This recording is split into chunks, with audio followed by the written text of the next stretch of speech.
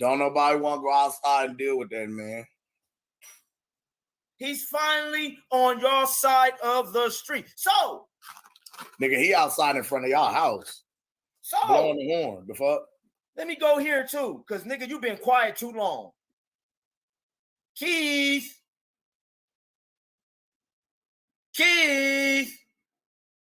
Where's Keith? See, I gotta start calling fighters out like I was calling Earl out now. One time? You Keith, one time? One time. What you gonna do? How much they pay you? Because you've been so quiet, living the good life. Another inactive fighter? One time. Keith. Strumming my Twitter with my finger. Where you at, Keith? One time. See? Singing my life with your words. See? It's too many inactive fighters. Sorry. I'm sorry. I do apologize. Time out on the play. Time out.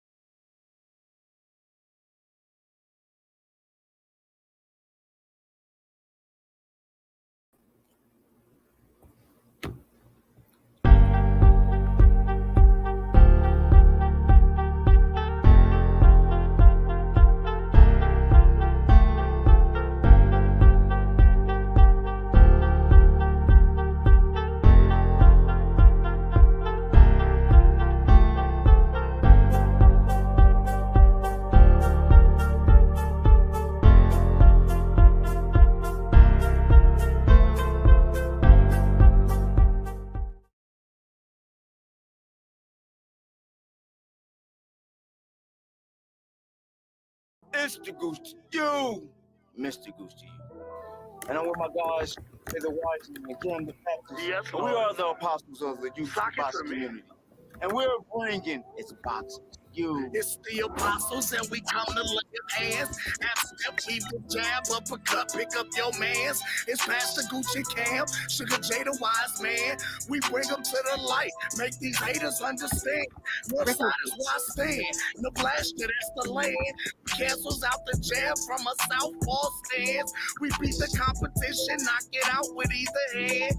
And we drop the link, so come and kick it with your fam. And we drop receipts, so keep your sources on hand. If you can't confirm that this facts, you spread propaganda. Make sure you hit the like when you subscribe to the channel. One love to the playback gang and the panel. It's boxing to you. It's boxing to you. It's boxing to you. It's boxing to you. It's boxing to you. Represent the 402. The team cover, that's what we do. It's boxing to you. It's boxing to you. It's boxing to you. It's boxing to you. What it do? Represent the 402. Team cover B&B, yeah, that's what we do. What up? Y'all know who it is. It's the Gooch2U, Mr. Gooch2U. They said we weren't gonna do it, Kendall. They said we weren't gonna last in this bitch, but we here. The apostles of the YouTube boxing community. We lay hands on their ass. Y'all see what it is. We got young Sugar J, the switch hitter from B&B, coming out 2023. One love. Y'all know what it is, but y'all gonna see what it is. Mr. Gooch2U, Cam the Baptist, Sugar J the Wise One. We are the apostles of the YouTube boxing community.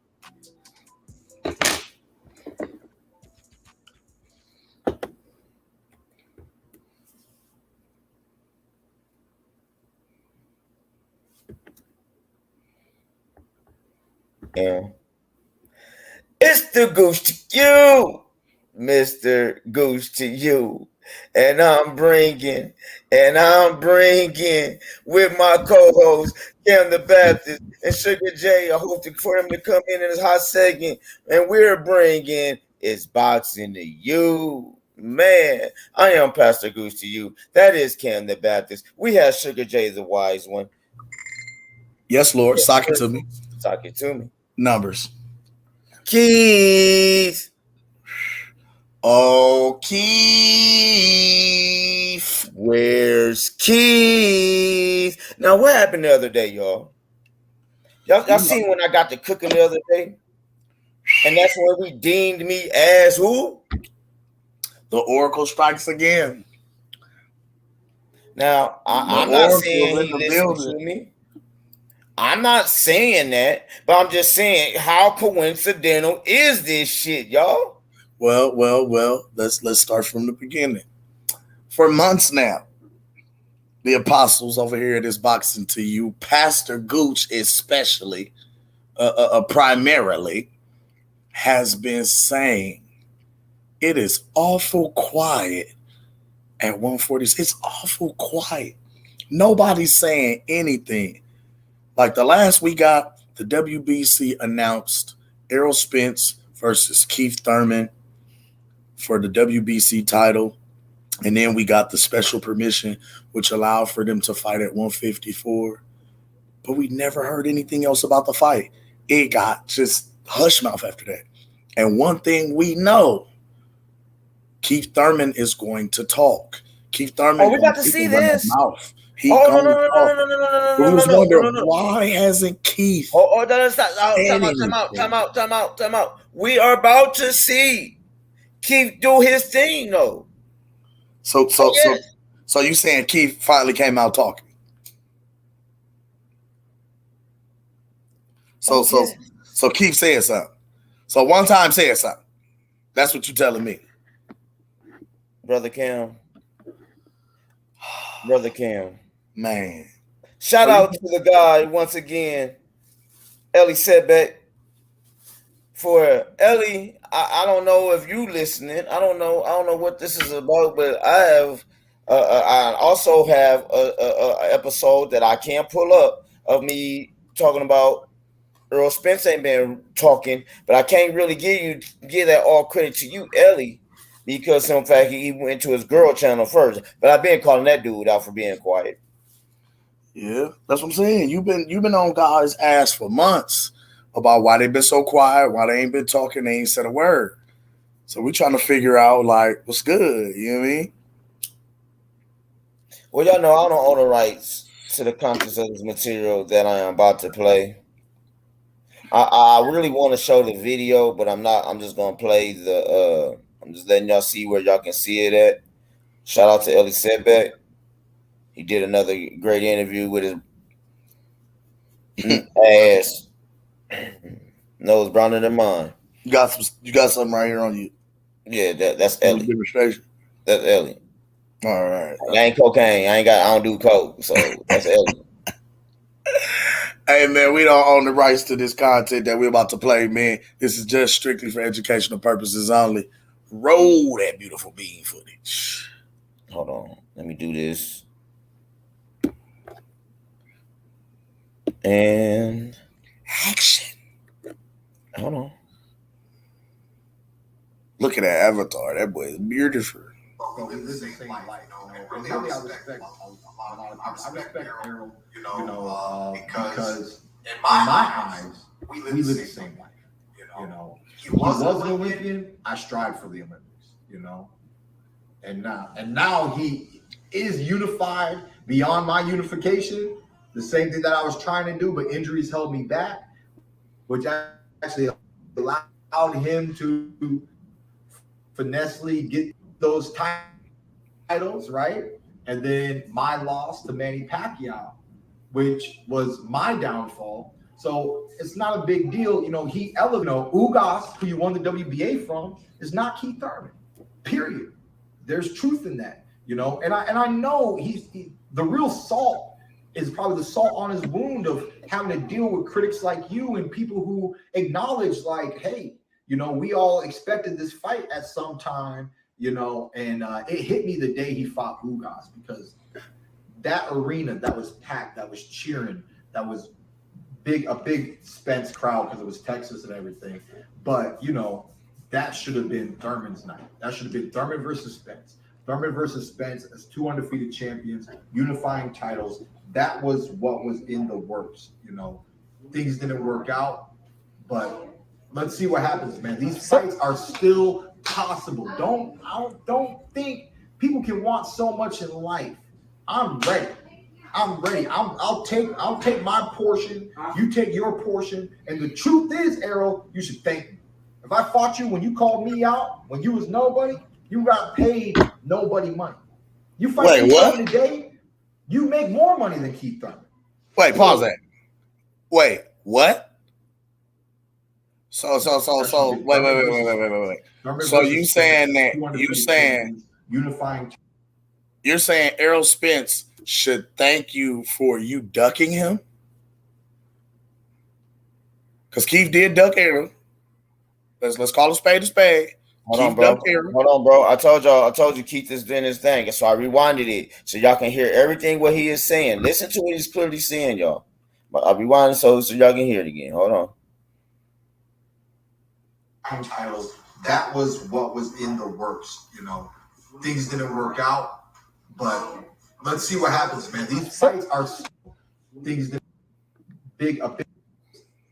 That arena that was packed, that was cheering, that was big, a big Spence crowd because it was Texas and everything. But that should have been Thurman's night. That should have been Thurman versus Spence. Thurman versus how Spence, you wouldn't fight him? Champions, unifying titles. That was what was in the works.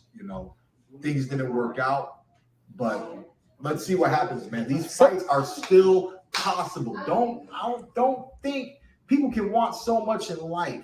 I'm ready. I'll take my portion. You take your portion. And the truth is, Errol, you should thank me. If I fought you when you called me out, when you was nobody, you got paid nobody money. You fight Keith Thurman today, you make more money than Keith Thurman. So I think, wherever Keith Thurman is, you should probably thank him. Where are we? Nigga, what? Nigga, what? You ducked Errol. Now you feel like he should thank you for you ducking him? So you're saying if you never would have ducked him, what? He wouldn't be making the money that he's making today? I'm lost as to what the fuck it is he's trying to say right here.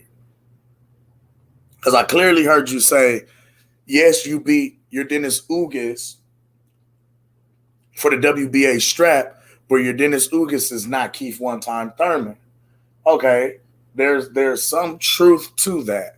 But Keith, when you had the opportunity to show and prove to the world that you are that champion, you are that guy, when you had a chance to face and beat Errol when he was an up-and-coming contender, you ducked him, period, point blank. You blatantly avoided Errol Spence. You avoided Errol like the fucking plague. You ducked that man. So how is it that because you ducked, you're now trying to double back and say that you are inadvertently responsible for his success by you ducking? You gotta be like, how fucking selfish can you be? How fucking self-centered and full of yourself can you be? That's selfish.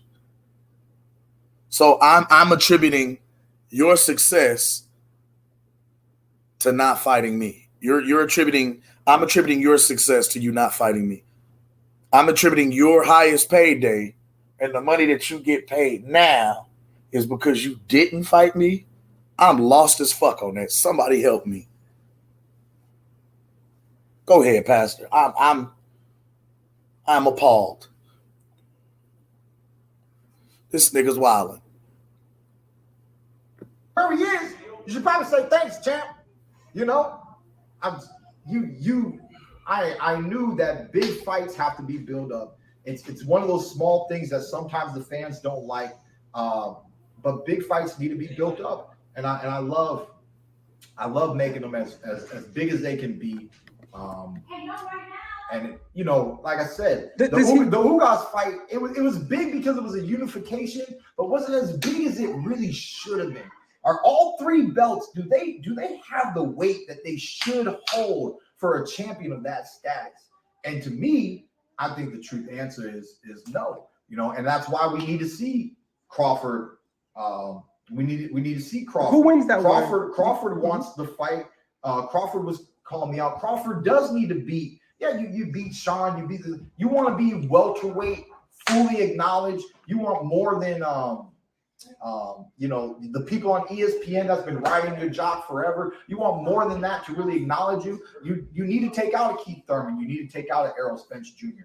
So I like Crawford style. The fact that he has more angles, he has more diversity, and that might play to his benefit. He might find something. He might find something that others haven't found on Spence, with being able to attack so many different angles, being ambidextrous, and he's very talented at both sides, you know. But hold on. He's that weird, like, it doesn't matter if it's super impressive, it's fundamentally sound and it's effective. Wait a fucking minute. I know this ain't the same Keith One-Time Thurman who told Terrence Bud Crawford, go get a belt. I know this ain't the same Keith One-Time Thurman who told Terrence Bud Crawford he was not worthy enough to share the ring with one-time Keith Thurman. I know this is not the same Keith One-Time Thurman who said, if you beat somebody like Amir Khan, I'll give you respect as a welterweight. I know this ain't the same Keith Thurman who turned right around and said, wait a minute, so you want me to pick your fights now? Okay, if you beat Kell Brook, I'll give you a big slice of respect pie. That same Keith Thurman? I know this ain't the same Keith Thurman who, after talking all of this shit, went on to price himself out for $10 million in negotiations when he had the opportunity to fight Terrence Bud Crawford. That Keith Thurman? Let's listen to some more bullshit. The same Keith Thurman who didn't want to fight Terrence Bud Crawford until after he lost his title to Manny Pacquiao. Then he was willing to fight Errol and now Bud. That Keith Thurman? Let's listen to some more bullshit. You want to listen to some more bullshit?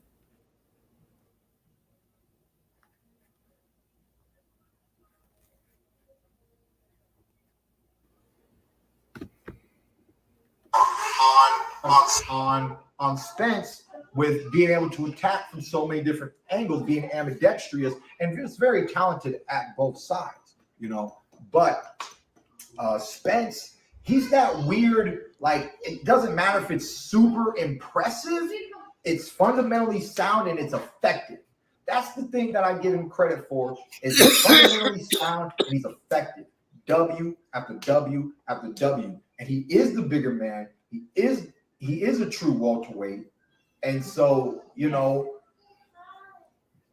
we've seen him post up with the jab. We've seen him conduct so much of the fight his way. And then even the one time the fight wasn't really going his way, he pulled it off, and that was against Kell Brook. So we have seen the truth that he is a dog in the welterweight division. And on ESPN, when Crawford fought Sean Porter, I do not agree with the commentators that night that was Sean Porter's greatest performance. That Sean was performing as a life. I think Sean got tired in his life. I think Sean got tired quicker than he has ever done in a 12-round fight. In that fight, I don't know what happened in his camp. His father clearly threw in the towel. You know, I like his performance against me. It was nominated for Fight of the Year. But personally, I love Sean's performance against Errol. Do y'all hear the bullshit? Bruh. Do you hear more of the bullshit? I asked for this man to come out and talk. This man is talking so much bullshit. Why is he didn't talking let you bullshit? down with the talk, did he? He came out and talked. He did his Keith thing. Well, Gooch, why you feel this bullshit? For the simple fact of the matter, bro. Hold on. No. I need y'all to listen to this interview a little bit more. Then I'm gonna cook. Let's listen to this interview a little bit more. Then I'm gonna cook right when y'all gonna see when I get. He just sideways complimented, but he just complimented us and turned around and tried to shit on him. And did the same thing with Earl. But He listen, the fuck. Listen up. Errol Spence Jr. I thought that until the knockdown, he was doing a lot to keep that fight really close with his output in that fight. So I just don't agree with the Crawford opinions of what he's accomplished. He was always great as an amateur. We were all great as amateurs. Nigga, we what? are the great ones in the welterweight division. Great fights will happen through they can fight each other. Then what? So basically, he just shitted on all this. Then what?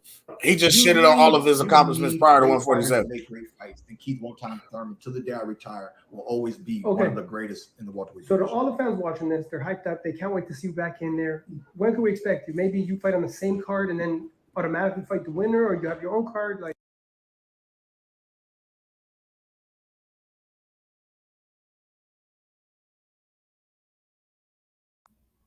Damn it, my mic. Did y'all hear that? Did y'all actually hear what Ellie just said? Put Keith one time on the undercard of Errol Spence and Terrence Crawford, then you fight the winner. Ken, what have you been saying? Acknowledge me. I told these motherfuckers that's what they was. Oh my God. Bro. So Ellie been listening to the Apostles, nigga. I'm done telling motherfuckers and motherfuckers is listening. I'm just saying that's what you've been saying, bro. Been saying that. How long have I been cooking on that, gang? Let's listen to some more. Wow.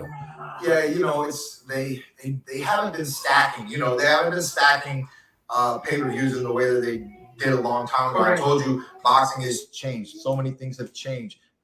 Fighters want to get paid, which means the guys at the top. Correct. It's a pyramid, and there's a certain amount at the top, and what goes down at the bottom, it's actually a reverse pyramid, right? The most of the weight's down at the bottom, so reverse that. The top, they get paid the most, and then as you go down the card, less. So you got to invert a pyramid, and that's the scale when you're looking at pay-per-view fights.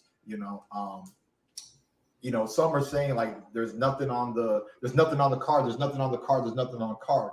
But in one way, I feel that it's set up that way so that undercards can't outperform the main event. So people understand that this is what you paid for. You paid for this. In other words, instead of paying for a card, right? Like you're paying for a fight. You're paying for the real action, and everything else is bonus material. Everything else, it's not even bonus material. You know what it is? It's anticipation and it's foreplay. Okay, that's what it is. It's a warm up. Because when I hit the scene on HBO, I try to steal the show. My HBO debut, Adrian Broner was the highlight. Adrian Broner had tremendous performance that night. He was at the top of his game. They were calling him the next Floyd Mayweather, and he did box beautifully. You know what I mean? But my performance and the way that I stopped the guy, and even that picture moment on HBO when I hit him with the right hand, and as he's going down, I'm watching him fall.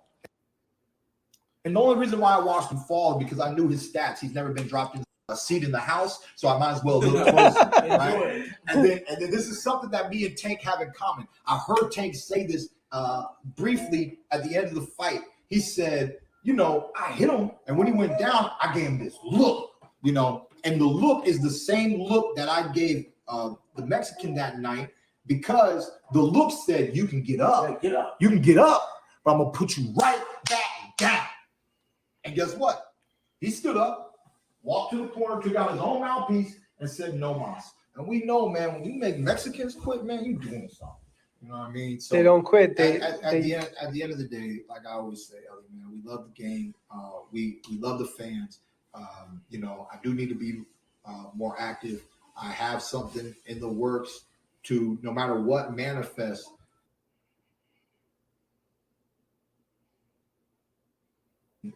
We love the fans. You know, I do need to be more active. I love the fans. You know, I do need to be more active. We love the fans.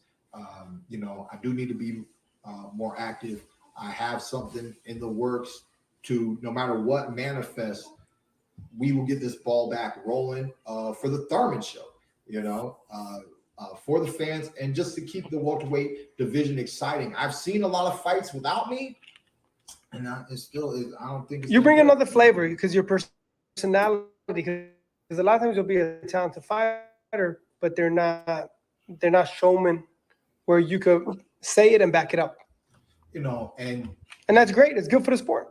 And the one thing, you know, there was a time where I heard some people commentate on, you know, is Thurman a gatekeeper? I've never met a gatekeeper that had one loss. 33 wins, right? You know, 24, 26 knockouts? 26 knockouts? 22 knockouts. Like I said, I stopped knocking people out. I started putting on the whole show. But we're gonna get back on those critical blows. Matter of fact, my motivation to drop people is Tank Davis. Tank Davis showed me that, you know, why ever give up? When you have that one punch power, why ever give up on the explanation point? Just do it. You know what I mean? Throughout my career, I was always labeled as a puncher. So at a certain time, especially as you get to the 12-round level, when you really want to be at the top and you want to stay at the top, you can't be exposed like, okay, he's dangerous for 6, 7, 8 rounds. We saw, who was that great performance? I love this performance. The Benavidez fight. The Benavidez fight, man. I love that performance from Caleb Plant. You know what I mean? But the performance only lasted so many rounds. If Caleb Plant could box like that for 12 rounds, we would not call him Caleb Plant. We would call him Andre Ward. That he did to Benavidez was A class. Caleb, 5 rounds. You were A plussing that ring, boy.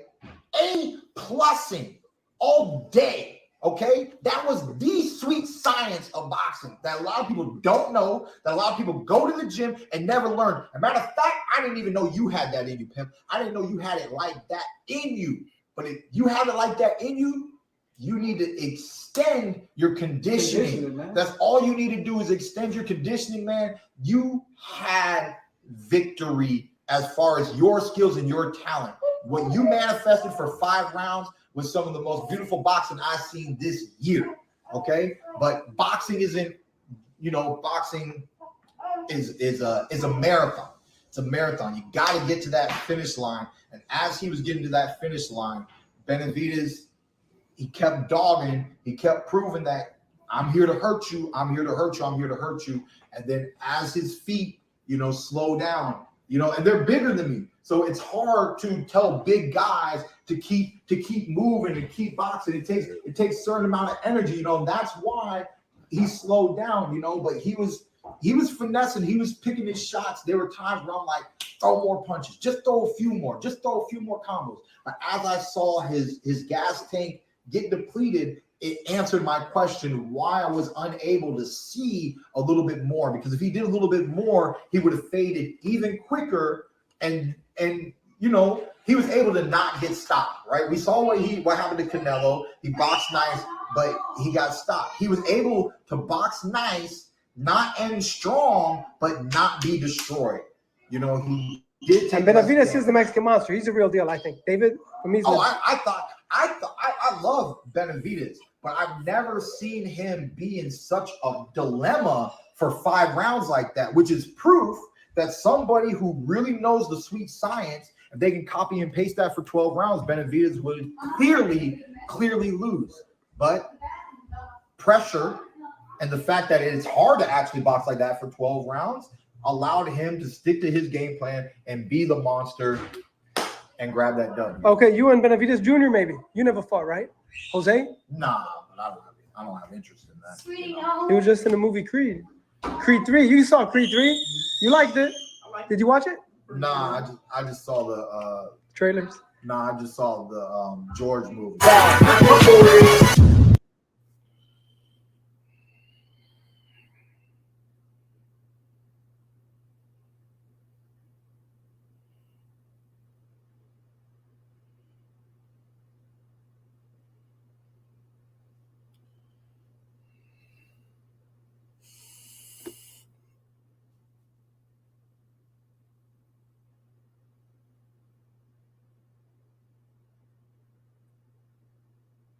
Here too, because nigga, you been quiet too long.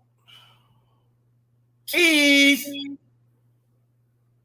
Bro. Keith, where's Keith? See, I gotta start calling fighters out like I was calling Earl out now. One time. You, Keith, one time. One time. What you gonna do? How much they Retire. pay you? Because you've Retire. been so quiet, living the good life. Another inactive fighter. One time. Keith, Strumming my Twitter with my finger. where you at, Keith?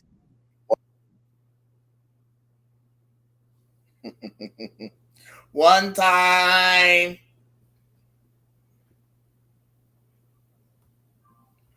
One time. Keith. Man, did y'all hear all this, man? Okay. So I got what I was looking for. I got what I was looking for, ladies and gentlemen. I called him out the other day. I wanted to hear what he had to say. Now I ain't gonna lie, he did get some good cooking points on the Caleb Plant Benavidez fight. You know what I'm saying? But the bullshit to me is Earl gotta thank you. Let me get this sit up straight real quick. Earl gotta thank you because you didn't want to fight him because at the time he was a nobody, but now it'd be a big fight for a big money fight.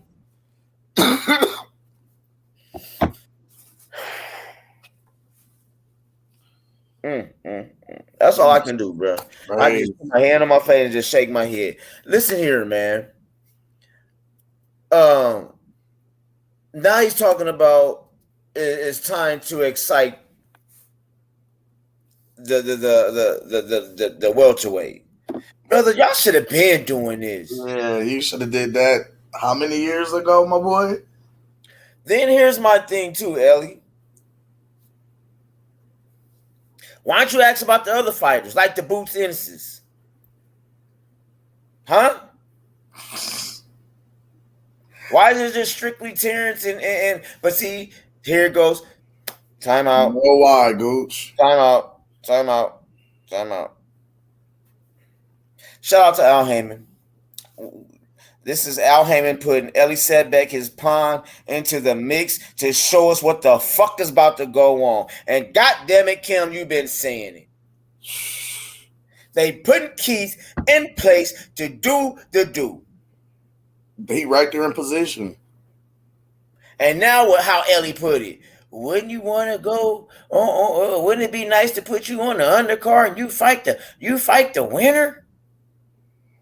The only thing I didn't say was actually I did mention about the undercard being a star field, a star. Yeah, you said Starfield, but you didn't say Keith on it. But I didn't say Keith being on. Nobody had Keith on that undercard. On the undercard. You and Bill's undercard. Nobody had Keith on it. But definitely had him facing the winner. So, Gooch, what's wrong with you now? You got what you wanted. Be careful what you ask for. But see, man, now, fuck it. Now this shit, if I do this shit, I'm about to do some more Oracle shit. I'm about to Oh, do Oracle shit. here you go. Here you go. Now if this come out, and if this happen, Kim, Hold on. nigga, so I'm on my Oracle shit. Here we go. I guess I gotta call somebody else out to start speaking. Make a statement, say something, Twitter something, motherfucker. Al, where's Al, the friendly ghost? Man, Al ain't gonna say nothing on the record, boy. Man, if I can get Al, y'all know Goose the Oracle. Listen, God Al damn not it. gonna make no ain't gonna make no statements for the simple Man, Al fact. gonna make a statement. Al don't. Al gonna make a talk. statement because simple fact of the matter, this is the biggest fight. This is a heat man. Al's making a statement in 2023 with his So fight. who is Al's mouthpiece then? Floyd. Huh? I'm sorry, say it again. Floyd.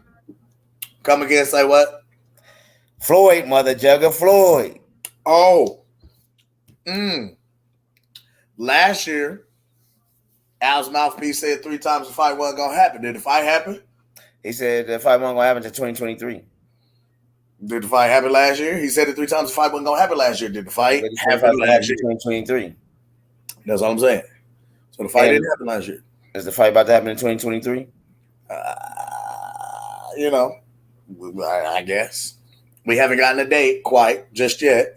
No, we haven't gotten a date. But I did do some research. I did my due diligence. I did my research. So nothing is official, right? Right. We know they're in talks.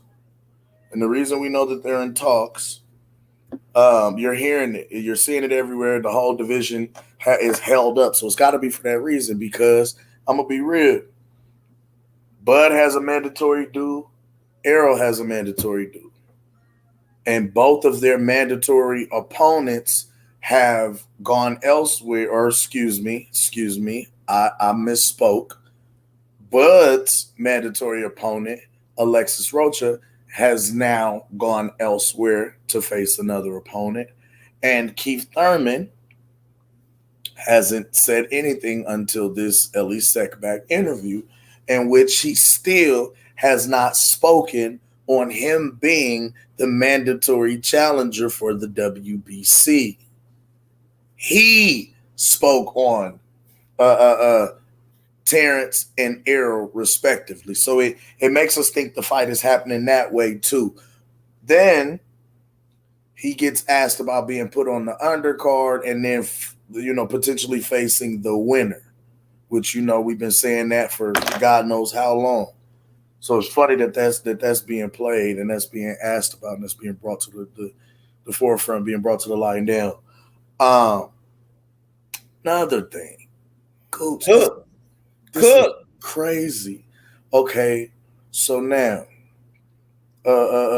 we did. Wow. Hold on, Gooch. Hold on. Because we said the welterweight division was too quiet. As much shit as Keith Thurman talks, he has not been promoting himself at all. He has not said anything about this. Hold on. Time out. Now we're on the same page. I was just waiting to see when it was my turn to cook. Yeah. Now it's my turn? Yeah. Okay. So, let me talk to you motherfucking Earl-sexuals right now. If y'all notice, Keith ain't say shit. He said a little bit about a minute ago about it supposed to be in the making of them fighting. But what did Keith say? Did he say anything? Did y'all hear it? Did anybody in the chat? I need to see the chat. Tell me if I'm right or wrong.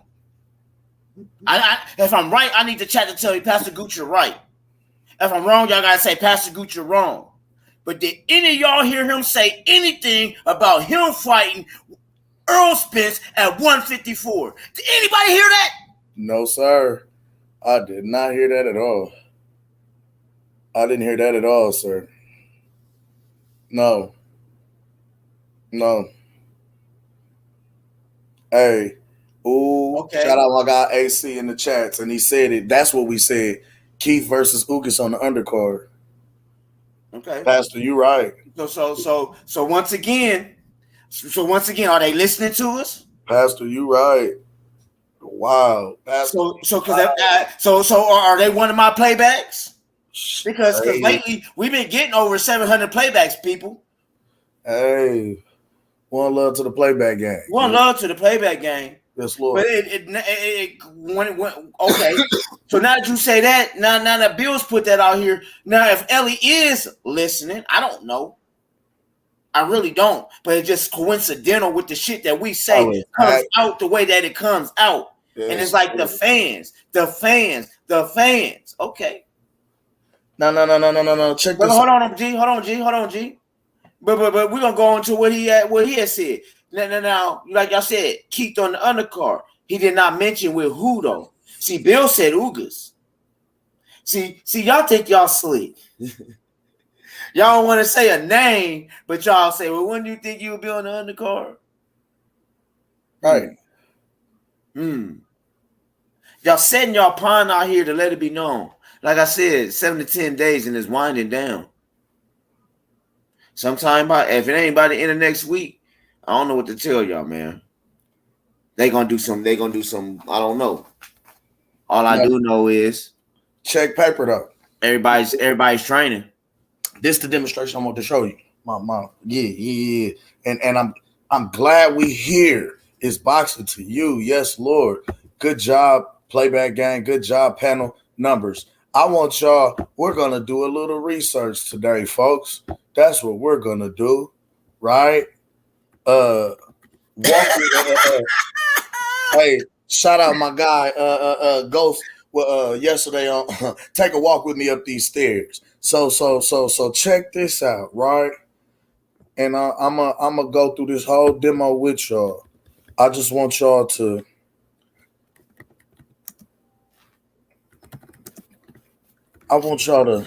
walk with me for a minute. Okay, so what is the date that everybody was talking for the Errol versus Terrence fight? What was the new date? Was it July 22nd? Mm-hmm. Okay. Then, all right. So check it. I'm about to go to the Nevada Athletic Commission. I'm going to go to the Nevada Athletic Commission's website, their official website. Right? Right. Matter of fact, fuck it. I'm just so we all on the same page. One love to the playback gang and the panel. This how we gonna do this. I'm gonna share the screen. And we're gonna do a quick little research exercise today, boys and girls. It's boxing study, y'all. It's boxing study. We don't do Bible study over here. We do boxing study. Yes, sir. Yes, sir. Talk it to me, Cam. As you can see, we have to Google is your friend. It ain't up yet. Yep, it's coming. Yes, Lord. Talk it to me. Let it load. There you go. Yes, Lord. So as you can see, Google is your friend. We at the Nevada State Athletic Commission. As y'all can see, the first thing it says here, State of Nevada, across the top. I don't know if y'all can see it. It's probably small. State of Nevada Athletic Commission. Now, as you can see here, there is a blue link that says event schedule. Let's click the event schedule, shall we? And when you go to the events schedule page,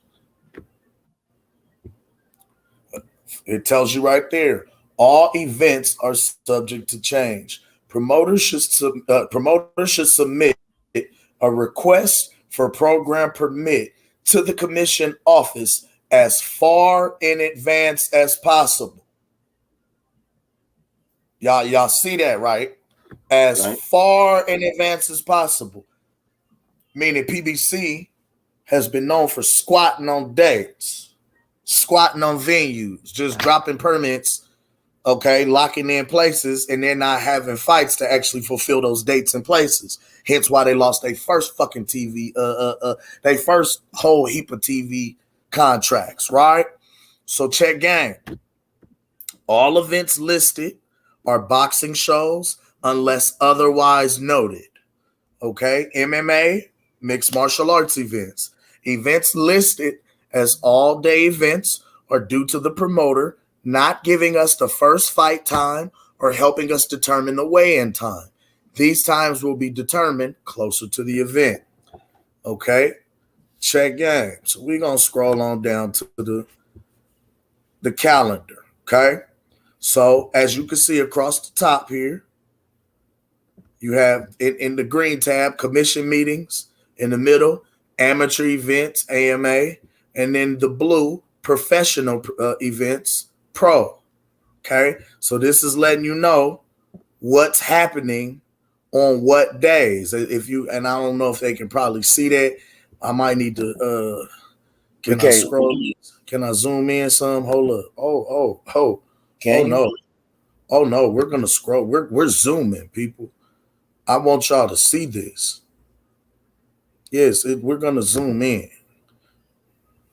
I'm gonna make it big so we can make it plain. Right? Right.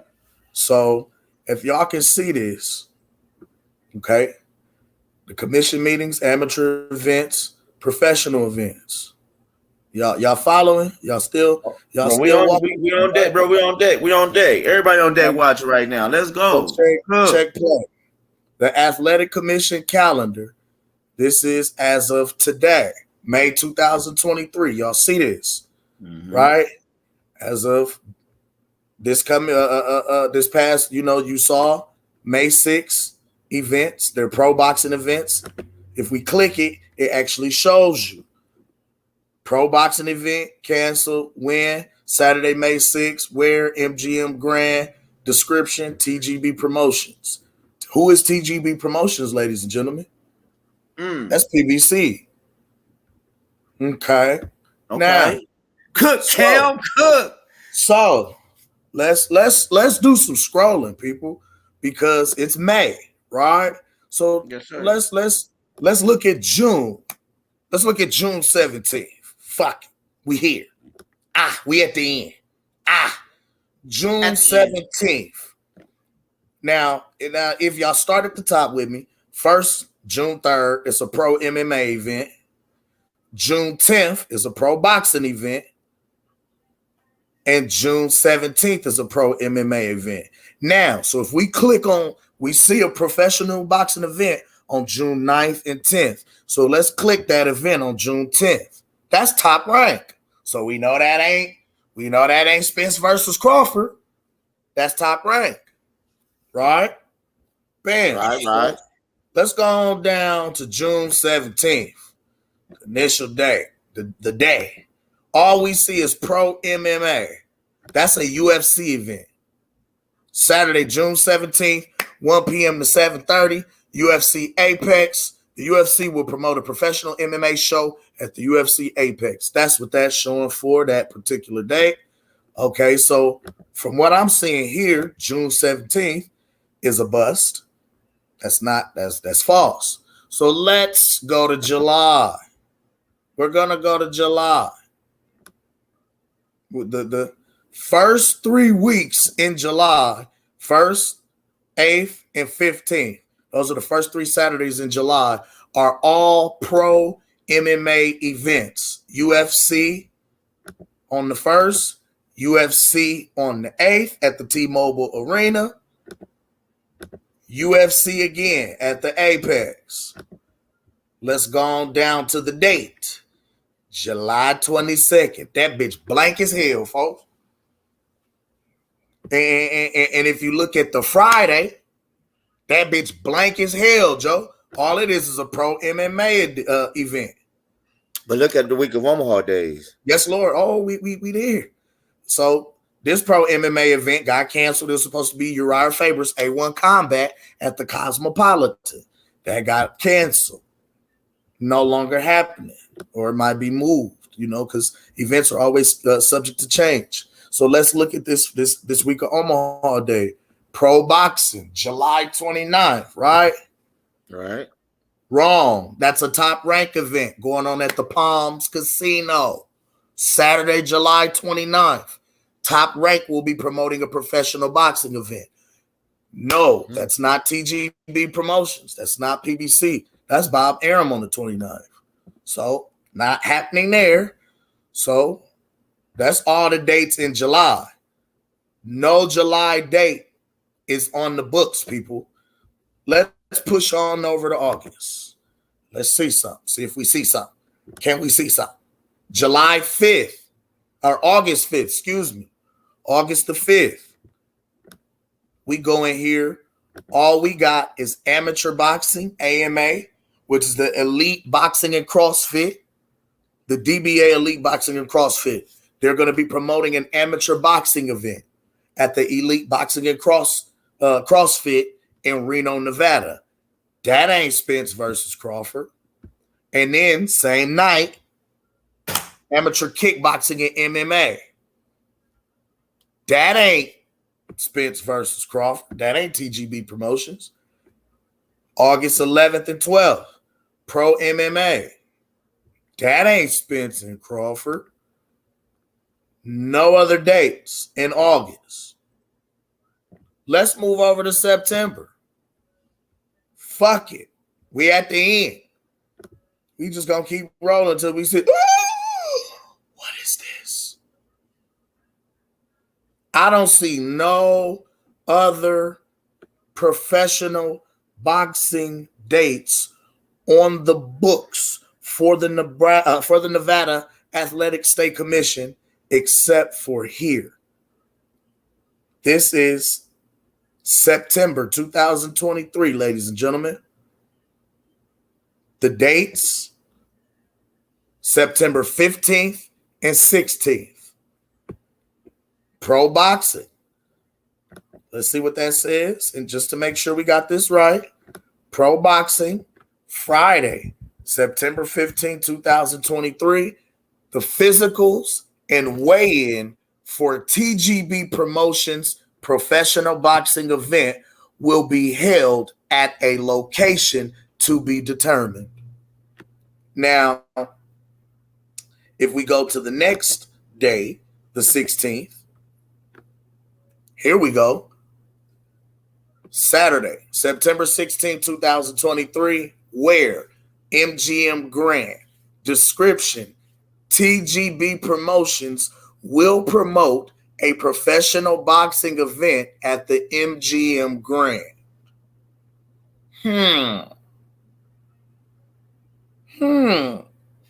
Well, so what I did was, because I did all of this while watching WCS this morning. Shout out to the Archbishop WCS. Good job. Yeah, good job, Scotty. Yee-hee, sock it to me. Numbers. So check it out. Well, I called MGM Grand. Shout out Trick Nolte, my guy too, because Trick be on it too. He's calling venues on dates, trying to see what's up with that thing. You understand what I'm saying? Like, you got real boots on ground. You know what I'm saying? Real life people that's looking into this. Now, I contacted MGM Grand directly, and from what I got, it's a placeholder. And the one thing that they say is they can't announce anything officially until everything is finalized. So even if it shows that TGB Promotions is trying to promote their event at this particular venue, all events are subject to change. They could potentially change at any given time. So it could go from MGM Grand to T-Mobile Arena. But from what we see right now, fight's not on the books anywhere in Nevada. I went to work this morning, bro. Like, I was, yeah. But again, Google is your friend, ladies and gentlemen. You can go look this up yourself. Don't just take my word for it. Go look it up yourself so you can see what I'm talking about. Saturday, September 16th. This is on the Nevada State Athletic Commission website. We walked through it from the beginning. Now, can I put my bullshit in here, though? Yes, Lord. There are a lot of open dates though, bro. That's all I'm gonna say. It's a lot of open dates too. So, but The whole process starts. You can't have a match without having a venue, my G. And the first thing you got to do is put in the actual permit to get the building. I get you. I get what you If said. it's not on the record, it's not on the books, ain't happening yet. Okay, so let's get back to all right. So all we want to know is what's really going on, people. Man, what's really going on, people? Shout out to the chat. Everybody tuned in, man. Make sure you hit the like button. Yes, sir. He said, yo, who you got in that Spence versus Crawford fight? Crawford, duh.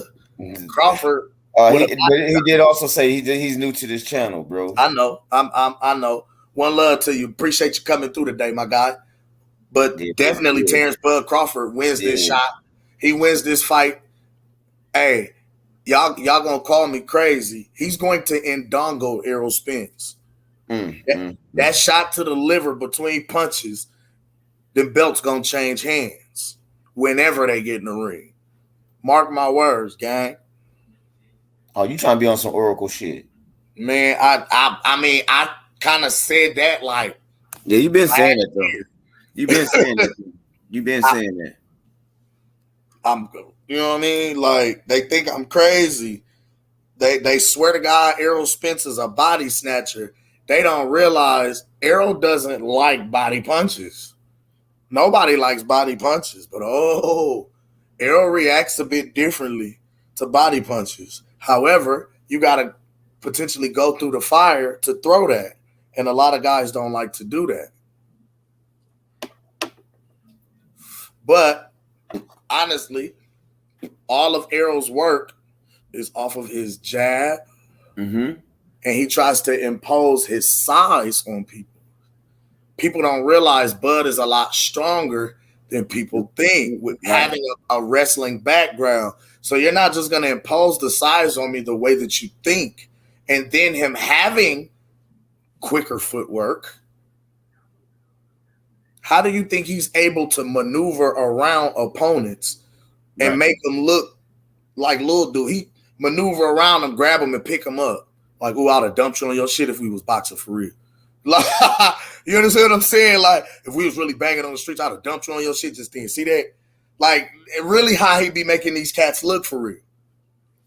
So I'm anxious to know, how is Errol going to react when his jab is taken away? What adjustments does he make to beat Terrence? Because we know you switch stances to cancel the jab. And honestly, they coming out already, you know what I mean, with an orthodox and southpaw stance. Straight lefts and straight rights is right between the guard, between the both of them. Now, my question, you know what my question always been to the Errol Spence fans and the Errol sexuals. Who, in your opinion, what southpaw, I'm gonna say it like this now. What southpaw has Errol Spence fought that can even put on Bud's shoes, bro? Let alone any other fighter. You know what I'm saying? Like, who?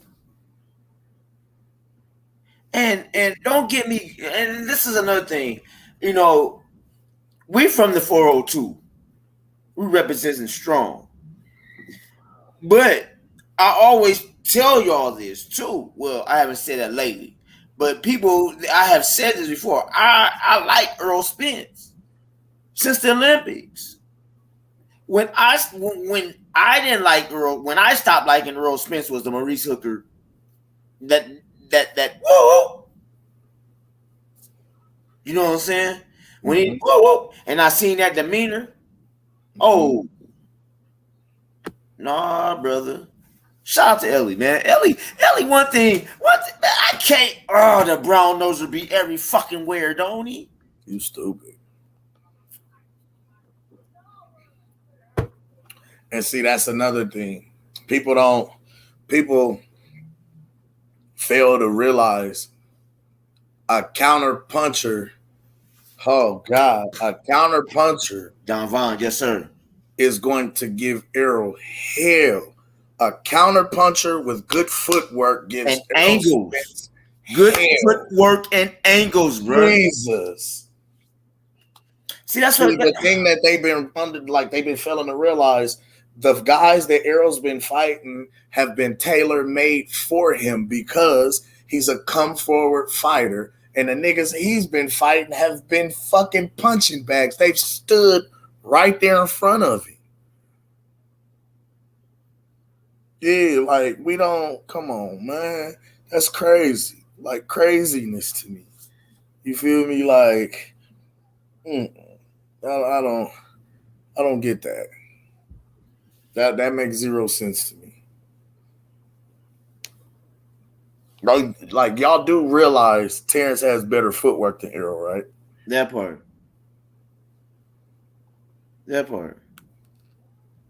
Man, shout out to the chat, everybody in the chat, man. Y'all do realize Bud gets hit less than Errol, right?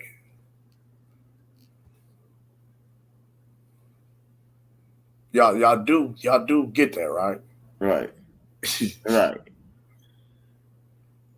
Y'all do realize Bud doesn't just stand in front of you. He moves. He circles out. You know what I'm saying? A great example, though, when you ask the question, what fighter has Errol fought with, the likes of Bud? I can honestly say nobody. On the flip side, we can say that we've never seen a fighter. I can't even too much say that. We've never seen a fighter really with all of the intangibles and different skill sets, kind of put together against Bud. You know what I'm saying? We saw different things at different times from different people, and what I mean by that is, you saw pressure, right, in a come forward fighter from Sean Porter, right. You know what I'm saying? We saw the high guard and a come forward fighter against Felix Diaz, or we saw a slick come forward fighter against Felix Diaz. Mm-hmm.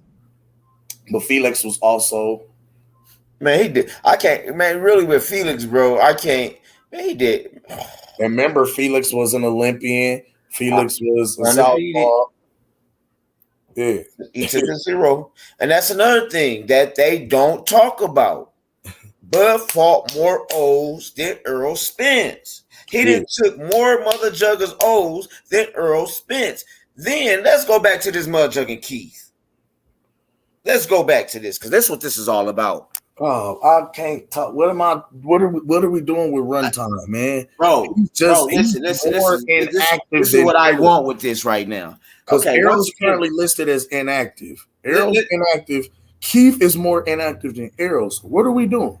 What I'm saying is, do you notice how everybody is now trying to make noise? Because once again, the fight is coming. We just don't know when, but the fight is coming. Right. But now it seems like mudjuggers are starting to audition to be on the undercard, basically. From the Danny versus Old Boy to now Keith speaking out. Hell, I wouldn't be surprised if we start hearing about Frank Martin and somebody. Well, shit, they already been talking about it. See, what they saying is Frank is supposed to be the one fighting on the 15th or something to that effect. They would this is why you start seeing guys, you start seeing Frank Martin make the post on Twitter with in his man down shirt, you know what I mean, with a date up under it. This is why you see Keith Thurman come out the blue and do an interview talking about everything but the mandatory fucking fight that was mandated from the WBC for him to face Errol Spence. You know what I mean? You saw a lot of that, bro. So I'm just kind of drove right now, like, man. You feel me? Like, but now, and then my thing with Keith, like I said, those who just tuned in, if y'all didn't watch the interview with Ellie Sedbeck, it's an interview with Ellie Sedbeck. One love to Ellie Sedbeck with your brown nose and ass. I can shit on YouTube. Anyway, bro, Keith Thurman came out, but one thing Keith did not speak on, and if somebody seen, because I know he dropped I just got off work, so I seen Ellie drop other segments. So I don't know. I got just probably one of the segments this morning. So if somebody seen another segment of him talking about him fighting Errol Spence at 154 and about that shit, then y'all send it to me. I love to see it, or let me know where it at. I'll watch it. But as of right now, as what I seen, he ain't talking about none of that shit. So y'all can kill that noise about him and Keith. Yeah, we seen the smoke and mirrors behind that. But like I told y'all since January, the ones that's been rocking with me since day one, like I told y'all since January, Keith's been quiet. He's been too quiet. Even when they announced that shit, he didn't even shit. Once Keith get going and he know he about to fight, he gonna let you know he's about to fight. He'll talk. But see, the thing about it is Keith is inactive, bro. Like, Errol's inactive, Keith is inactive. I mean, okay. They all are. Yeah, but shit. Okay. And this is no. Okay. Didn't I say Errol? When is Jose Benavidez gonna fight then? Okay, you got a point. Every PBC fighter's on the shelf. But yo, like, look, Errol fights. Do we have to go on? He fights once every year and every 24 to 16 months. Let me tell you. Really, with the injury, it's been like every 20, 21 months. So it's really been like every year and 9 months or some shit like that.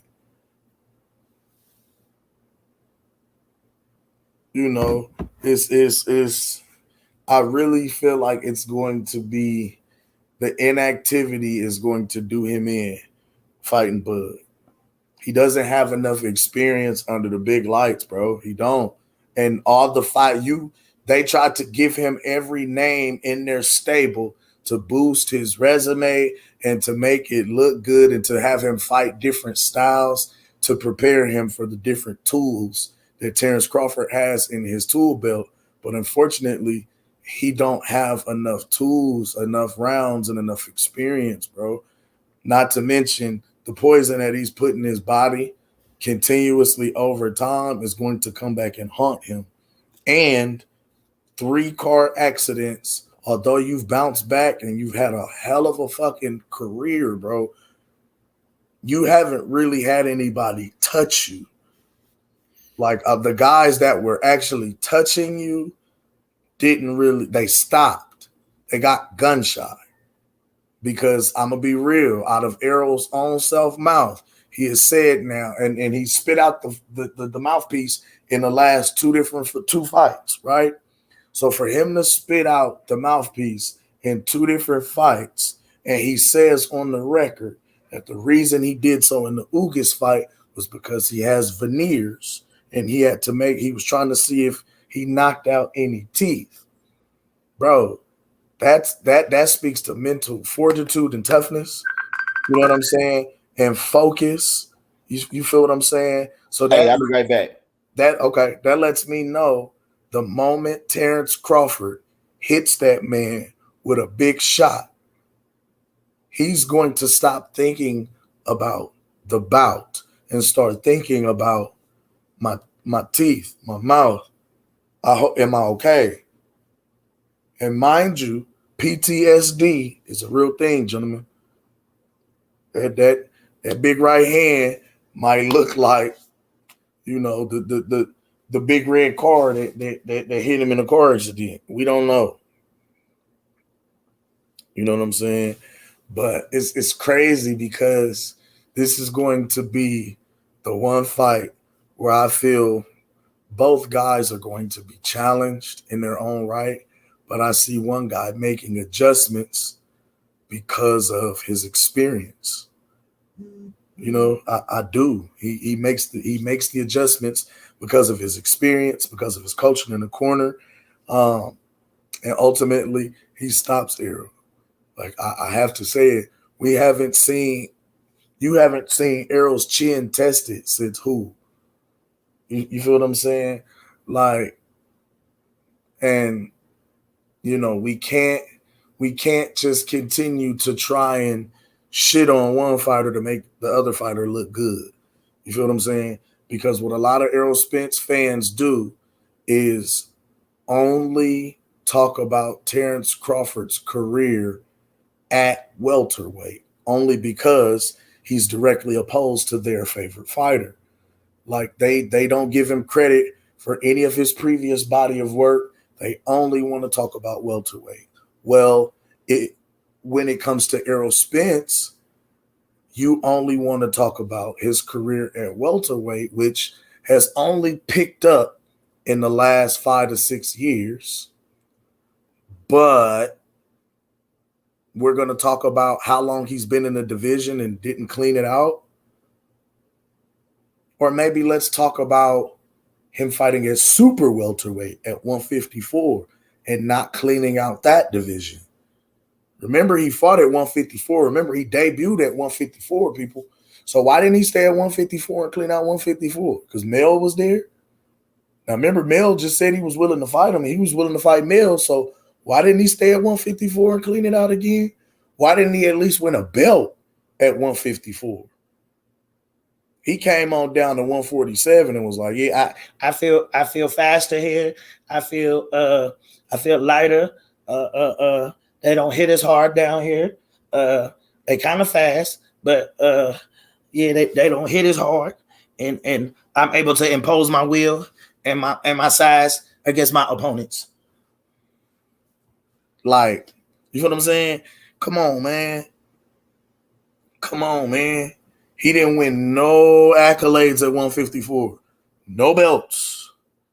No accomplishments. No accolades. So really, you started to look like the fat camp kid, a weight bully for real. You drop weight, campaign here, beat up on these dudes. Now you're a unified champion in the division, and you won't clean it out. You won't take the last step. And I'll be honest with you. I don't feel that it's Errol that's not taking this last step. I feel like it's Al. It's Al, bro. Like, it's Al. How are we not seeing that Al is the reason for this fight not happening? How are we missing this? You know what I mean? Like, it's been clear-cut signs that Al's been holding this fight up. But, yeah. Hey, my bad, y'all. I had to take care of some business.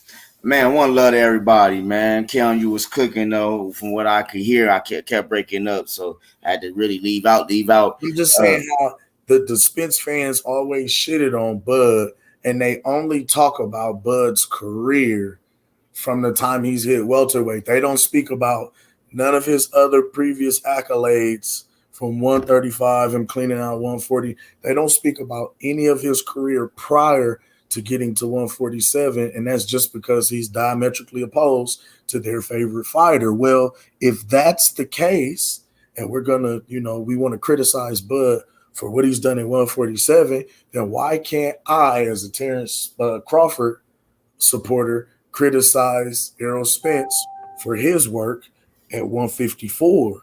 Because remember, he came down. He started up there and came down here to campaign.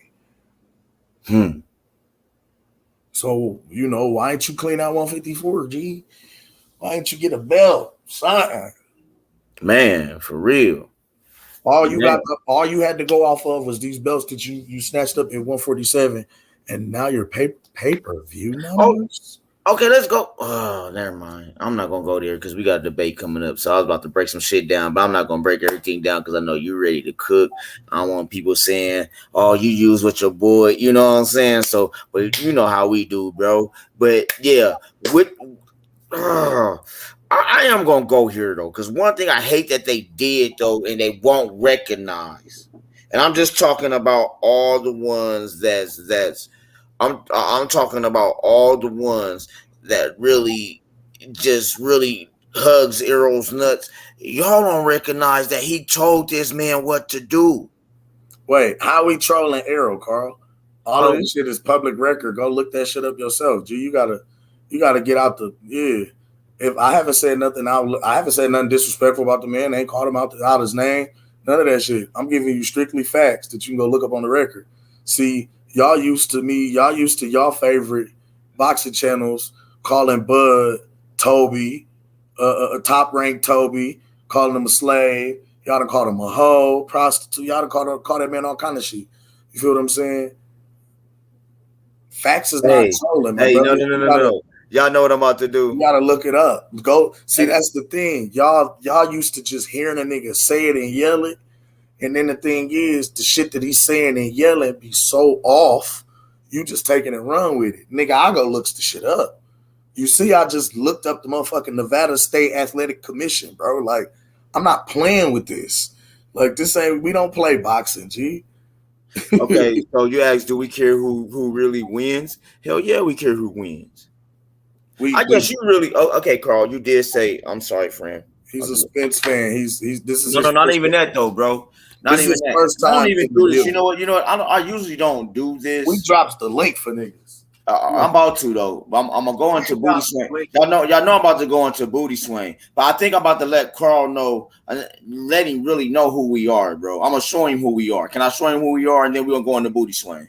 How about that? And now you but I gotta show you who we are because you're gonna understand after you see this. 1 second, sir. 1 second. And it ain't like, bro, you heard me say I was a Spence fan until the Maurice Hooker fight. But, bro, this is 402, bro. We stand. Sorry. All two. Look. We stands the fuck up. All two, man.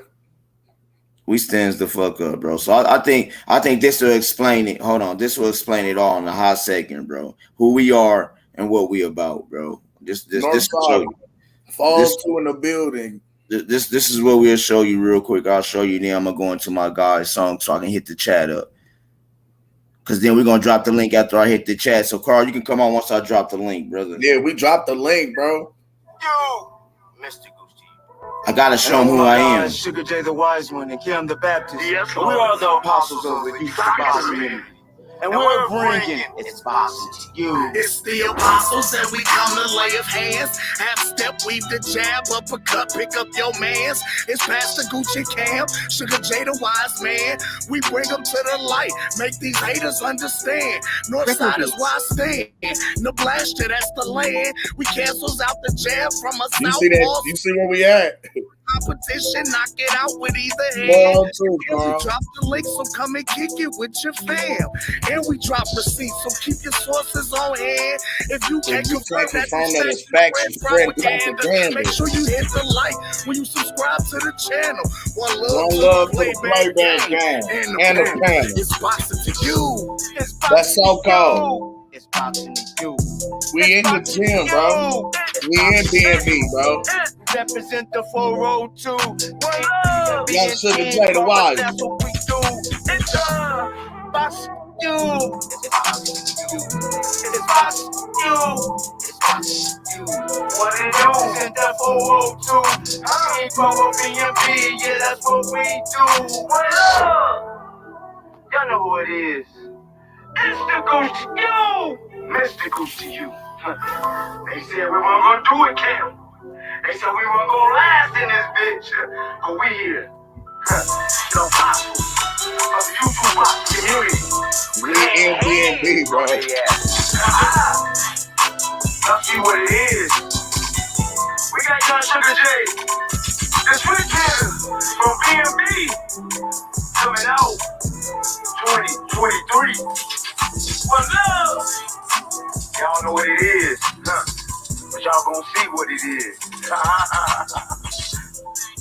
Mr. Gooch2U, Keith the Baptist, Sugar J the Wise One, we all the apostles of the YouTube boxing community.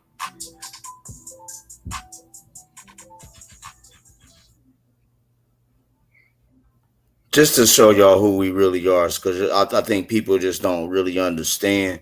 So we just have to show you that. Now, I'm about to go into the chats. Got the So Cold shirt on. It's look, it's So Cold Day. We was down there for So Cold Day. We really at B&B Boxing Academy.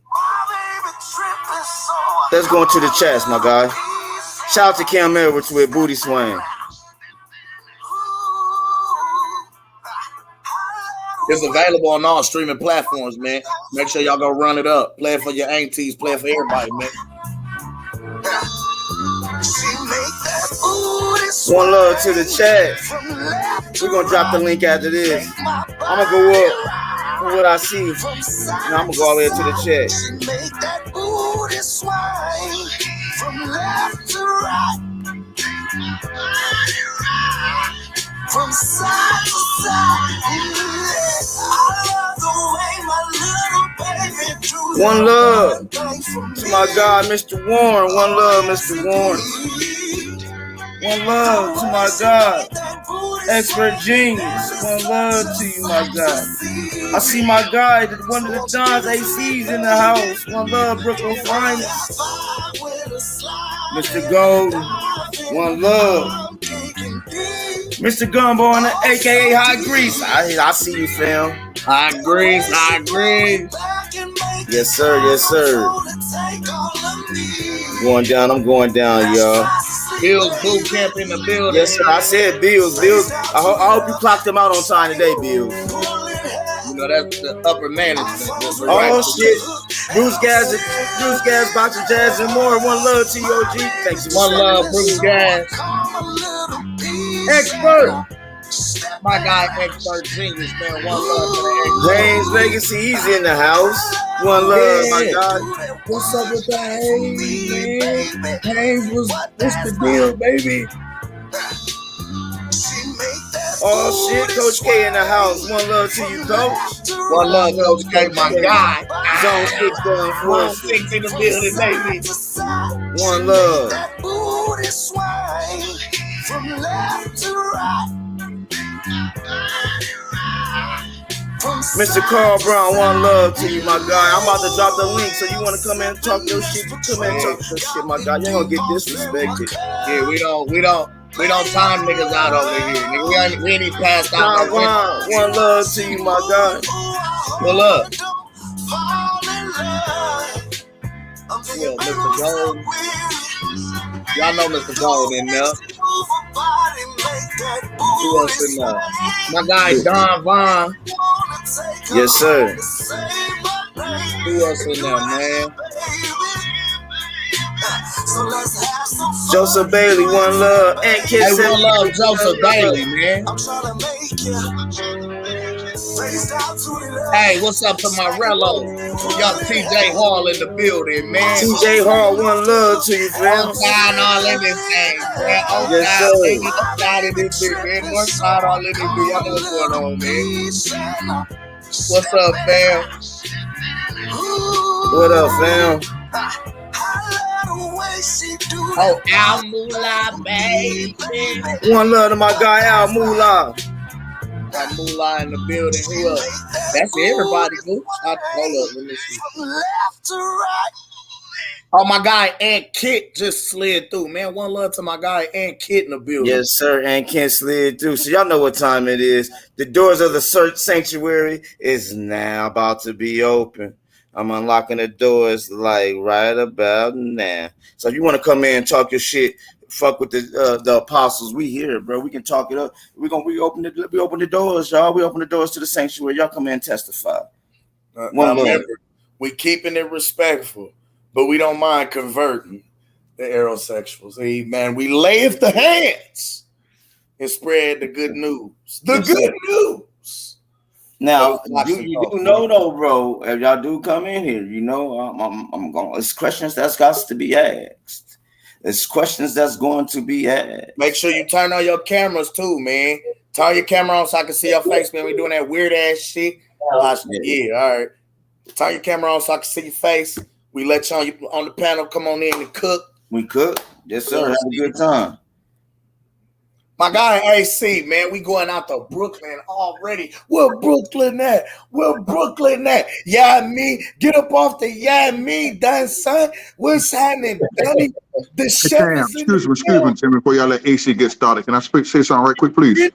No. No, it's very important. It's very important, Cam. It's very important. Please, sir. Listen, fellas in the chat. Okay. I hope Goose and Cam don't mind me saying it to him because I don't think I'm overstepping my boundary. But one thing we do not play is timing out anybody. Oh yeah, we in the chat. We don't do you that. You know what I'm saying? Do not time out anybody in the chat. Okay, we got a new guy that this first time on, and somebody timed him out, and I don't appreciate that. Yeah, that ain't never cool, man. I'm about to say, hell, I ain't even handed out no wrenches, so shit, I don't know, but I know Cam and Goose don't play the Cam. I text you and told you about it. I figured you didn't see it. You didn't. No, I ain't get the message yet. Yeah. Okay, but I didn't want to. I don't like it at all. You feel what I'm saying? Everybody's welcome to speak their mind, whether they're a Spence fan, a Tank fan, or whoever. We don't play that junk over here. Absolutely.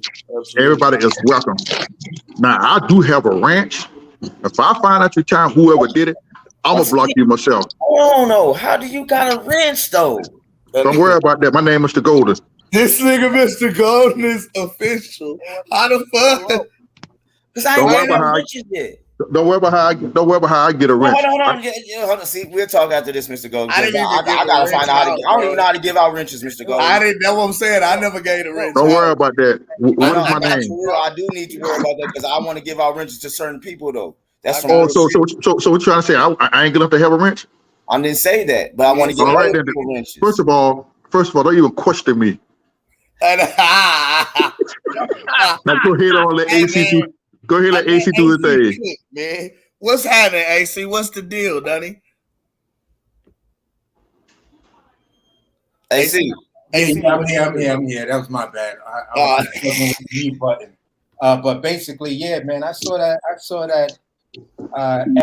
ESBS interviews. I saw all the little clips we dropped. The first one, I was rocking with Keith on a lot of what he said.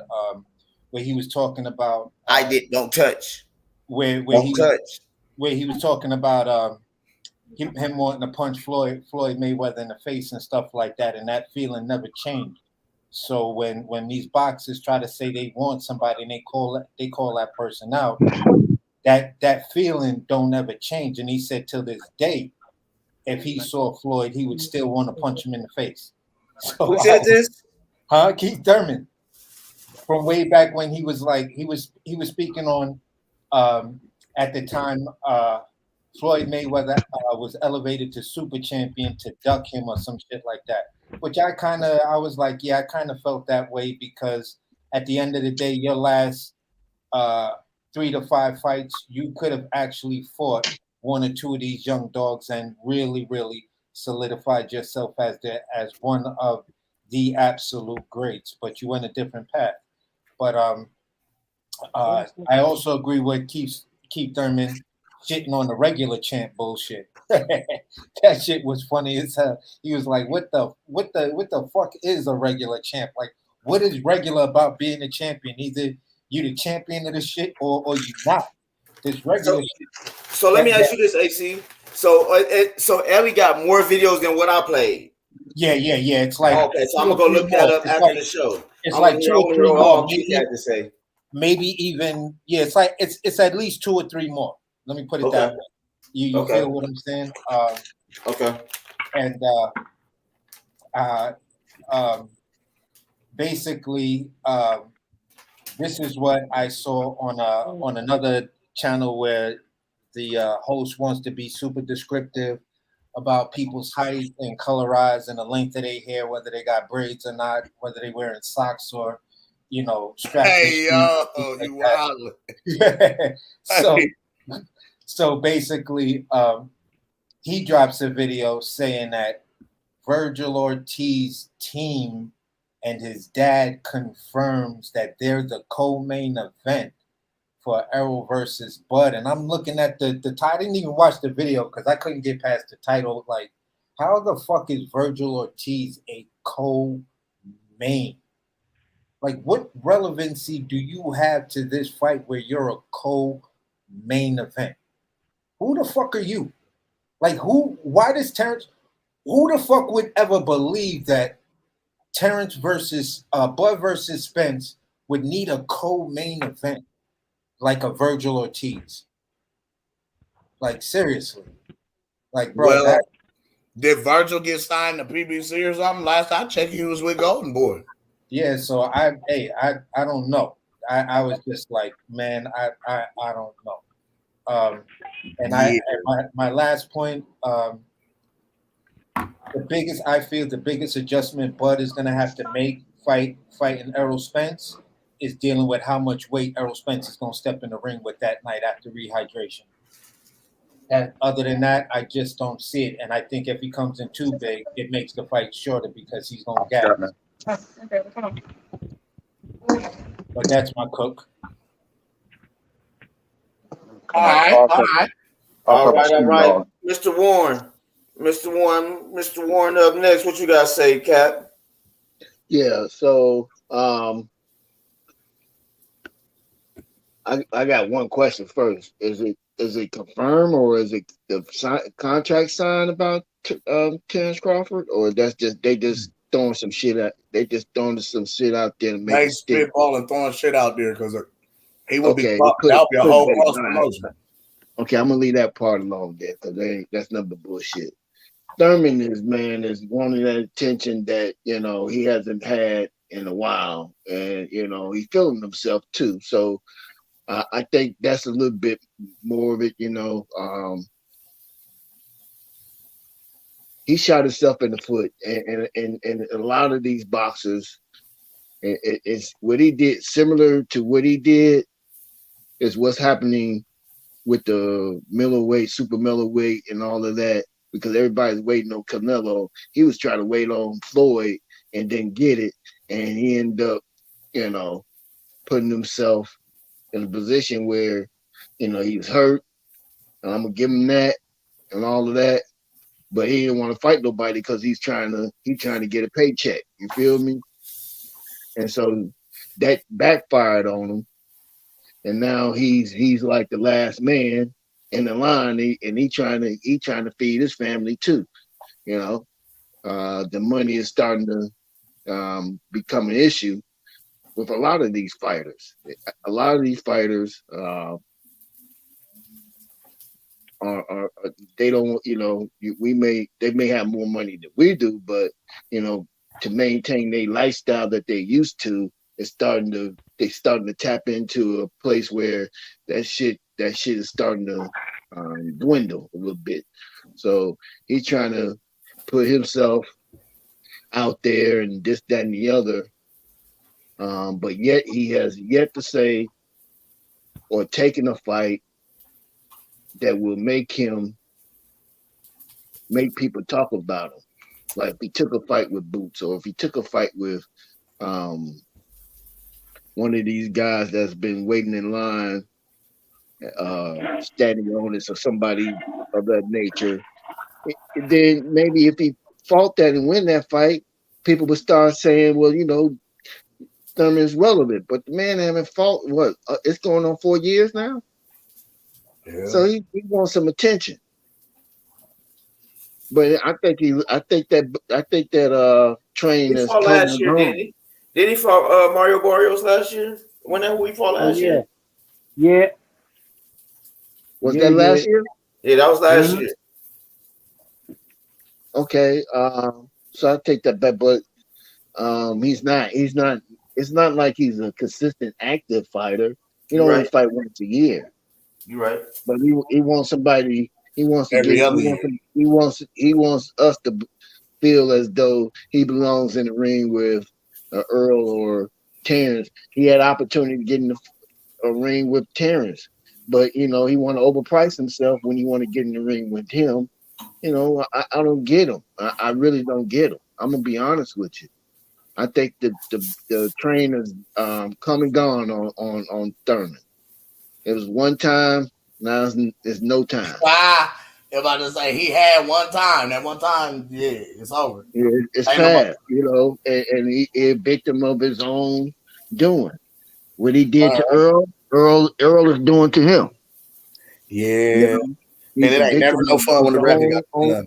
Yeah, and I don't know if you guys heard the interview with Dub Boxing Voice where they had the director of boxing for the Saudi Vince, where they try to get boxing, and he was making it clear that shit, they paid Terrence, they played Terrence and Earl 25 to 30 million a piece to fight. Now he said that word, but you could kind of. Oh, I know what you're saying. You could pick up what he was putting down. Yeah, he said, yeah. So he said, man, well, we would definitely, because they don't have the same type of word I want to use. They don't have the obligation to these networks that a PBC would have to deal with. You know what I mean? Yeah. So they could do things a little different. And he said, it's the prince of Saudi Arabia that love these fights. And money is not an object to him. Yeah. Basically. Right. He just wants to see fights. He wants to see He wants good fights. So gotta be. So they said trying to make money off the fights is not his main concern. Which is why, Bud would be perfect. So, right, and so let him fight who he wants to fight. And so when he and I think Terrence kind of alluded to it in the tweet, that man, it's money on the table, and I bet you it was about that. When he went to Dubai, I don't think he was going to Dubai for just vacation. I think he went to Dubai just to get the feel and the temperature for what they was doing. Go talk to time, basically, it looks like he did a world tour of bargain shopping. We go. Okay, Jay-Z. He went to Dubai. Check this out, because Mr. Warren, we're gonna let the new guy come in because we about to cook on that. So let's put that on the back burner. I got a new cat in. We want to hear what he got to say. Let me give you a last little point, and I'm gonna shut up. You about 7 points in, G. Wrap it up. No. Yes, sir. Keyshawn Davis is out there letting it be known. There ain't gonna be that type of fight. There ain't gonna be that type of fight in the Golden for the in the amateurs. And he let him know. Andy Cruz and Eddie Hearns, you can get in touch with my promoter. I ain't gonna lie, that's a cloud chase. Even though he beat, Andy Cruz beat Keyshawn multiple times in the amateur division, it's already been highly proven multiple times that success in the amateurs does not always mean or translate to success in the professional ranks and divisions. It's always the guys at one level barking up at the guy at the next level up. That's how you sell yourself. That's how you build your platform. That's how you get guys to notice you, recognize you, follow you. You know what I'm saying? We would call it a clout chase coming from the amateurs into the pros, but really at this respective position, right? Keyshawn only has 8-9 fights. This is Andy's first fight as a pro, so it's like we want to kind of see what Andy got. You know what I mean? Give him 2 or 3 fights, and then it's like, all right, shit, he might be ready for Key. You know what I mean? Like, so let's see. You know what I mean? Like, I don't just want to, oh man, that guy's he's got Keyshawn Davis's number. No, because That's how you ruin young fighters. You throw them in there, fuck around, throw them to the wolves. He fuck around, get in there, get hurt, get knocked out. All I that say my comments for the open panel. But I want my brother Carl to get a chance to. Yes, sir. My guy Carl Brown, going out to him, man, his first time on the panel with the Apostles today, man. My guy Carl Brown, one love to you, brother. Listen, now I give you respect because you're an Errol Spence fan that clicked the link. Yes, sir. Yes, sir. Crispy. You can hear me? Yes, sir. All right. It's clear? Like, because I got my You crispy, bro. You crispy. You good? All right. No, well, I'm just getting up and saying what's up to everybody. You know what I mean? This is my first time being over here. I think one time I came across the What's Going on YouTube, and I pushed on that. I think you was just ending your live, so I jumped right back off. But it's my first time over here. Like, I think boxing different from a lot of cats. A lot of these dudes that be saying, I mean, on both sides, and we ain't gonna sugarcoat it or nothing. On both sides, you got a lot of too much of a, like, I'm a fan of Terrence Crawford. Then you got a lot of too much of I'm a fan. Like, I'm a fan of Errol Spence. I mean, I knew who Terrence Crawford was before that. Mm-hmm. I didn't like Terrence Crawford's style of fighting coming up. So that's why I think boxing different. I ain't worrying about, you know, with the debate that be going on about Terrence Crawford and Errol Spence. I didn't never like Terrence Crawford's style of fighting. That never been my thing anyway. I never been a big Floyd fan because of that. I was more of what's the Puerto Rican name that Floyd beat? Miguel Cotto. Oh man, Miguel Cotto. I was at that time. Miguel Cotto. He was a banger. At that time, Miguel Cotto was my favorite fighter coming up. I liked the fighters like that coming up from the beginning anyway. When I jumped on Errol Spence, my first fight seeing Errol Spence, I know it was the fight before he fought that black African dude. But anyway, my first fight. You talking about you guys. Nah. He talking about back. I'm talking about before Errol Spence started that 11th Street knockout. Well, I about to say before he did the knockout street, it was like I can't think of his name. Oh gee whiz. I know who you're talking about. All I know it was early in his career. And like I said, I like Miguel Cotto type. I like that style anyway. Mm-hmm. But when I seen that, even to this day, I say it. I said, dang, yo, this dude don't gotta use nothing else to beat these dudes. Because we've only seen him fight one way. No, I know, but check this out. How many people forced it out of him? Like, let's be like, if y'all seen this real shit, this ain't shouldn't be offended to nobody or that's Terrence Crawford. If y'all seen Terrence Crawford fight so many ways, like y'all seen it, y'all like it. Terrence Crawford coming up was doing that just to please the crowd, make everybody happy. That was his style. He was having fun in it. Terrence Crawford do it to a purpose right now. His purpose, he will fight a dude orthodox all night long if he know that, okay, he don't like this. But he will go. I don't think Terrence Crawford a switch hitter. I think Terrence Crawford know how to fight in both stands. That's how I call it. I'm like, a switch hitter is, Boots ain't even no switch hitter, but he's close to a switch hitter than Terrence Crawford is because he's young, he playing around with it like Terrence Crawford was back then, but he's more immature than Terrence Crawford was back then. So it's more playful now with him. You know what I mean? In the era that we all growing up in the social media, everybody want jokes and even in the ring. Mm-hmm. You get what I'm saying? I don't think Terrence Crawford is a switch hitter. I just think that he know how to fight out of both stances. He can fight effectively out of both stances. I think he does. He does the right tool for the job. No, I know, but the South is. I get what y'all saying. Everybody's saying they believe that Terrence Crawford really is a southpaw. I think he orthodox. Because if you pay attention to when Terrence first started boxing, like I know Bud personally.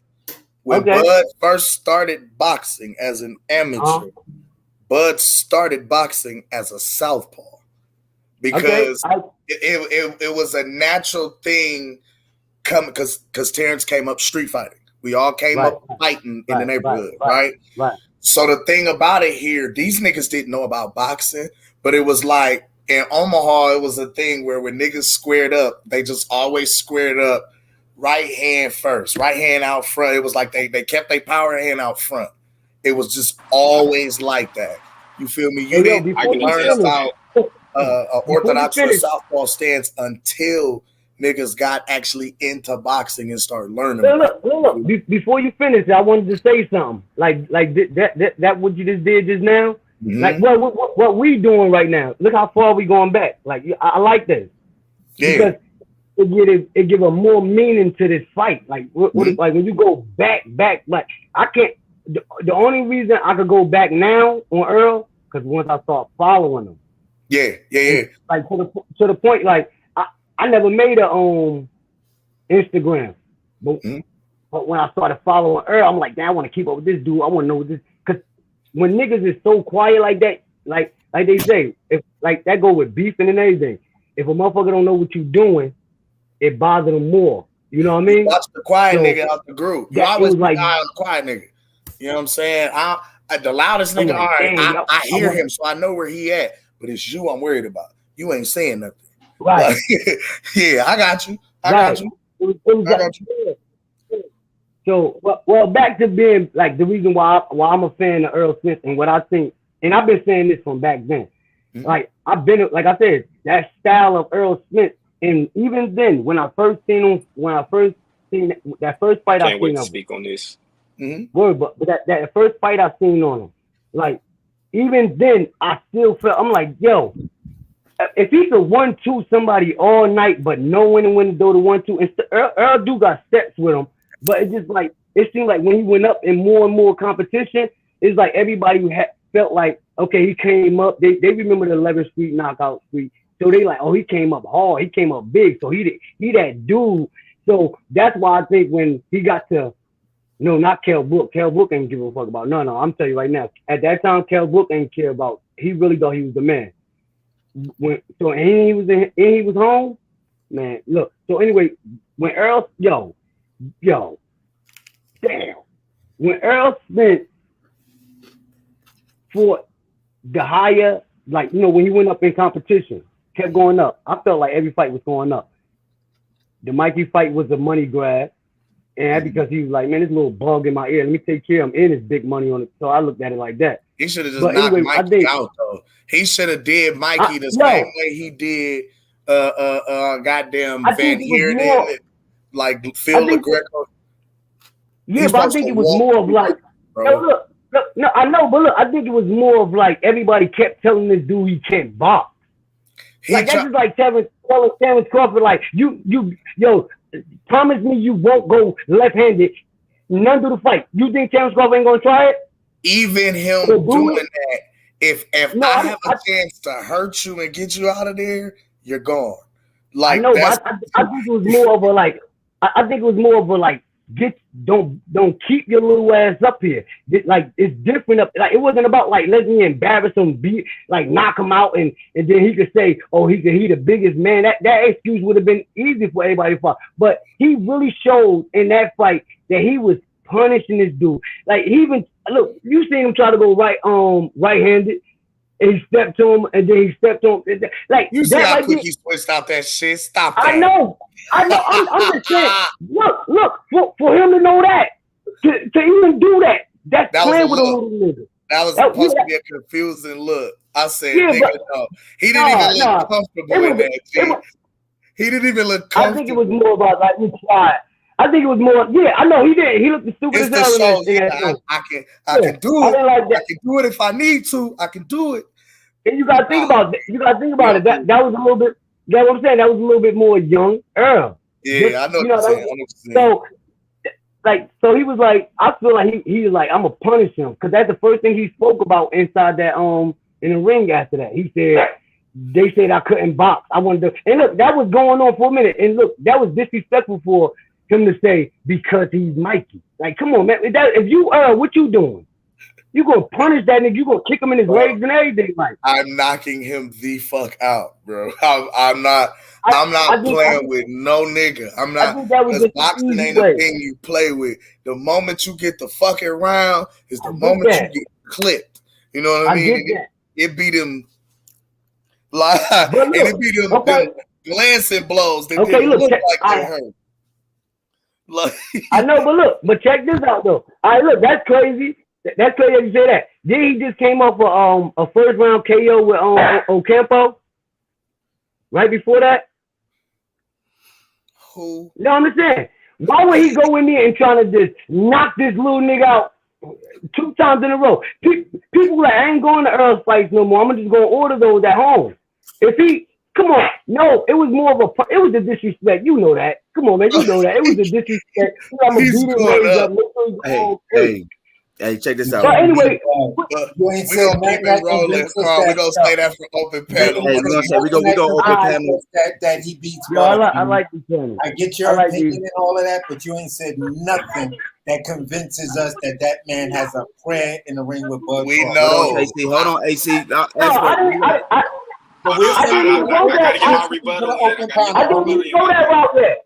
Yeah, I'm about to say. I didn't even go that route yet. First and foremost, I appreciate the fact that you had the testicular fortitude to click the link. Because a lot of times, Carl, we get guys that'll stay in the chat, big Twitter fingers, talking reckless, talking shit. You are the second Errol Spence supporter that has had the heart to click this link. So I commend you. I give you respect, my brother. I give you nothing but respect, my dude. Like you came in. I tell you what, because you talk boxing. Yeah, you can talk boxing objectively, subjectively. You know what I'm saying? Like right. Because last time my feelings was into boxing over one fighter. No lie, I swear to God, my life. Because I hated Tarver so much because I'm like, let my man Roy do his thing. Like, get the fuck out of here, Tarver. Where the fuck you come from anyway? It seemed like he just came out of nowhere. I swear to God, I ain't hear about this nigga or nothing until he started calling Roy out. I ain't hear about no fight and none of that. And I'm like, damn. So the last time, I remember that shit, I was sitting on the edge of my aunt's bed. And I'm like, yeah, Roy got this. When Roy beat him the first time, I was young too. I was like, man, Roy, don't fight that nigga no more. I seen what fight can happen. I'm like, Roy, don't fight this nigga no more. And when Roy came in there and that nigga said, Roy, any excuse tonight? Even then, that shit had my stomach bubbling through the whole. I'm like, something about to happen. And when he knocked Roy out, I swear to God, my life, you think I'm lying? I got my cousin on the top of the bed, like, Roy, get up. I swear to God, I got up and started walking out the room because I was like, I'm talking my whole body was numb. I was mad Roy got knocked out. And when he fell back on his face, I was mad. I was big mad. And that was the last time, I swear to God, besides a little bit of that, I'm like, damn, Mike. Shit. Like, that was the last time. That was the last time I put my heart into one fighter. I feel that. Man, going out here to my guy, the expert genius. One love to you back on with the Apostles. What's going on, family? How you feeling, man? Shit, I'm feeling good. I'm still at work, but I had to take a break from work to respond. Now I have to go with facts because y'all know I love sticking to facts. Yes, sir. Said, Errol Spence, he hasn't fought nobody that make him change up. And you've been watching. You just said you've been watching him since Randall Cruz. That's right before he started the 11 fight stoppage thing he was going through. Right. Now, did you know? Right. Did you know in the amateurs he fought the same way? Did you know that? Yeah. No. Look, I know, but what? No. You just said yeah. No, I ain't saying no. So. Yeah. So. If he's fought, because he hasn't fought nobody. I agree with you. He hasn't fought nobody to, you know, step him. But why was he so comfortable when he fought Sean Porter? Because he already was losing that. Oh, you breaking up, expert? You going in and out? You going in and hear out? You. Your audio is sounding like robot.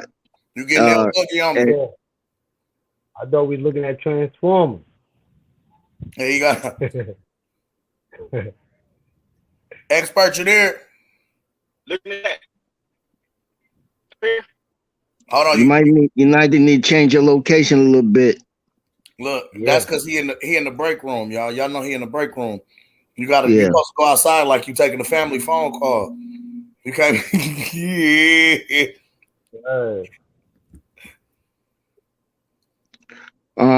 I just want to say, Campbell, thank you for coming on the panel, brother. Much respect.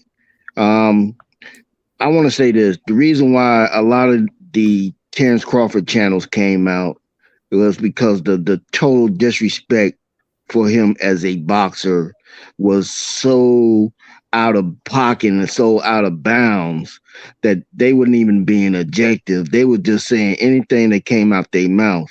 So you have channels like this that do support Terrence Crawford, but not only that, they support boxers in period in general. We would like to keep it boxing, but a lot of the Errol Spence fans, the extremes, like to throw other things into the mix, like for his credentials and his resume. Can you hear me? You said other things in the mix, and then you started messing up. Right. Okay, so they like to throw other things in the mix instead of talking about styles of boxing or who you think and why you think Earl would beat Terrence Crawford. And I'm gonna say this: Earl started all of this. Earl told Terrence Crawford, "Hear me out. Let me finish, and then you can rebuttal. I'm not gonna be long-winded. I'm not gonna go all over the place with you." Errol Spence went on ESPN specifically and said, "Well, the man doesn't have a belt. He's not even at the weight. He hasn't fought anybody." And so Terrence Crawford did all of these things, and then it became he's on the wrong side of the street. All of these things was an obstacle to getting that fight for us fans. Now, let me say this up front. I believe that Earl beats everybody at 147 except Terrence Crawford because I like, just like you like Earl style, I like Terrence Crawford style. Right. Word. No, I definitely get. I can even tell you ways. Let me tell you a way that I think, because this shit played in my head a couple of times. My bad for cursing too. My bad. No, you're good. You're good. All right. Well, look, this shit played in my head. All right. This shit played in my head mad times. Like, that's how bad. Like, I ain't even gonna front. Like, the closest, when I say how much I be putting my heart into something, my heart was into that November 19th shit. I ain't gonna front. My heart was into that November 19th. I really believe it. After that, that's when I started saying, and my girl will tell you, I was like, man, I'm not believing that until, man, either Terrence Crawford or Errol Spence. Yeah, I'm tired of keep on going around making bets and then gotta, you know what I mean? Like, nah, man, I'm souped up and all that. But anyway, like my way, and this one way it played in my head, how I thought Terrence Crawford could actually beat Errol Spence. Like, I swear to God. And if it play out like this off the fact that the way I've been looking at, I've been following Errol Spence, so I'm like, all right, I got him mapped down. I think Terrence Crawford, he gonna have to bring out, not all the time. I think he's gonna have to bring out a little bit of that slickness, that what's his name? That Fort David Benavidez last, Caleb Plant. You know how Caleb Plant step inside the chest and keep shooting to the body or getting that little one hit off and then get back out and roll and all that.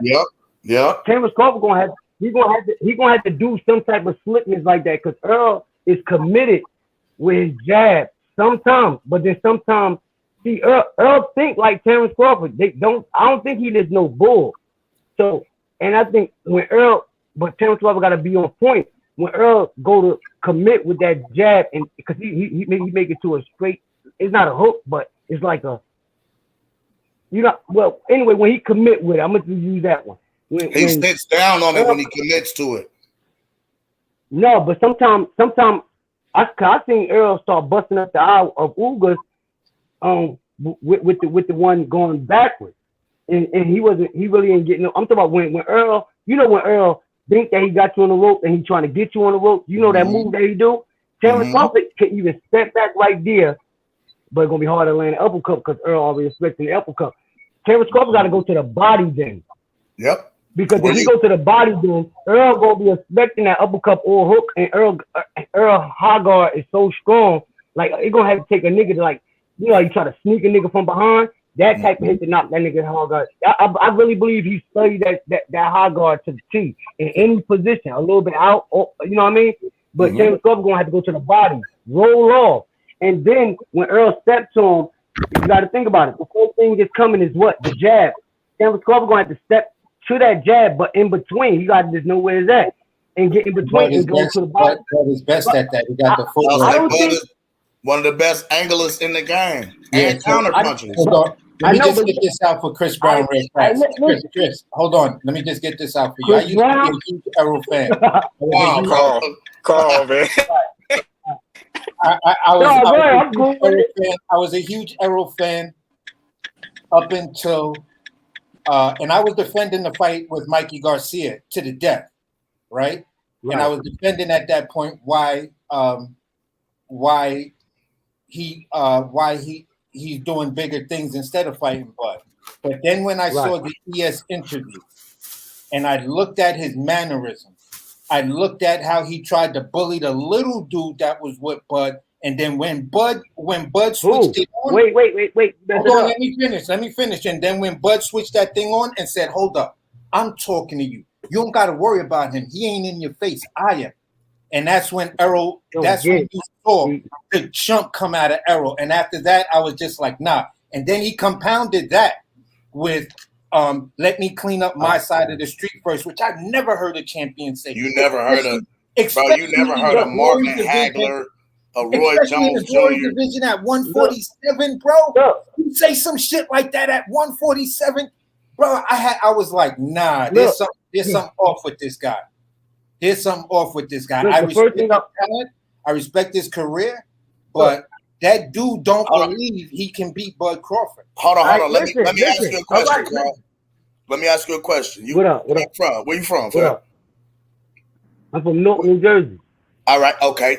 Perfect. Brick City. Okay. Now, I mean, this Brooklyn boy gonna have to get over that bridge real fast.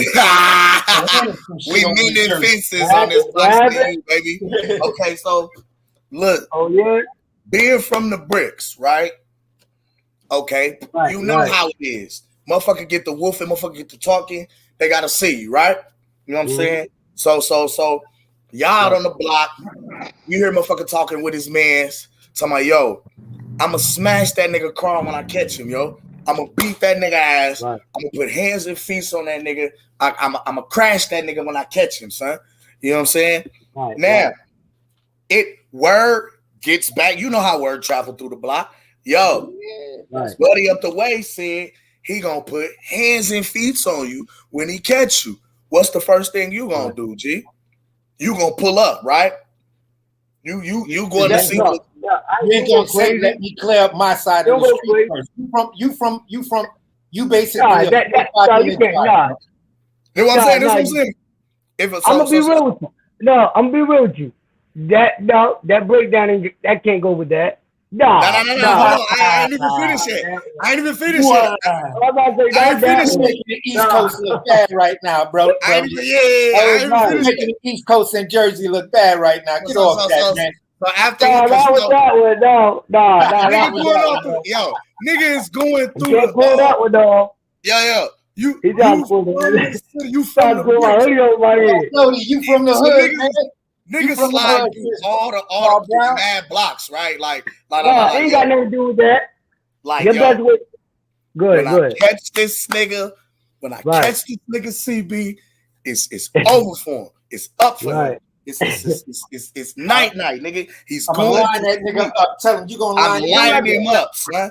You don't gotta get loud. Yeah, you ain't gotta get loud the first time you hear some shit that niggas ask you. You ain't gotta get loud. Cause when you start getting loud, then I mean, I hope you trust that niggas, but sometimes batteries get put in niggas back. You know what I mean? Sometimes. Hold on. Wait. We go a different way. Nah. That's a different demonstration. Nah. Look, that could have been planned. Look, you know Earl gonna be over here. You know Earl gonna be over here. Hey, little man, I need you to come with me. I need you to come with me. Get off that Earl start talking. Get off that video shit. Get off that, man. I need you to say some switch shit on the drive. Come on, man. Wait, let me get this one off. No, look, let me get this one off. We gonna be like, little man, look, roll with us tonight. I'm gonna put some money in the pocket. Look, man. Hey, Carl, man, you making me feel like the Metro ain't even worth the trip right now. Nah, but I had to hit you with that one. That was a good one. Hey, I like how you keeping it politically correct. Your weave game is decent. He got the high guard.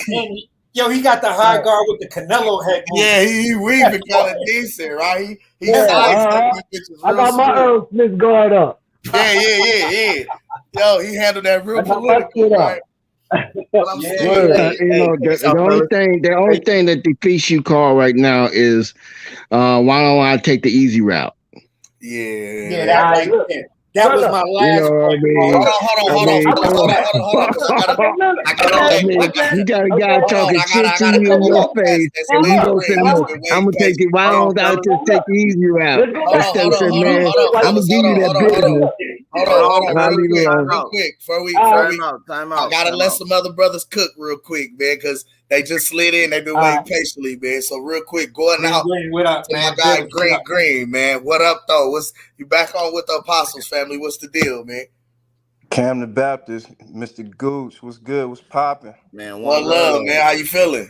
JJ, Green. Keeping it gangster, you know that, man. You already know. What y'all cooking on, man? So your boy Keith Thurman has finally gone public. You know, Pastor Gooch been calling for months for Keith to say something. Say something, man. So he heard of the Oracle. Did you catch the interview?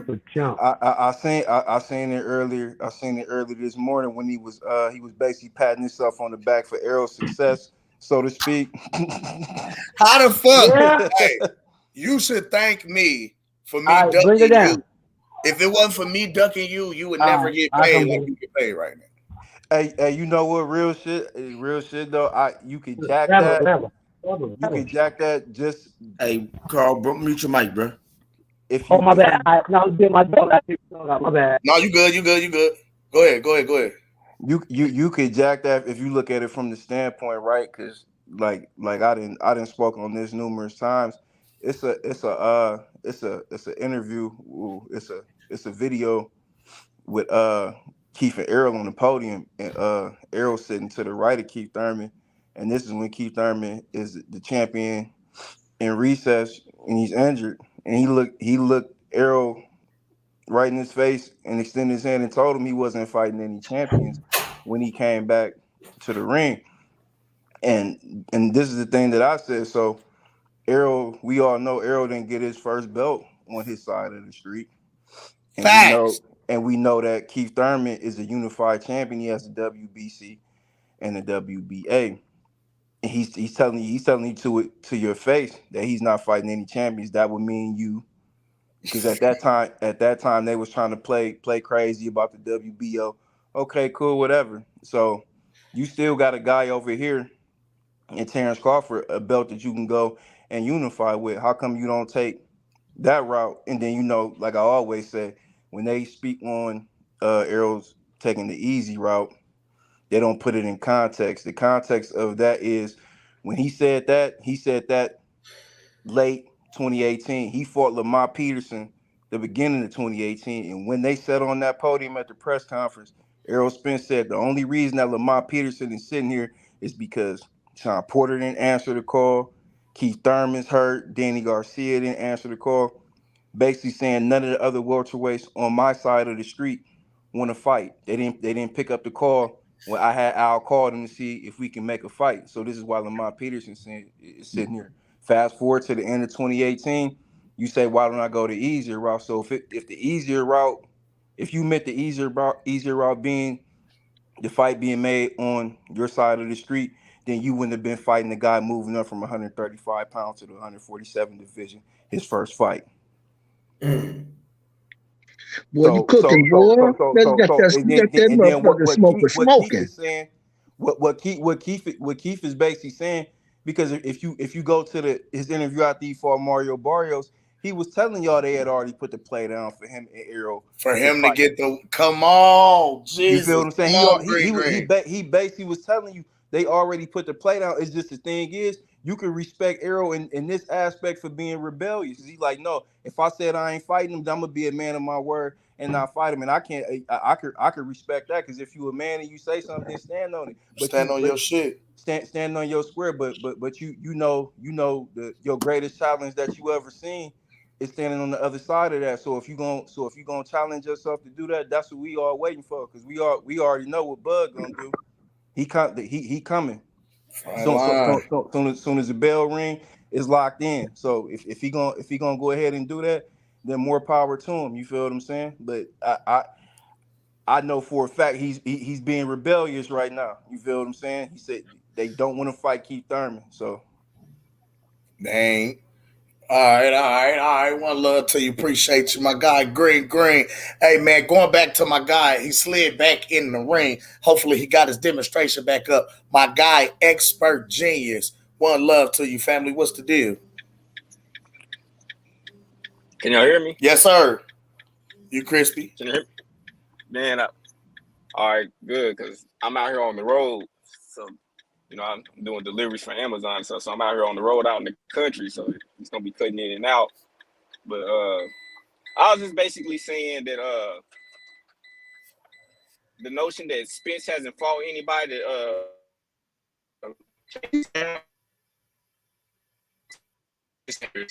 and he would have changed style, he would have changed his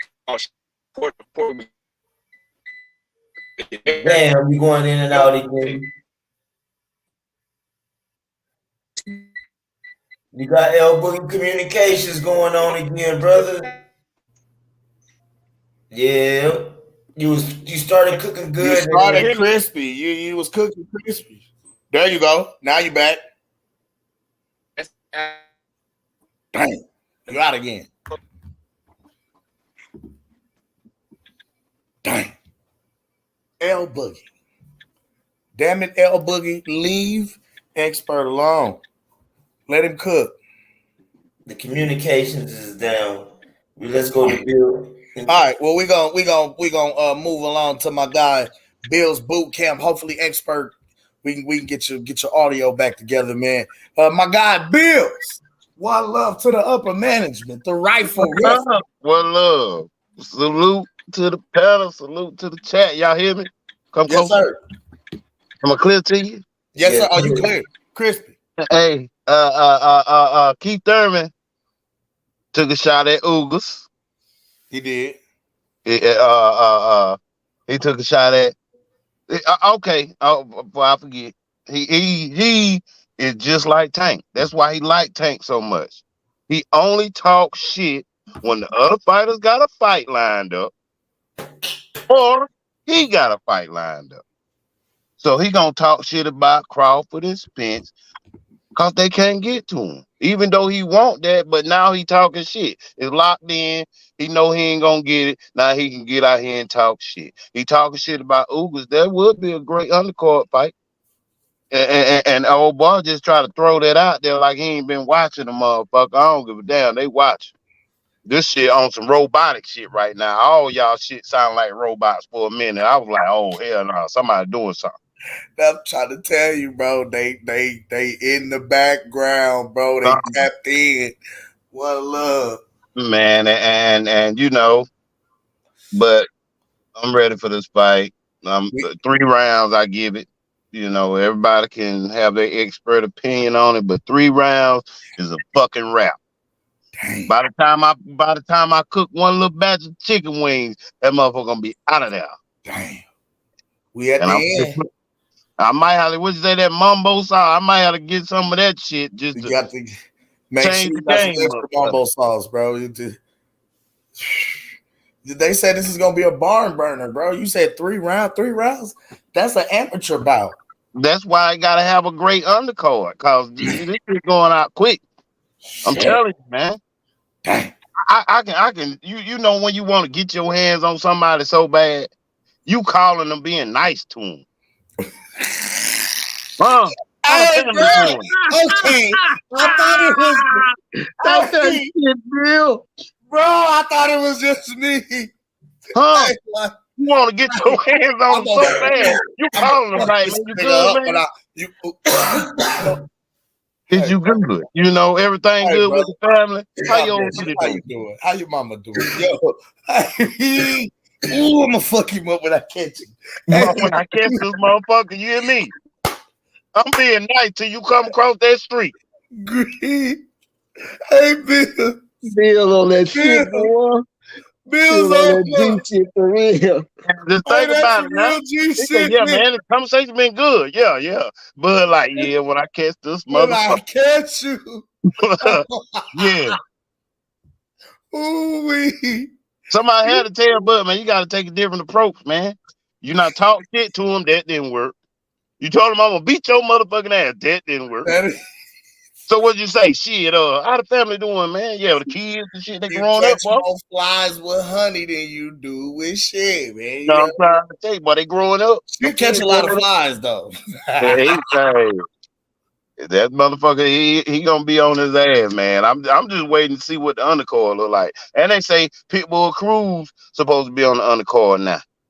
They throwing all kind of shit out here. They throwing so many different names out. It's gonna be a star-studded PBC affair. All the inactive niggas is gonna be there. Yeah, all the inactive niggas is gonna be there. Jose Benavidez, Danny Garcia. Frank Martin ain't on. They the preliminary matchups though. Frank Them Martin the niggas Frank Martin. Oh. Them the preliminaries. Hey, yo, let me ask y'all something though. Like, let's be for real about it. Let's be for real about it, for real. Like, Tank said that he heard Devin in the in sparring. You know how either way you put it, however it went. He talked a lot about what he did at Shakur and what he did at Devin. He never bring up Frank Martin though. And I heard that they sparring match was real tense. They go back and forth. Him and Frank Martin give each other good word. Shakur beat his motherfucking ass in training. No, I don't think. No. Hey, y'all don't really be honest. Shakur's on record. Yo, you don't think that Tank Davis is really the best at that? Keep be honest. It's not the weight or nothing. I mean, it's not the power or nothing. Be for real. Yo, pay attention what Tank Davis do to these dudes. Tank Davis. I like Tank. I believe you. Who should? But is he the best at Tank Davis really control. Yo, he control his no matter who they is. And look, Devin, you know why I think that he'll knock Devin Smooth out and it's for real, and everybody's seen it. Mm-hmm. When Devin, let's say from round 6 on, every fight, Devin got a problem of leaning to that right. Because Jojo Diaz, and I was screaming at the screen like Jojo Diaz could lace him if he want to. Devin got a problem of leaning to his right, and it'd be slant. And I'm like, how nobody catching? Because everybody got flaws. And that, Tank and got that a right problem there is too. He also pulls out. Devin gets caught with his chin in the air. yeah, yep. And his role, the only thing I think Devin got as like not getting hit is that roll to his, what is it, his right or wait, that roll to his own right. His role is nasty because he do see a lot. But Devin, I don't even think Devin is fast. I think Devin fight at a high pace timing because He's he's not long though, fast. bro. Like You have to get. that's why. And he's That's very quick for his length. Like he covers a great distance very fast. His That's how that jab is. Wow. That's why I said at a high pace timing. Like, it's like a he not fast. Like like throwing mad shoot. He's hitting you. The thing is his with his timing, length, his he's hitting you quickness. back at distance before you can respond. That's fast. Right. To be that fast, I can pop, and I'm still back here. You by the time you throw one, but that's why I think I can make you miss and make you pay. Because you're out of distance, you're reaching. You feel what I'm saying? That's why I think Shakur would really, like, especially now, he would dog walk Devin.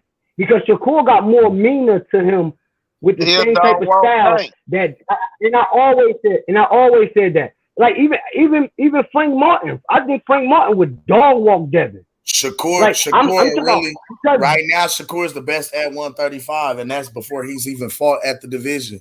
I'm gonna tell you why.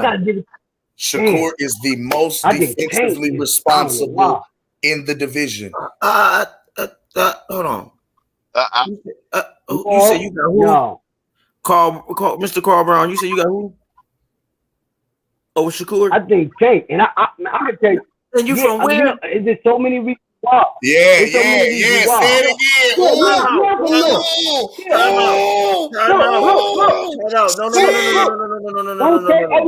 Don't take everything as a diss.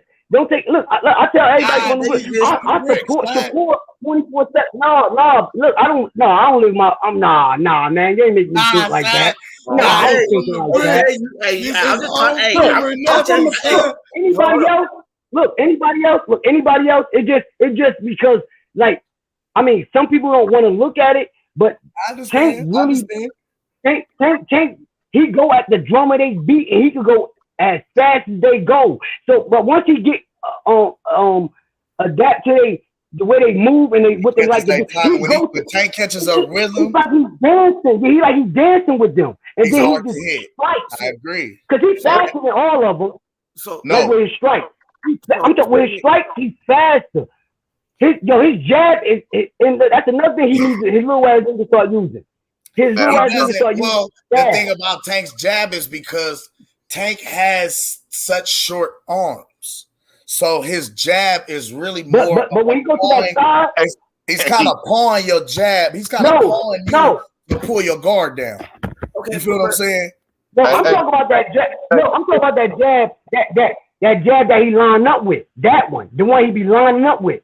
When his whole body look. That one. Stiff. Now, it's stiff. It's not fluent. But what? That jab? Wait, man. I'm talking the jab that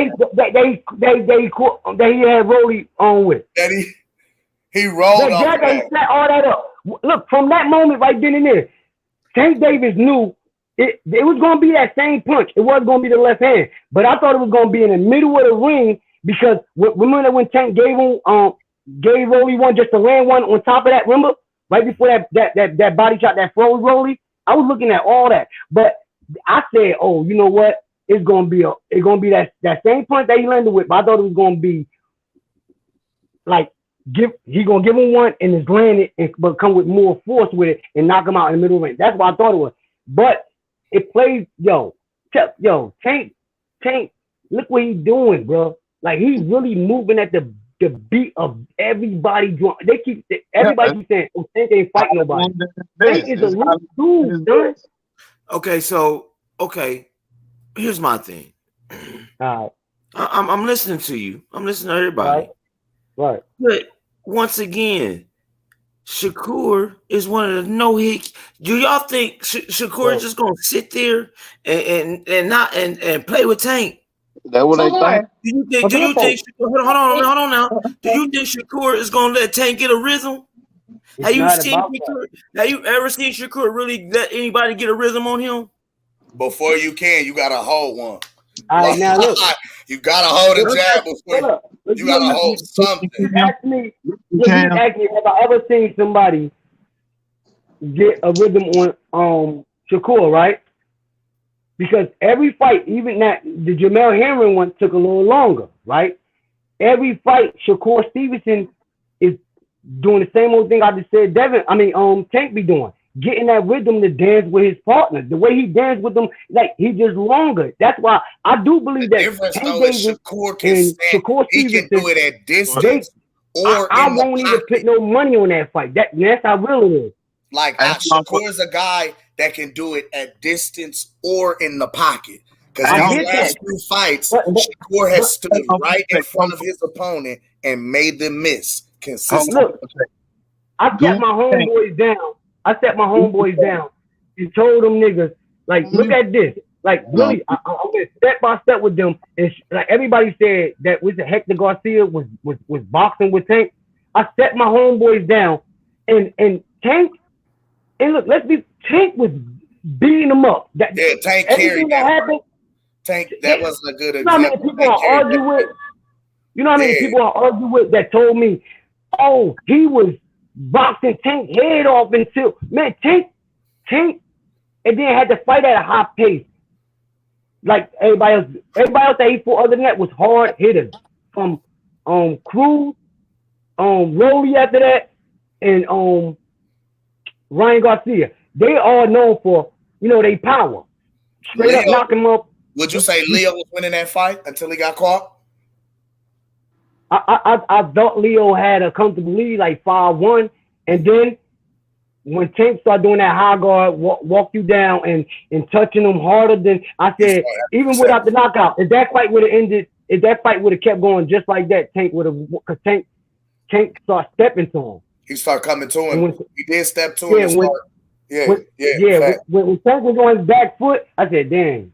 I said, "If this happened like this, Leo gonna box this nigga socks off." Now this is what I'm saying.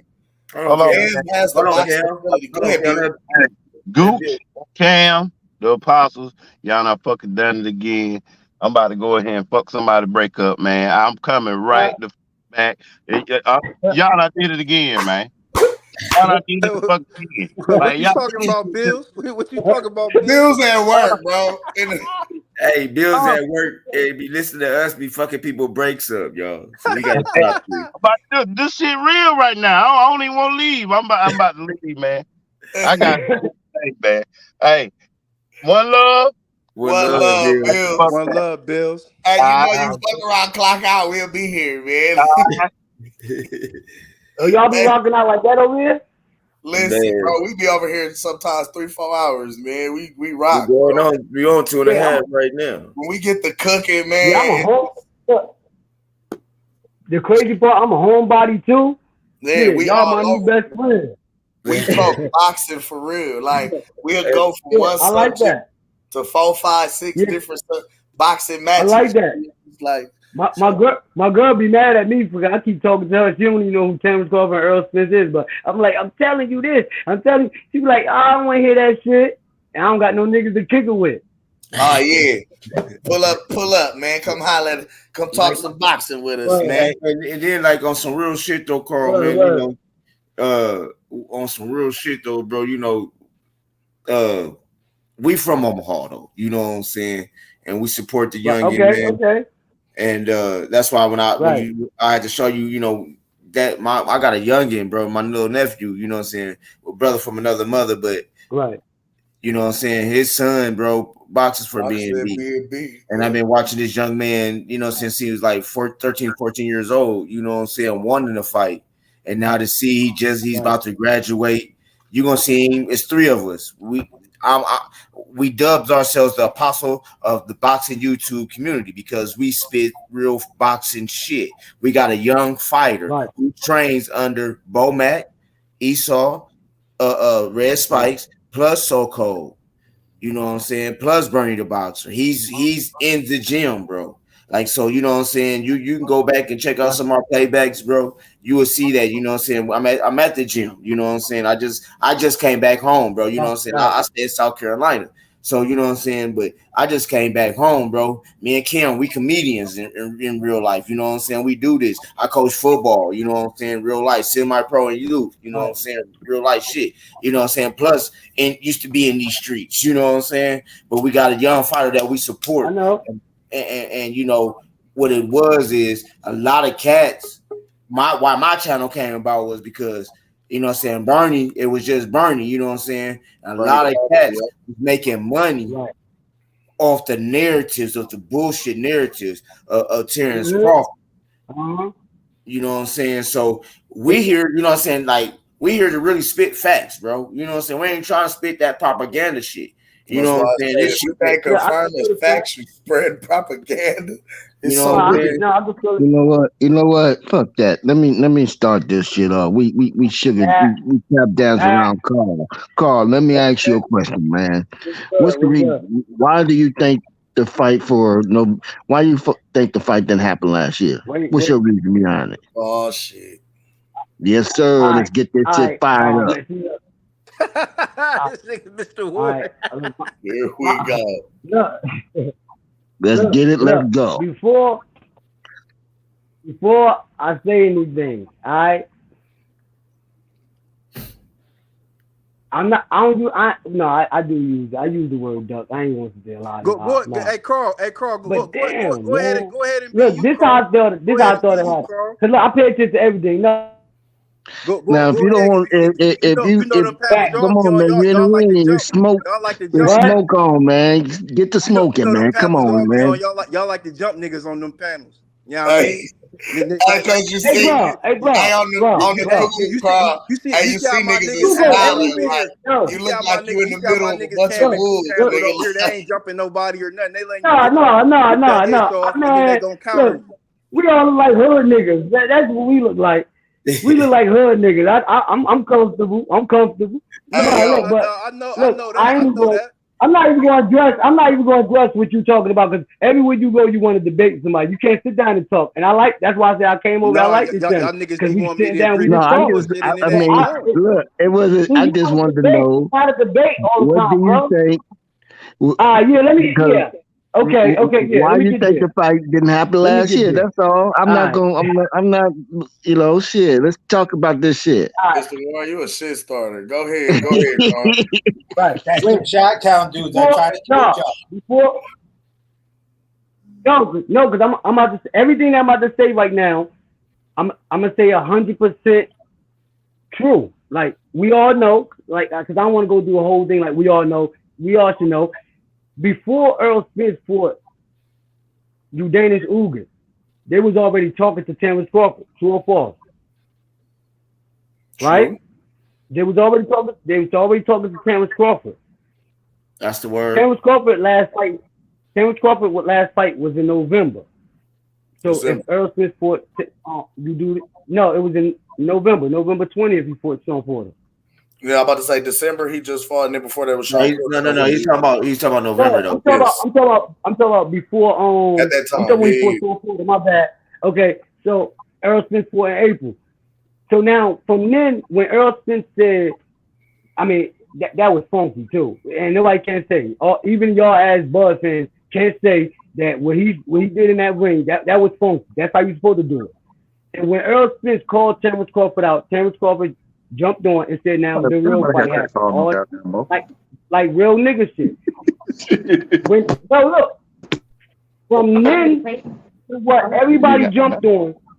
Look, from that moment right there to when everybody jumped on, because remember, and nobody was going through the whole cycle of when the first I don't want to use the word contract, because some dudes trying to make me be specific. It's not a contract. It was the first term sheet. A term sheet. Okay, look. All right, so I'm happy, because even when I say that, I be having dudes say, "Oh, don't be specific." Like they don't understand what I'm saying. But the first term we know the real over here, G. None of us. It was a term sheet that was sent. A term sheet's not a contract. We already know that. Go ahead. Yeah, the first term sheet that was sent to Terrence Crawford, right? Errol Spence at the A side. The first term sheet that was sent to Terrence Crawford. None of us, I don't care who make a video about it. None of us don't know nothing about that. None of us don't know. All we heard was some yabby jump. The second one, that went over everybody here. We didn't even know it was a second one. We got straight to the third one right before Terrence Crawford said. Now, my only problem was with the fact that making a fight that was really put together. That it was like these dudes had fights, and this one guy was in there. He was in that fight. So to grab him out and then do a whole nother venue and have it in a short matter of time, December was even a short matter of time from the time when we heard about the third one. I'm not going to say Terrence Crawford didn't want to fight, but what I'm going to say, I think that Errol Spence already was like, this the fight. Because I believe that I ain't going to think that this dude, I don't care how many people hate the dude and saying all this crazy stuff.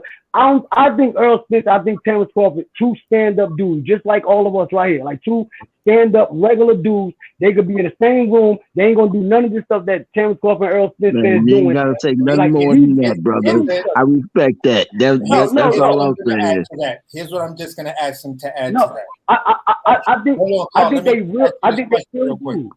Let me just ask you this question. It's kind of a piggyback off of the question Mr. Warren just asked you. All right. If that's your reason, and I respect your opinion. I didn't give it to you yet. Oh, then go ahead. Then I'll finish because I thought you gave it. No, I said I'm not. No, I said Earl. I was getting. That's basically saying like how much regular. Because some people make it seem like Terrence Crawford a superhero, Errol Spence a superhero. These regular dudes that got lives and families act just like us. Like we all if you a real nigga, you could be in the room with any last one of them, stand side by side. Long as you ain't on no clown shit. We all know that. No, all I'm saying is like it was Terrence Crawford like this. Okay, they didn't meet my command. Terrence Crawford been around before Errol Spence. So do he want that respect? Yeah, he want that respect. If I was him, I want the same old thing. Now, I do gotta go back to what Terrence Crawford was saying, but I ain't even about to do that because Terrence Crawford was saying what motivated him, what he in it for. But sometimes you gotta understand, a bag is a bag, and sometimes you miss that bag. And then you know that fight still standing right there. So nobody, PBC, nobody, Terrence Crawford seen a bag and he knew no matter what, I know Errol Spence. Terrence Crawford saying it out his mouth. I know Errol Spence. I don't care how I go about it. If I don't say nothing about it, Errol Spence want to fight me. I want to fight Errol Spence. If I could sneak this in here, go get this bag and get away with it, you would do it too. So it wasn't no question, Carl. And I said Terrence Crawford. Hold on, I want to ask him this question because it piggybacks off of what Mr. Warren said. Yep. Mr. Warren asked you why did the fight fall apart?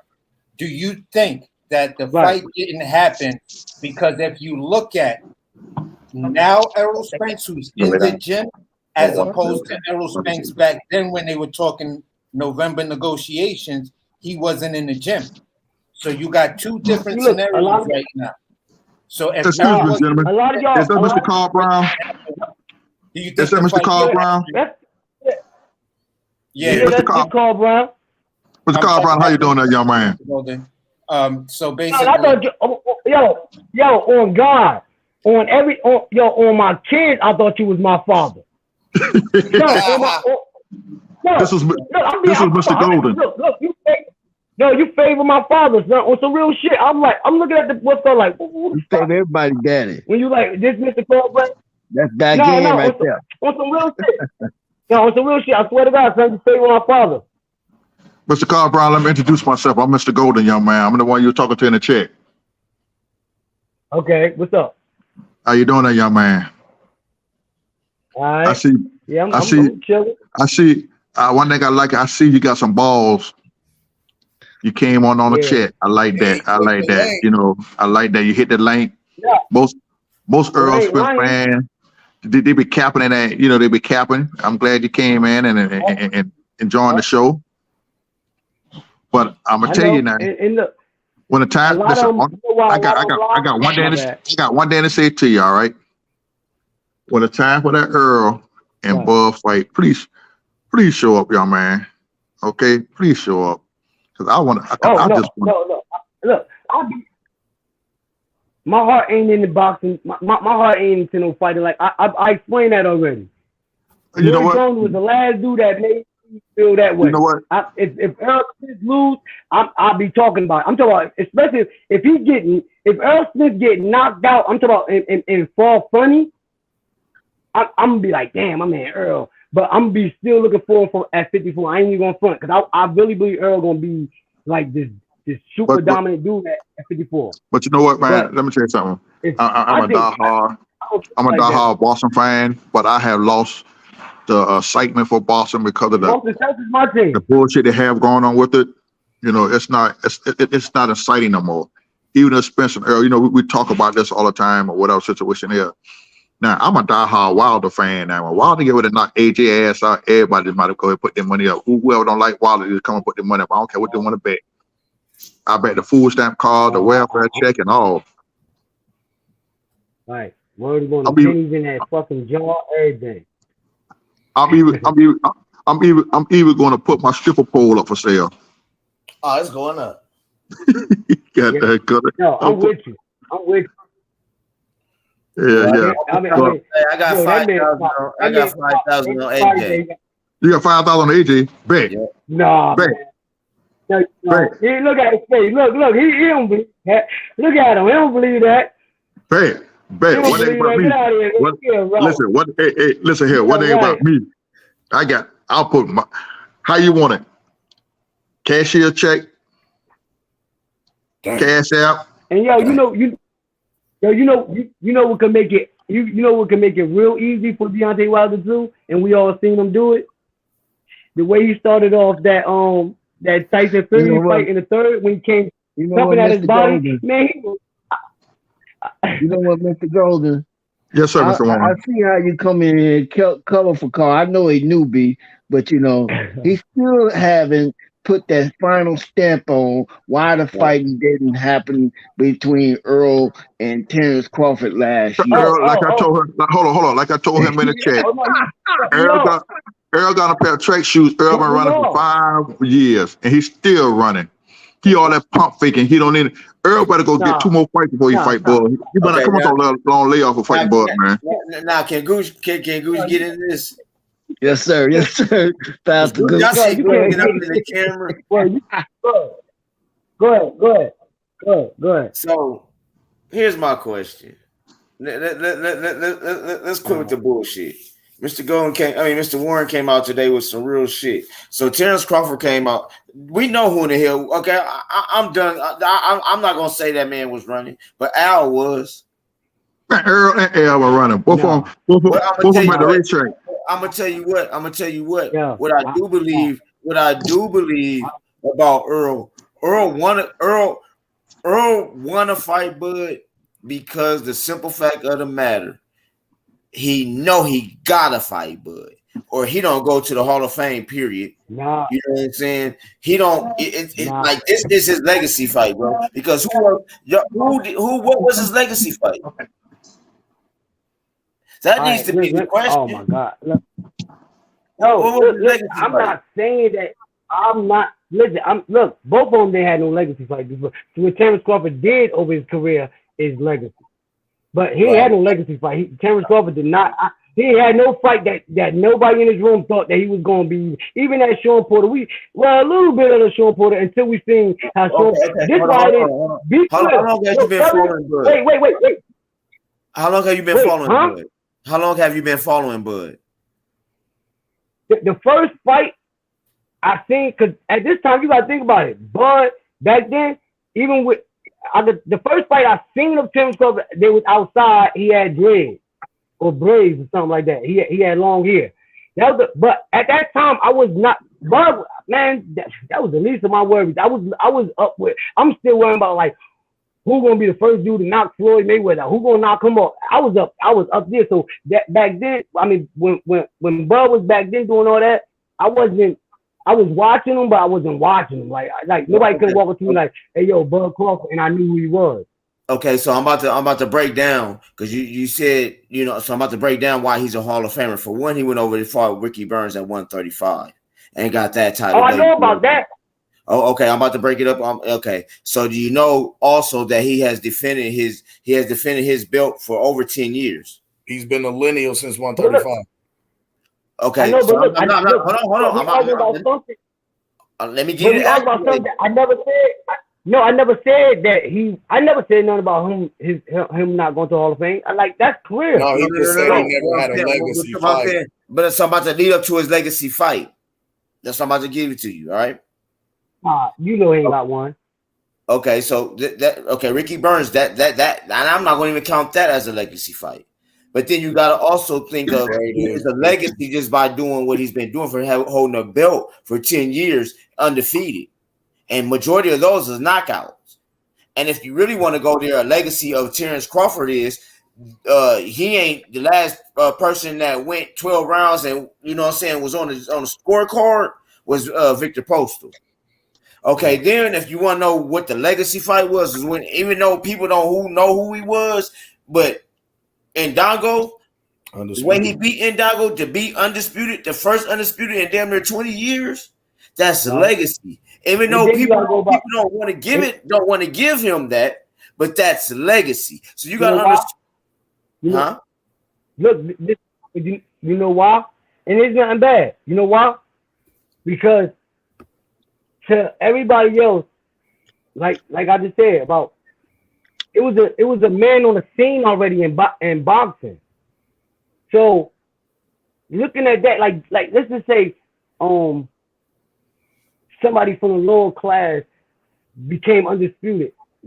None of us, I don't care who say what, nobody in boxing was paying attention to the lower class the way you're paying attention to it today.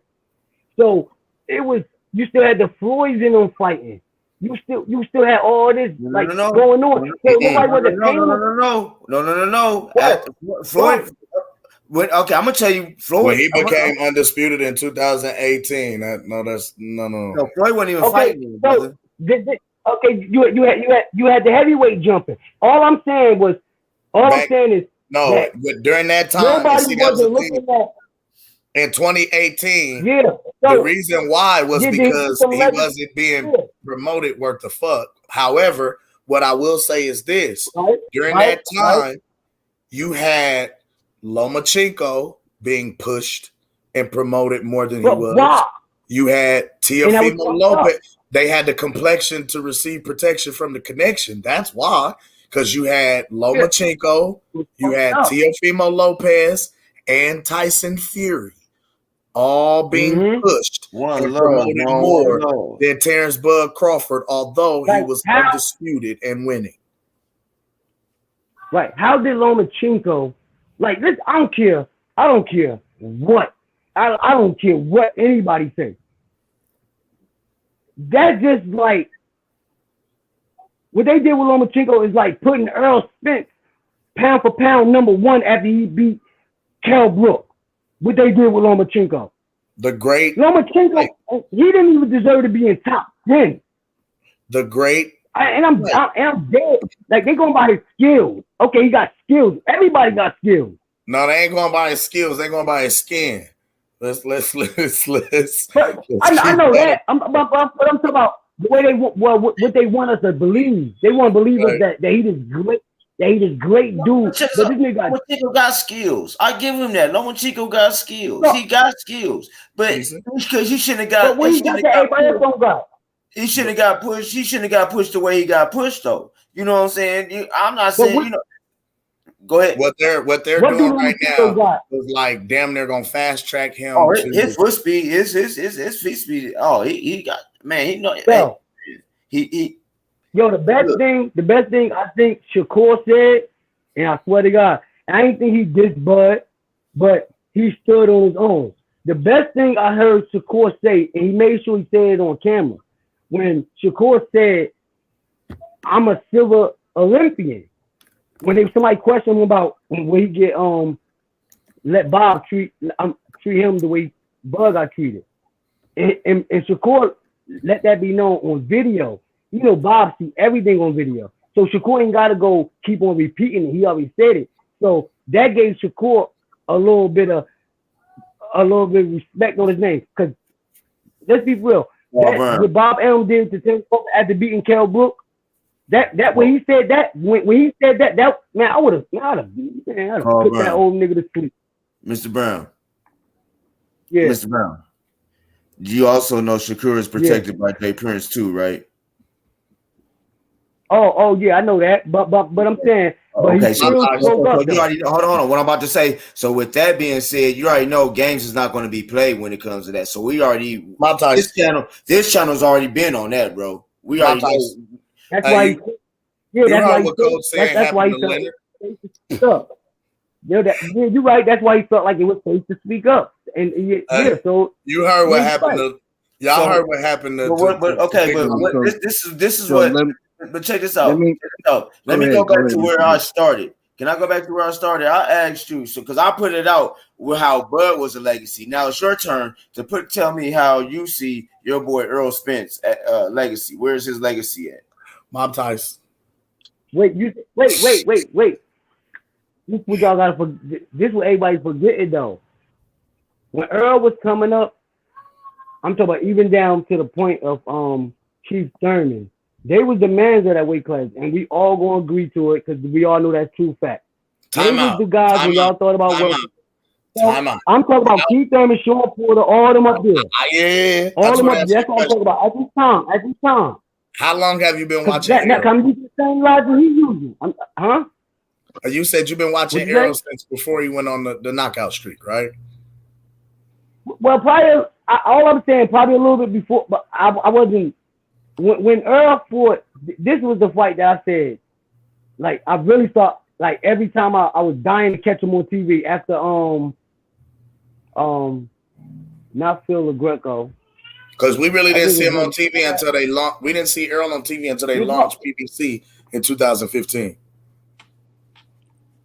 Besides the Earl came out in what 2012. He went pro in 2012. But Earl. So Earl was fighting 6 times. Earl was fighting a lot. He fought like 5 times in one year, 4 times another year. He fought a lot in a short span, but it was like he fought a lot of nobodies. And let's not forget, he did fight at super welterweight. Like he campaigned. He I know, but not really, though. Not really. How many fights? We know. We not going. It was 154. I don't even think none of them really was 154. It was 2. It was 2 fights. And that was 152. One of them, and one of them was. I don't even think none of them was 154. Are you sure? It was something. I'm dead ass. Look, I'm dead ass. Earl Spence, and it wasn't even no fights that it was like. Let me throw this guy with this guy, and it was one. It wasn't no when Earl Spence. I want to say when he took off his career, when he took off, that wasn't like, oh, let me see what weight cut. That was just a fight at a guy, like close to a guy natural weight. Oh, he big enough. Let's grab that guy. It was like one adult. We know what type of fight it was. Everybody goes through it. Like, come on, we know what type of fight that was. I'm not gonna say he fought when he start whipping himself in shape, like all I'm saying, I never. Carl, I'm about to help you. I'm about to help you. Can you see the screen? All right. Let's go through the list. I'm gonna ask you. I'm gonna see which one of these hold on. Let me see which one of these is a legacy fighter. As soon as I can get my shit going. No, but I'm about to use your logic. You ain't had to do all that. I'm saying I'm about to say besides him being an Olympic medalist. Where his legacy starts at the end, and we can start. I can start at Kell Brook. All right, well, look. Nope. Look, that's further. Look. Things started. Y'all keep on making it seem like things that like this dude wasn't young before. This dude was young coming in the game. Like Chris Algieri, all them like them was all step up fights for him, all going up and up and up. And for him to go and hostile territory. Like, come on, man. Anybody, if that was Terrence Crawford fighting Kell Brook, let's change the fighters around. If that was Terrence Crawford going over there to the UK to fight Kell Brook over there in Sheffield, y'all, come on. I think the world would have reacted the same way they reacted. That's what we set up. He did that with Ricky Burns. He went to He Scotland did that and with fought Ricky Burns and Bradis Prescott, fam. Yeah, he did that with Ricky Burns and Bradis Prescott. Bradis Prescott in Denver, bro. Victor Postile, wasn't that fight overseas? After Prescott upset Amir. No, Ricky Burns was overseas, right? Ricky Burns was overseas. Now look, he went in Ricky Burns' backyard and beat him up. Yeah, that's what I'm saying. So look, one thing that I think everybody's scared to keep talking on because they don't want to keep giving this man like saying it's him because that was the saying. It's still gonna come down to it was Bob Arum. Bob Arum took off with Terrence Crawford. When Terrence Crawford made a bold move like that and went over there and beat Bob Arum, supposed to have been the same way they took off with Lomachenko. People that had at least tried to take off with Terrence Crawford. Like he didn't even attempt. He didn't even attempt to no. You know why Lomachenko my whole question. But here's my whole question to you: is took off with Terrence Crawford. If Terrence Crawford was Lomachenko and did that, they would have had him the best pound for pound. They would have had. Never did this before. Oh, this is brand new to boxing. This record been broken. That record been broken. They would, if that was Lomachenko would did what Terrence Crawford did. They would have said all type of things. They would have had a statue outside. Hold on, no, Mr. Warren, because he ain't even we ain't started on the legacy yet. I'm about to say this is regards to that. This is regards to that. I gotta go back to what you said about Errol fighting at super welter, and that's just not true. He did fight Jonathan Garcia at super welter. So you gonna call all those? And look at the weight. Look at the weight. Now look at the weight. Them ain't early put together fight. Them ain't divisions like division fights. Come on, we all know that. Come on, we can't go that far back. Hold on, this is what I'm saying. This is why we call him a weight bully, bro.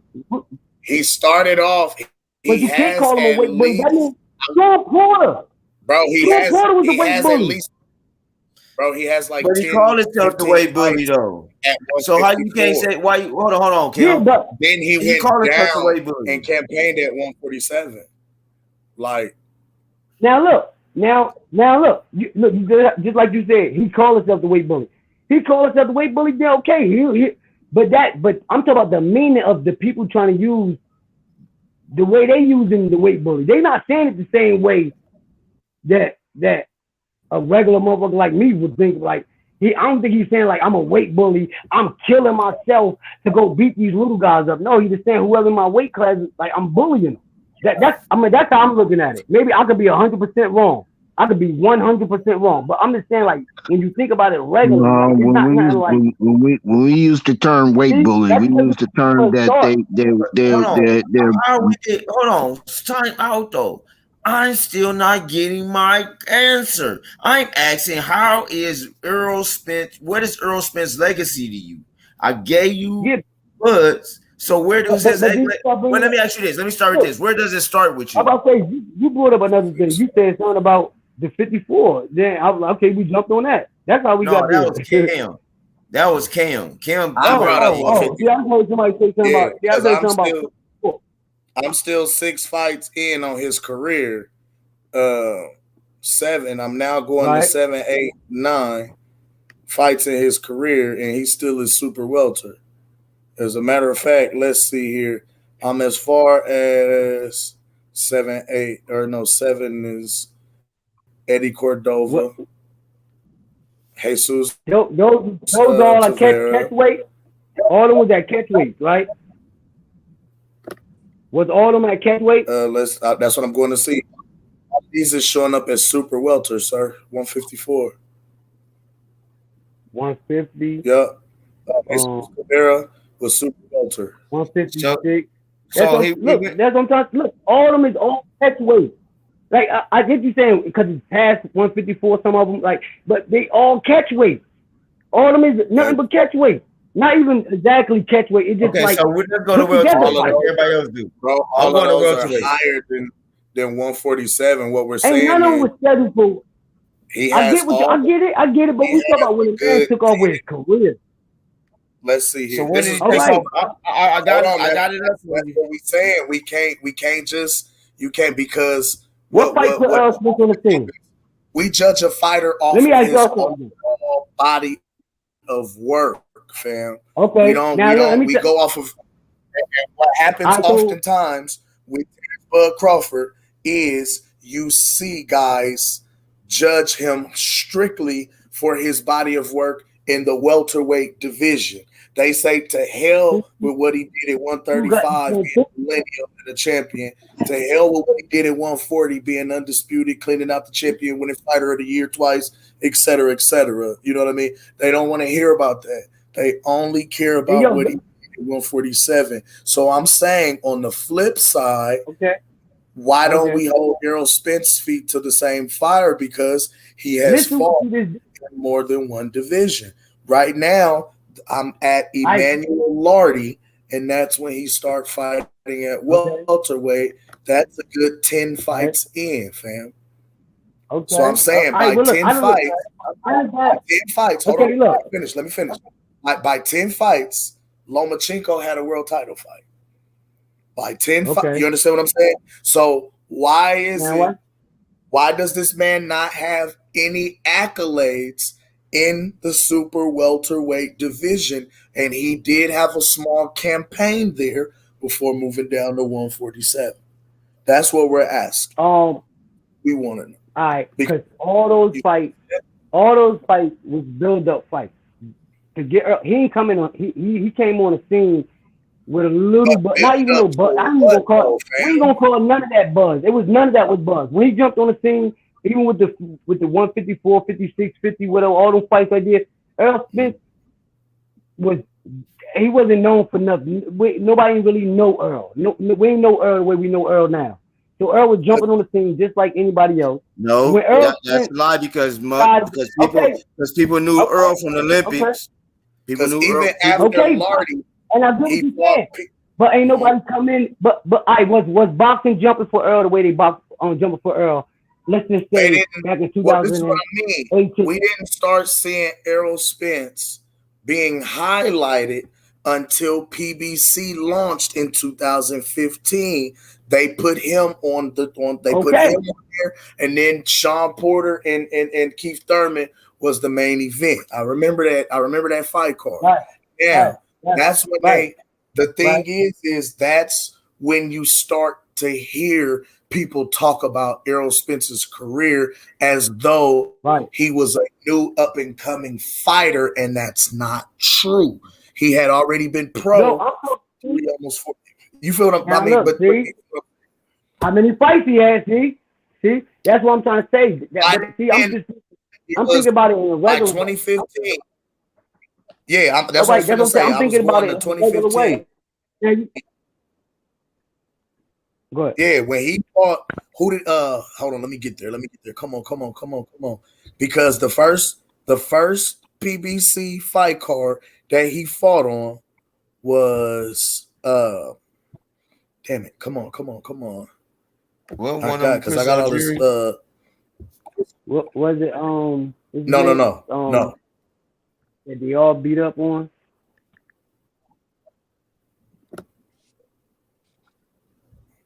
Damn it. Who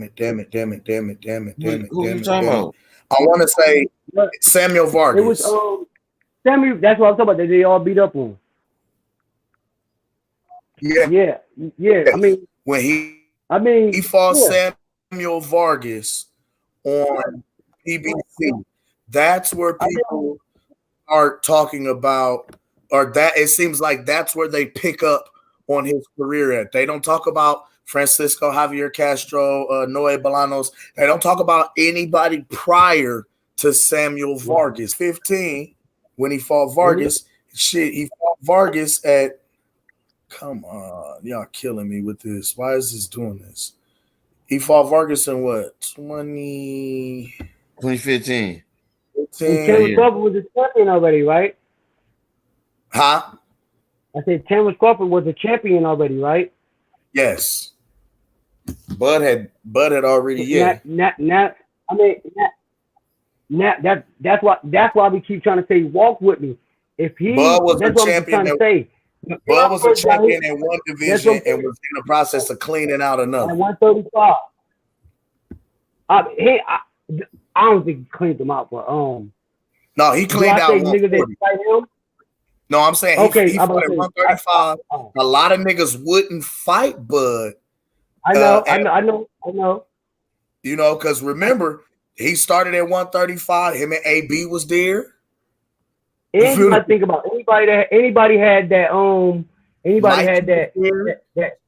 slick Floyd Mayweather style, and they was young and they was knocking niggas out. Yeah, like they wasn't stupid. Chocolatito was there. Why you think Sean Porter got all them dudes on his resume? I'm talking about Devin Alexander. Why do you think? Because they thought Sean Porter was sweet. Yeah. So they was giving Sean Porter a chop at the bit. When they don't think you sweet, they ain't gonna give you. You know what I mean? If they thought Terrence Crawford was sweet, man, they would have jumped all over. But they seen it. But a lot of the guys knew Bud from the Olympics, from being on the Olympic teams and in the amateurs, because they all came up together. Like the thing about it was, although Bud didn't make the Olympic team back in the 08 Olympics, he still trained with those guys and still sparred with a lot of those guys up there at the camp before turning pro in 08. I know this place. You know what I'm saying? Let me add some more food to the table. Let me put some more food on the table. Paul, what do you think about Tim Bradley as a boxer? Do you like his style or you don't like his style? Okay, now let me break Tim Bradley down, because I was going against Manny Pacquiao. I ain't gonna be long-winded with this part, but I was going against Manny Pacquiao over on Tim Bradley. But I didn't like. I think it was more of I didn't like Tim Bradley because of. So I didn't ever get the chance to draw on him, because after that Manny Pacquiao one fight, I didn't like Tim Bradley. And as a real nigga, it took me years. I'm talking about it took me years, even after they fought again and all that. It took me years to go back and look at that first fight. And I ain't gonna front, a little bit in me was like, so what? Manny Pacquiao got it though. I mean, Manny Pacquiao got everybody believe that he was winning. Because I ain't gonna front. That first fight, Timothy Bradley was slipping out of some punches. He was slipping the shit out of them punches. And the punches that I thought was in live that was landing, but I didn't get a chance to draw onto him because I didn't like that they gave him the first fight. So I just left him alone. I never even thought nothing of him. I ain't gonna lie. Okay, so he was the dude I started to hate. Just talking about his style of fighting. What do you think about his style of fighting? You're not a fan of that style of fighting, am I? No, you can't see that. No, now you ain't gonna put me in one place. No, come on, man. No, because the reason why I'm asking. So let me put some context around it. The reason I asked is because you said you favor Earl's style over Terrence Crawford, and I can respect that, and vice versa. I favor Terrence Crawford's style over Earl's. The reason why I asked is because I wanted to know if you think that he's a reputable boxer, Tim Bradley.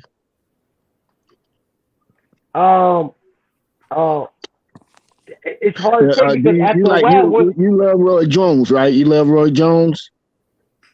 Yeah. That's one of your favorite fighters. So when Roy Jones said, validates Terrence Crawford. Okay, go ahead. No, I'm about to say you can't. You see, look, none of y'all know why I like the Roy Jones. It wasn't. It was the way he was hitting dudes. It wasn't.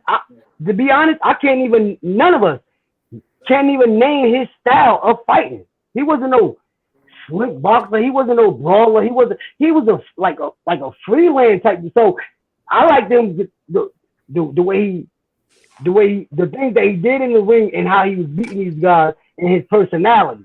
And plus my mother from Pensacola, Florida. So it was a lot that went into Roy Jones. But I get what you're trying to get. I get what you're trying to go at, because I don't care. None of us, all of us, can sit right here and say this person said that Terrence Crawford beat this person. At the end of the day, when they get in there, I'm going to think the way I'm going to think. You're going to think the way you're going to think. Either I'm going to be yelling at the screen, or you're going to be yelling at the screen, or we both going to be yelling at the screen. Like, this is a hell of a fight. That's all. Hey, Carl. So let me ask you this. this. Let me ask a couple. Can I just ask him this one question? Because he says he's a huge Roy Jones fan, and you can't tell me the name of Roy Jones' fighting style, because he said it all the time growing up. I mean, coming up. Sure did. Look. What is it? It's called the chicken coop. It's called the chicken coop because he said he always used to look at this rooster in his. Roy was chasing. Roy was and then he's lying. Oh, no, Roy Jones is trying. No, Roy Jones. I'm saying.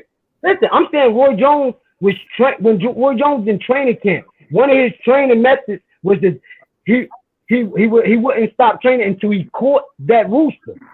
And you know how hard it is to catch a rooster on foot. That was one of his training, and it wasn't it was a whole bunch of things that he did. So that wasn't just no thing that he did all the time. But I remember one of his training camp. A whole bunch of things. I'm not looking. But I get that. Of each thing I just said. I get that. His style when he was constantly asked at the. I forgot who the fighter was, but they shitted on him, and then he came back and I get it across the ring. He was like, "What is that style?" Look, I get it. He said, "It's called." It was. That was Griffin. His rematch was Griffin. Yeah. So he was calling it that chick. All I'm saying. All right, but all I'm saying is that at the time he just gave us that name, right? So how did you call it that before he called it that? He was saying that long before then, because that's how he would knock niggas out. He'd do that front lead step, and then spread his arms, and then do that kind of lunge and hook them, and wow, knock the shit out you. All right. So I'm still going back to this. So you were saying cover my demonstration. So go ahead. Right. So let me I ain't gonna lie to y'all. I'm on BoxRec right now, right? And Errol Spence has 28 fights, including the Yordenis Ugas fight. He has 28 pro bouts. He's undefeated in all 28 pro bouts. However, you do not see anyone begin to highlight his career until the launch of PBC February 11, 2015, when he fought Samuel Vargas. That's 15. That's his 15th, 16th fight. So we only see Errol Spence's last 13 fights out of 28 be highlighted, and those were at welterweight. Also, and let's be real, he fought 14 fights at super welterweight or at a catchweight, whatever you want to call it. It was bigger than welter. And then he came down in his campaign for 14 fights at welterweight. Now, what I was saying to that is, in 14 fights, he could have won a world title. In 14 fights, he could have cleaned out the super welterweight division. Why did he not acquire any accolades at super welter? Catchweight or no catchweight? Why? Cam, don't forget after he beat Kell Brook. He offered him Miguel Cotto fight at 150. I was just about to say, hold on. Yeah, thank you. That was my next. That was my next thing. Because remember, he has 28 pro bouts. He didn't win a title until he was second. Huh? In the Timothy Bradley fight, he got offered. He got offered it. Y'all got to think about he was Timothy Bradley mandatory. Now listen, that was an early Errol Spence. Just like it was a such thing of an early every boxer Floyd Mayweather took off. Yeah, because we all that's a Early different Floyd thing. won a belt. Early Bud won a But- belt. Early Tank even won a belt. Like That's what I'm saying, and I get that. But all I'm saying is that look whatever we going up and down. This ain't even early our era no more. This is Lomachenko social fought media. for a belt. Like, come on. Early Roy Jones won the belt. Early Roy Jones won a belt. Hell, And you Rolly is finna fight for a belt. And you just asked me, look, check this out. And it's crazy. And you just asked me, why wasn't Errol Spence? What? Why didn't he acquire any other accolades at super welterweight before moving down to 147? Because he was making. I want to know. Look, check this out. See I don't get it. How you just be honest? How you expecting for me to answer that? That's no. So we're going back. The whole thing is. I get where you coming from with that, Carl. I respect that. I respect that. But hit me out. I know what you're saying, G-Body. I get it. I don't know nothing about nobody like. I have to ask you questions as a boxing fan. Wait a minute. Let me tell you where we're going with this. Hold on, y'all. We can't be jumping the man. Relax. We got. No. I'm not trying to jump on. Make up some shit, but I mean, go ahead. I'm here. I don't feel like I'm doing it's all good. Hey, he lucky he ain't on B-Max show, man, because we in a hole. I'm going on anybody's show. I'm staying my ground. Listen, if you ever follow us on B-Max show, the Back Mob, and Mr. Warren says, listen, we need to go outside in the backyard and have this conversation. Yeah, let's get the plastic. Don't go. Don't go. Yeah. He starts No, Carl. Don't believe him like that, Carl. I'm gonna be your friend. I'm gonna be your friend, Carl. I'm plastic out. I'm joking. He'll come back in. No, he'll come back and be like, we go back to. Let me go back to this. We're going back to the reason why we feel that Terrence Crawford legacy and that he's a future Hall of Famer. Not only that, but the fact that his hand has been cemented into a casket by those that's above him from Mayweather, Roy Jones, Tim Bradley, Bernard Hopkins, Tony Tarver, all of them all agree that he's a Hall of Famer based on his resume and in his right now. All we're saying is we believe. I'm not saying that Earl can't be a future Hall of Famer. I'm not even suggesting that. I'm saying that he's been he can be a future Hall of Famer at 147 had he not had the roadblocks that he had by his promotional company. Because let me ask you this one question. What is you guys best fight? When he beat Sean Porter. He didn't beat Sean Porter. So you wouldn't say Manny Pacquiao would be his best fight? Some people will argue that he beat Sean Porter and Sean Porter got a Christmas gift. Man, he beat Sean Porter. He beat Sean Porter. I leave it at Sean Porter then. I leave it at Sean Porter. His best fight is Manny Pacquiao. He convincingly beat Manny. So let's leave it at Sean Porter right quick. I leave it at Sean Porter. We saying best fight. We saying best fight. Is we saying the best performance, or we saying the best name that he fought? Because it's a difference. Right. What would be his Like, but you got to put it in context. You saying it's okay? So who would you say would be his best win? Let me say it that way. Who would you say would be his best win? Manny. I mean, we got to say Manny. If you'll be a dummy, if you okay.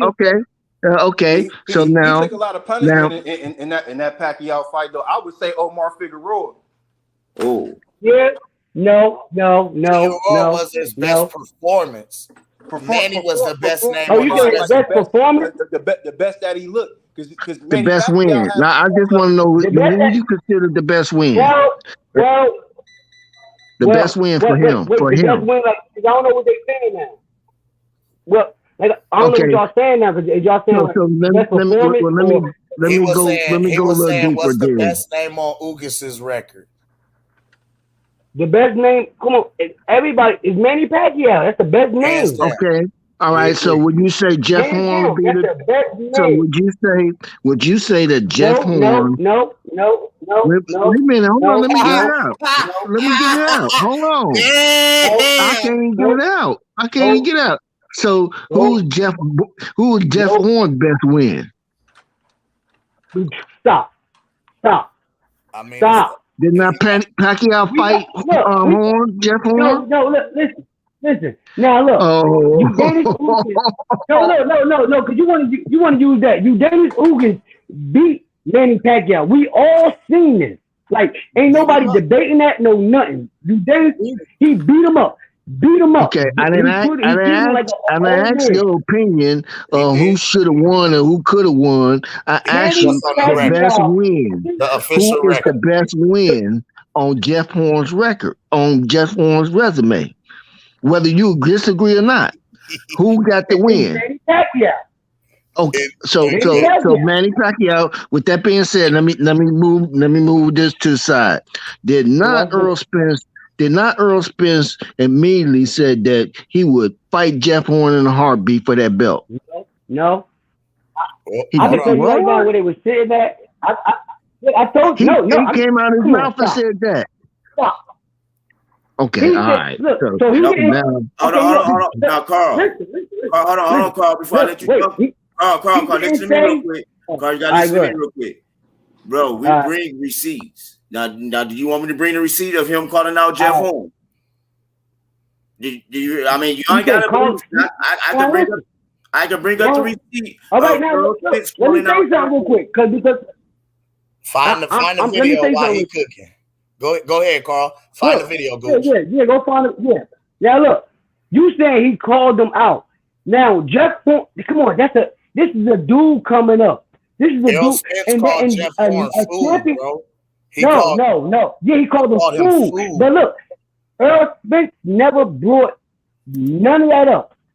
They threw that in his man's face. This man is a competitor. Just like they brought Bud up, right? Now, y'all can sit and try to say like it was Errol Spence and it was Terrence Crawford. It was Bob Arum from the beginning. But then Bob Arum tried to clean it up. And now remember this, Bob Arum just came out. Why all of a sudden Bob Arum come out after Terrence Crawford leaves? It says that now on video saying Terrence Crawford never asked for none of those guys. Now I don't believe that. Not a little bit. But why would Bob Arum do that? Because he been shitting on him since day one. We shouldn't even have been past the point. How come Errol Spence could go how come Errol Spence go over to the UK and his name just started going off the wheels? Like we talk about real boxer fans started knowing him because the people that he had backing him up. And Terrence Crawford go do the same old thing. Even his was more because his was even better because he looked younger. He looked like he never been in no environment like that. Even though Errol Spence did too. It just his looked it. And then the fact that it was first two, it was Bob Arum. So it don't matter what we say. Bob Arum did not want to. Huh? Didn't Bob Arum tell Errol Spence to his face when they was backstage or whatever, and he said in the best 2018 thing you could do is stay away from him, far away from Terrence Crawford. He did tell him that. Yeah, he told that man. Now listen. He told that man to his face. He was right there. All his people was there. Listen, but maybe you putting too much thought into that though, like too, because Bob Arum said that. Yes. No, all I'm saying is, look, if a promoter told you that to your face and his fighter was right there, would you think the audience or anyone who would see that? Look what he said. would read too much into it when he's telling that man, your best bet is to stay away from him. And then a little before that, you saying Sean Porter's an easy route. Now watch this. Look, you just said clean up my side of the street. Obviously, he listened to Bob Arum. Now listen, he said Bob Arum tried to sign him, right? So we already know these young guys coming up, they going what they think is the best deal. Whatever. I don't care who making what. I don't care about none of that money. But my whole thing is, if we gonna overlook all that, acting like that didn't mean nothing, that just showing me that it's more than just a boxing match to some of y'all. To me, like I said, if they fight, if Terrence Crawford get knocked out, Philly, and I'm gonna be souped up a little bit more, yeah, because I fuck with Errol Spence. If Errol Spence get knocked out, would I be mad? But would I still come on the same channel here with y'all and everything and kick it like it was just yesterday? So I'm not putting that much much thought into it. I did the same thing with Wilder. I argue with every last one of them UK channels out there when they was talking about the second and third fight with Wilder, and I said, listen, the third fight, if I don't see the improvements that I need to see to let me know that Wilder can actually beat this guy, then it is what it is. Right. I'm a fan of boxing. Right. I'm not a fan of any fighter. I know as a matter of fact, if Terrence Boyd Crawford stays in the game too long, there is going to be a young lion that's going to sit him down and probably stop him, because it happened to all the greats. Sugar Ray Leonard stayed too long, and it happens. It happens to all the greats if you stay in too long. But you can't say that really, because, like, let's be for real about it. We talking about let's look at some of these. Could we say B+ fighters? Do we think anybody B+ fighter right now could fuck with Floyd right now? Real match, a real fight. Hell yeah. You don't think so? I'm talking right now. Yeah. I'm talking beat him. Yeah, there'll be some B+ fighters that'll you gotta understand how fast boxing moves. Like, these young niggas I get it. They exceeding the learning curve at an accelerated rate. At an accelerated rate. You feel what I'm saying? So yeah, we know people like Errol, Bud, Floyd, Pacquiao's like they the apex. They the apex fighters, but there go my guy. Hold up. My guy just fled in the ring. The third edition to the Apostles, fresh out of training himself, the young light heavyweight switch hitter from B&B Boxing himself. Y'all make some noise for young Sugar J in the building, man. What's going on, Sugar J? What's the deal, baby? What's good? How you feeling? Sugar. Good. Well, while we waiting on Sugar, hold on. I got something for y'all. While y'all waiting on Sugar, what does it say? Oh, pull that up so we can see that thing. Yeah, pull the video up so we can see that thing, man. Roll that beautiful beam footage, man. What? Or at least let us hear something, man. You want to hear it? I ain't gonna show it. I'll let y'all hear what it. Is that? No, I'm about to let you hear it. No, I'm gonna let y'all show it. We do not own the rights. Now, this is when Errol Spence calls Jeff Horn fool, watching him fight. He was watching him fight. Hold on. Just watch. Okay, your word is bomb, bro. Your word is bomb, man. Your word is bomb. I want the winner of the. What did it say? Of the next fight. Many fights I was going to win, of course. I take massive confidence from this fight. I believed in myself before, but now that I've done something like this, Pacquiao Mountain, which is I like to call it, but now I've got to look at the other guys that are up there as well, which is Keith Thurman and Errol Spence. They're two targets, I guess, on the list as well. What did you say? He'll take on all them guys, right? No, so listen. Now, can we get the Errol Spence? You're giving you guys credit for the argument. The argument is my mind ain't gonna think. Come on, man. I'm not going. No. Hey, hold on. Let Sugar J cook. I'm not saying there's no credit, because there's always credit. I'm not saying there's no credit, but come on, man. Hold on, let Sugar J cook real quick before we go back to open panel. All right.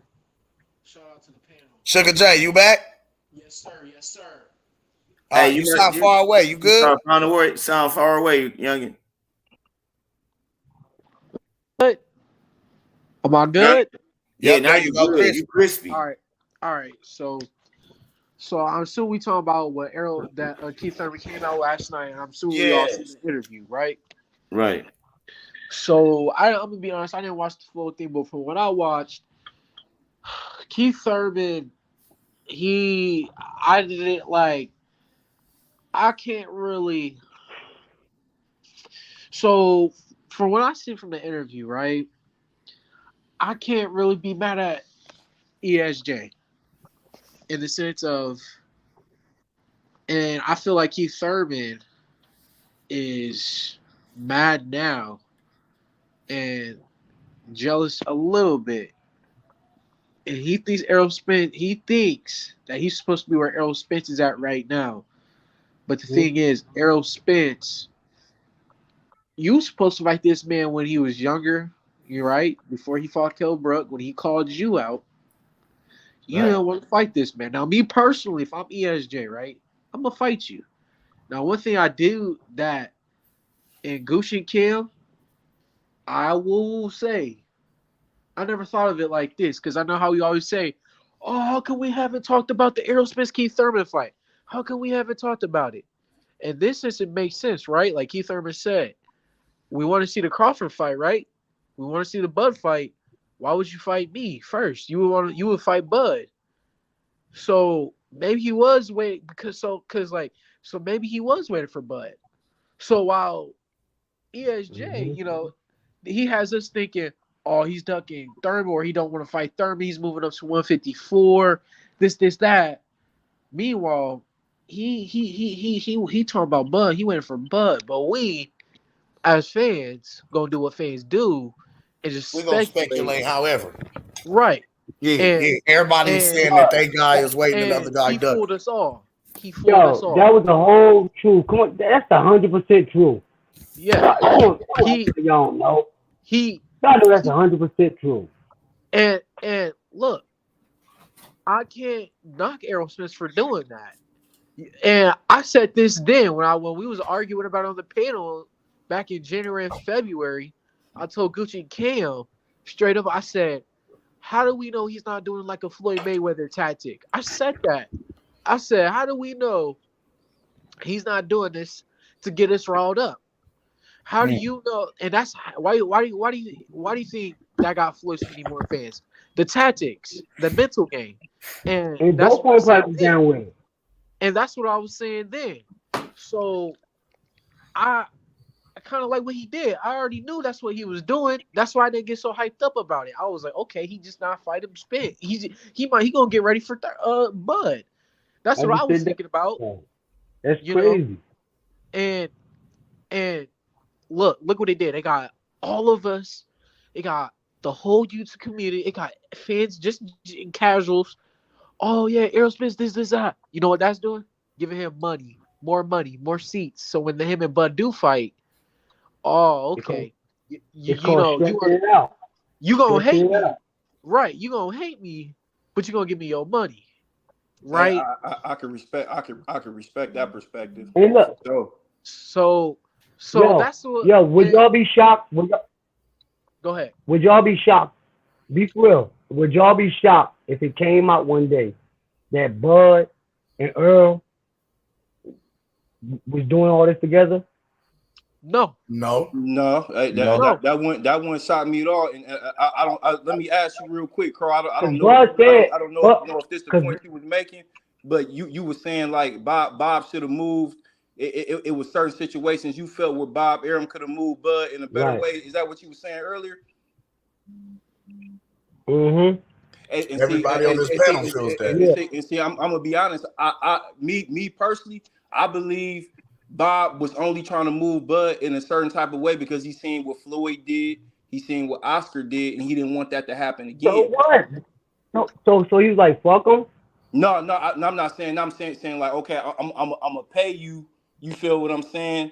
And then I'm gonna tell you that I'm trying to make these fights or whatever the case may be. But on the flip side, I'm not gonna go about it the same way with the same villa that I really should be going about it. You feel what I'm saying? And then the reason I believe that is because you coming out in the media and you saying something against and you speaking out negatively against one of your top two fighters because it's Bud and then it's Lomachenko. You feel what I'm saying? Like they the reason why they got the business going over there with ESPN, and ESPN is carrying boxing for them. You feel what I'm saying? Right. Because you got Lomachenko, you got a 2-time gold medalist over there. You feel what I'm saying? You got they trying to move him at an accelerated rate, and then you got Bud. It's just the thing is, Bud was a wild card. They called him on a 10-day notice to fight Prescott knocked Amir Khan out. They didn't think he was gonna go in there and put in work the way he did. And once he got his opportunity, after Tim Bradley put the word in, it was up from there. You feel what I'm saying? So they seen the progression. So on the flip side, I'm thinking, yeah, Bob trying to make sure that the same thing that Floyd and Oscar did, which inevitably became his competition. He don't want Bud to do that because you got a skilled fighter, athletic, and he got the knockout power to go behind it. So it's clear to say that he held back Bud career. Because how I see Bud. No, you can't. No, nah. But I said, is it clear to say Bob Arum held back Terrence Crawford's career? Hell yeah. Why would you say that? I disagree. I disagree. Over what he just said. Let me put my rebuttal on that right quick. Okay. First of all, how was the payers getting paid on PBC? None of us know. It was already known that they was getting locked back in and stifling. It's documented. It's well documented through other boxers, from Wilder to Broner, all of them, right? Yeah, but Broner also came back out. Let me finish. You get a contract with ESPN guaranteeing Bud upfront money for every fight that he get. The only thing that really broke that contract and that trust was the fact that Bob didn't honor the fact that he didn't get the fight that he wanted with Earl or Manny Pacquiao. Outside of that, Bud was getting paid more than every welterweight. Upfront money. Bud was the highest paid. He got a better contract. The highest paid. He didn't get a better contract. After, Manny and Floyd left.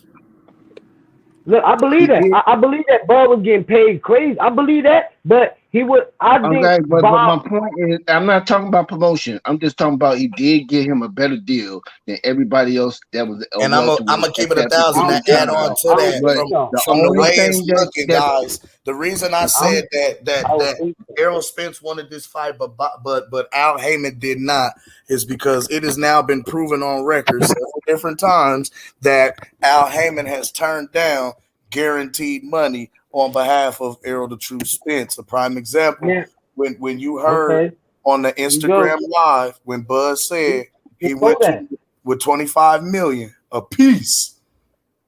That's 25 mil a piece for guaranteed for me and for Errol. And Bob told him, I'm not letting nobody touch this fight, which was a way. Now listen. Al told him I'm not letting nobody touch this fight. Now the thing about that is because what I feel is Al doesn't feel as though Errol or Bud are worth $25 million a piece. And that's a lie. Yo, that's 50 million up front out the door. Look, on some real shit, if you came to me, I'm talking about, say if you my right-hand man, I'm talking about, I know you since we was in diapers. You my right, I trust everything you got to say. Oh, why ain't you gotta go that far? You my man. And real niggas recognize real shit, right? You come to me, because now if you're gonna say that part, you gotta say everything then, because he also said himself that Errol Spence asked him where the money was coming from. So if he asked him where the money come from, and then you want to tell me somebody got 25 mil to give both of us, and I asked you where the money coming from, and then you not sharing that with me, like I'm thinking you just talking. He did share that. He shared that information. But he just never shared that but information you don't publicly to us, the fans. see. Can we say that? See, that's what we think Yes, probably, that's the or purpose. some people That's what don't. I'm saying. Let me I don't think. explain that I to you, don't think. Carl. That's the purpose of a hedge fund. A hedge fund business is a private organization of people can pool their money together in a hedge fund. So you can know the name of the hedge fund, but you may not know who privately owns it. No. Now, the thing of it is, Not even that far. the reason he did not speak the name of the hedge fund publicly was because he could speak on certain aspects of it, but not disclose information for breach of contract. Meaning, if I speak these people's names, I'm going to breach the contract, fuck around, be liable for whatever they had going on if it doesn't happen now, and they'll never do business with me again in the future. That's why he never spoke the hedge fund name publicly. But the one thing that he did say was he told Al, they know who you are, and Al knew who they were. Man, it's gonna hurt you. See, that right there what got me. That right there is what got me out of that. Let's just throw everything away in that part right there is what got me. If these guys know Al Heyman don't. Terrence Crawford and him is not on the same level when it comes to money. We all know that. No boxers out there. We talk about for real. If these guys know Al Heyman personally by themselves to make this fight happen, why did they have to reach out to Bud? But they know Al Heyman personally. Bud was independent, man. Bud was an independent contractor, bro. He wasn't. Bud wasn't signed to anybody. But so Bud. why mention? Let me. All right. So why mention? So why mention to Al Heyman that these guys know you? So why mention to Al Heyman that these guys know you? Why? Okay, if it's just your private West Coast, you going the route you going, and you can get this money. Okay, up. listen Listen to your he question. didn't say none of that on me. Hold on, listen to what you're asking yourself. So why would he tell Al Heyman what you just asked, right? No, I said why? Okay, you said he told Al Heyman these guys know you, right? Why tell Al Heyman that? So Al Heyman can reach out to him. No. Now look what you just said. So Al Heyman could reach out to them. So why didn't they reach out to Al Heyman? So because Al Heyman's the A side. Al can verify the funds. Al Heyman's the A side. Look, Al Heyman the A side. Al Heyman has to reach out. You do understand the A side has to reach out though, right? All right, so who is the head? Hold on. You just asked a question. I'm letting you know. So if he got 50 million, the A side got to reach out to the 50 million, bro. All right, now listen to what you're saying. Who is the hedge fund? I'm just asking that question. Evidently, Al don't know. That's what you're missing, bro. That's what you're missing. Al knew who the hedge Listen. Al knew who the hedge fund was. On record, publicly. Okay. On record, nobody publicly was supposed to know who the hedge fund was. When he negotiated with Al, he negotiated with Al privately behind the scenes. Meaning, from one independent contractor to the owner of the company, you're able to discuss those types of specifics because it's confidentiality, it's business. You don't go on public record and speak on the name of a privately owned hedge fund for private business. Not telling Al Heyman and not telling Errol Spence. Not telling Al Heyman and not telling Errol Spence who the hedge funds was. That's part of the. That's what you're missing, my nigga. That's what you're missing. That's what you're missing. He did tell Al and Errol the hedge fund. He just didn't tell us, the public. Oh my God. Bro, he didn't even tell us that he told them who was the hedge fund. Yes, Carl, he did did. you know tell us that that he told 99% them who of was the hedge hedge fund. funds are publicly traded companies? So he didn't. No, Bro, no, okay, no, okay. no. Listen how he told He us. said, no, he said you Carl, guys know you. young man. Listen, I gotta I'm break this listening. down to you. I'm listening. Listen how he told us. He told us when he talked to Al, and then he told Al about the hedge fund. He said, Yeah, I got he didn't. 2 hedge fund companies with 25 Nah. million apiece. They know you. And they claim they know you. He said he and did they claim business that, with them. They He claim said they know. he did business with them in the past, so they know Al. Al knows who they So are. do you think? Okay, now I need you to use your common sense, young man. Wait, No. I need you. Okay, now look. You said That's you was what gonna you just listen. said. Use You my said you was common gonna sense. listen. Look, You said just you was say- gonna listen though. Yeah, And you're but not you telling listening. me. He said You're you. trying to. Oh my God, man! There's no way. Hold on. Well, Go listen. ahead. Now, can you listen? Now, can you listen? I'm listening. So, if they did business together, you don't think Bud just gonna go in there and say, you did business with these 2 companies and not gonna tell Al who the 2 companies was? Now, this is what you just said, right?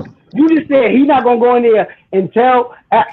So why did Errol Spence say who is the head fund? Now you want to go that route? Why did Errol Spence ask the question then? Because if Errol was trying to get the nigga to breach the contract. Hold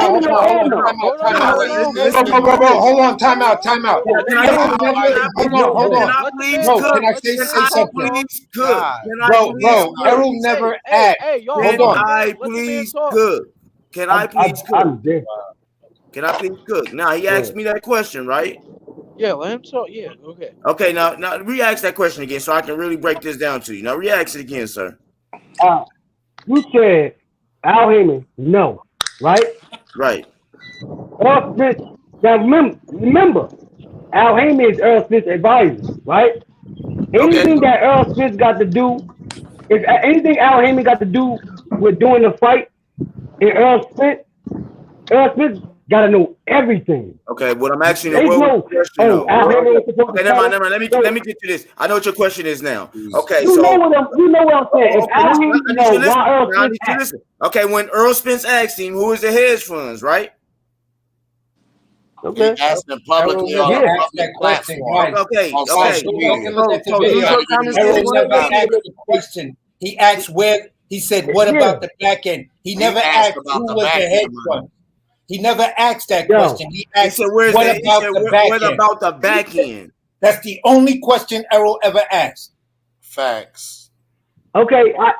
Look. So come out. So that wasn't on social media when he said something about can't trust every money, some shit like that. That wasn't on there.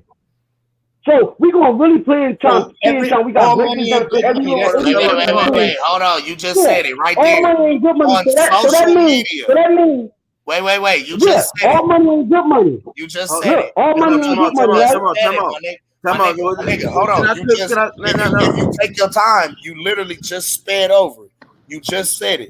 I know, but then Errol Spence say that when they asked Errol Spence who he was getting interviewed about, and they asked him, did he know who the head funds was? When he started talking about that he didn't know that Terrence Crawford was going, he said if he would have told us, I'd have been cool. Go ahead and get your money. Now wait, time out. So in that interview, and look, when y'all could go look that up then, because in that interview when they brought up, in that interview, even then he even asked him. He saying that he don't know who the hedge funds were. So my whole thing is he don't know. He never said that. He didn't say he didn't know who the hedge funds were. Go look at the video. Go look at the video then, because y'all break it every little tiny thing like not even on common sense. If a nigga tells you publicly, like I just told you publicly, we cannot speak on the owners of a privately owned hedge fund company business publicly. The last thing I'm going to do is get on a public social media platform and blab out the name of a privately owned hedge fund. But Carl, and everybody on the panel. Hold on, let me say this, Carl. Let me say this before you ask your question. Did Errol or did Errol not tweet the $25 million was for you? So that means he knew. Oh, you know why? Because look. Listen. All the details. Now look, everybody know boss moves until boss moves get made, right? Because like we know, and we all know what Errol Spence is talking about. That's your way of getting what you want. You want $25 million. Wait. You wanted 50-50. Terrence Crawford said that if they make their money back, we split 80. So everything was gonna be 50-50. So that's why Errol Spence said No, it wasn't. That's not out. Hold on.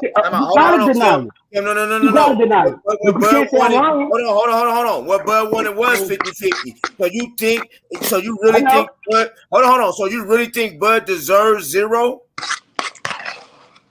You think you really deserve it? You think they both deserve 0 guarantee? What the hell? Just take it back in. No. Who said that? Listen. Now about the gap. See how everybody jump off the bench. See, stop. Look, I'm saying the 25. I think whatever they negotiate, they negotiate. Some way, somehow, they got to the 35%. Terrence Crawford and this is why I don't get about. And I ain't gonna say his fans. I'm gonna say the ones that act like they don't understand nothing. When Terrence Crawford, look, I can't see how y'all just gonna get it. No. So, because this is where we about to go. I got it.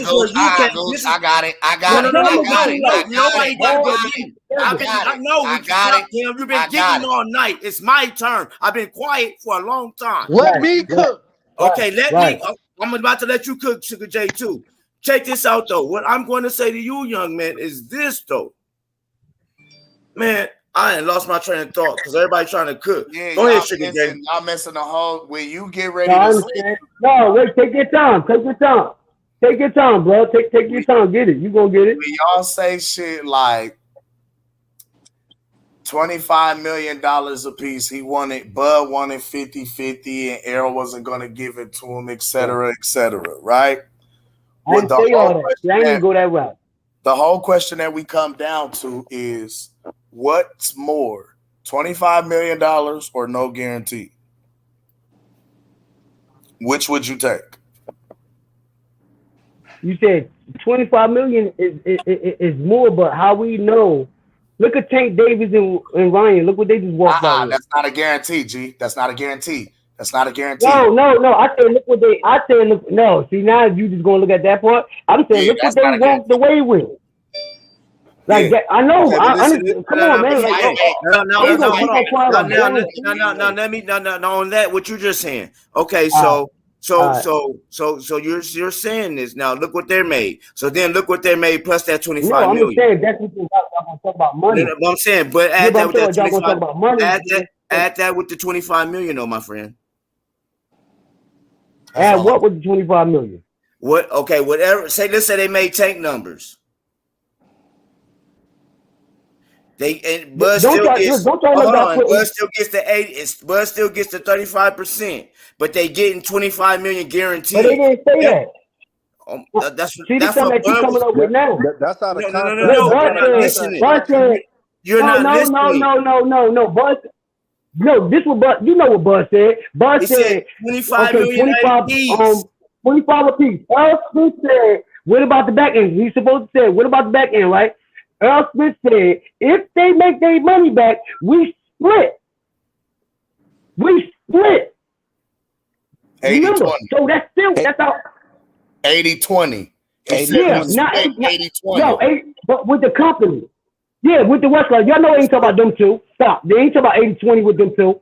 Bud ain't gonna get on camera and say the company was gonna make the cable network was gonna make 50%. You know what we talk about 80-20, like Errol Spence and Terrence Crawford get the 80% and they get the 20%. We know what that. Come on, we all know. No, but once again, hold on, listen. It's not about the money. Listen to what you're arguing, though, my friend. What we're saying is, I'm not arguing. I'm answering everything y'all saying. Okay, so which one is better? Is what I'm asking. Which one is better? Asking the question. Which is which better? one is better? $25 million up front, and then Whatever the pay per view the 80%, or you get zero guarantee, or you get zero guarantee. But that's added. See, look, with the 60. But that's adding. That's adding something that.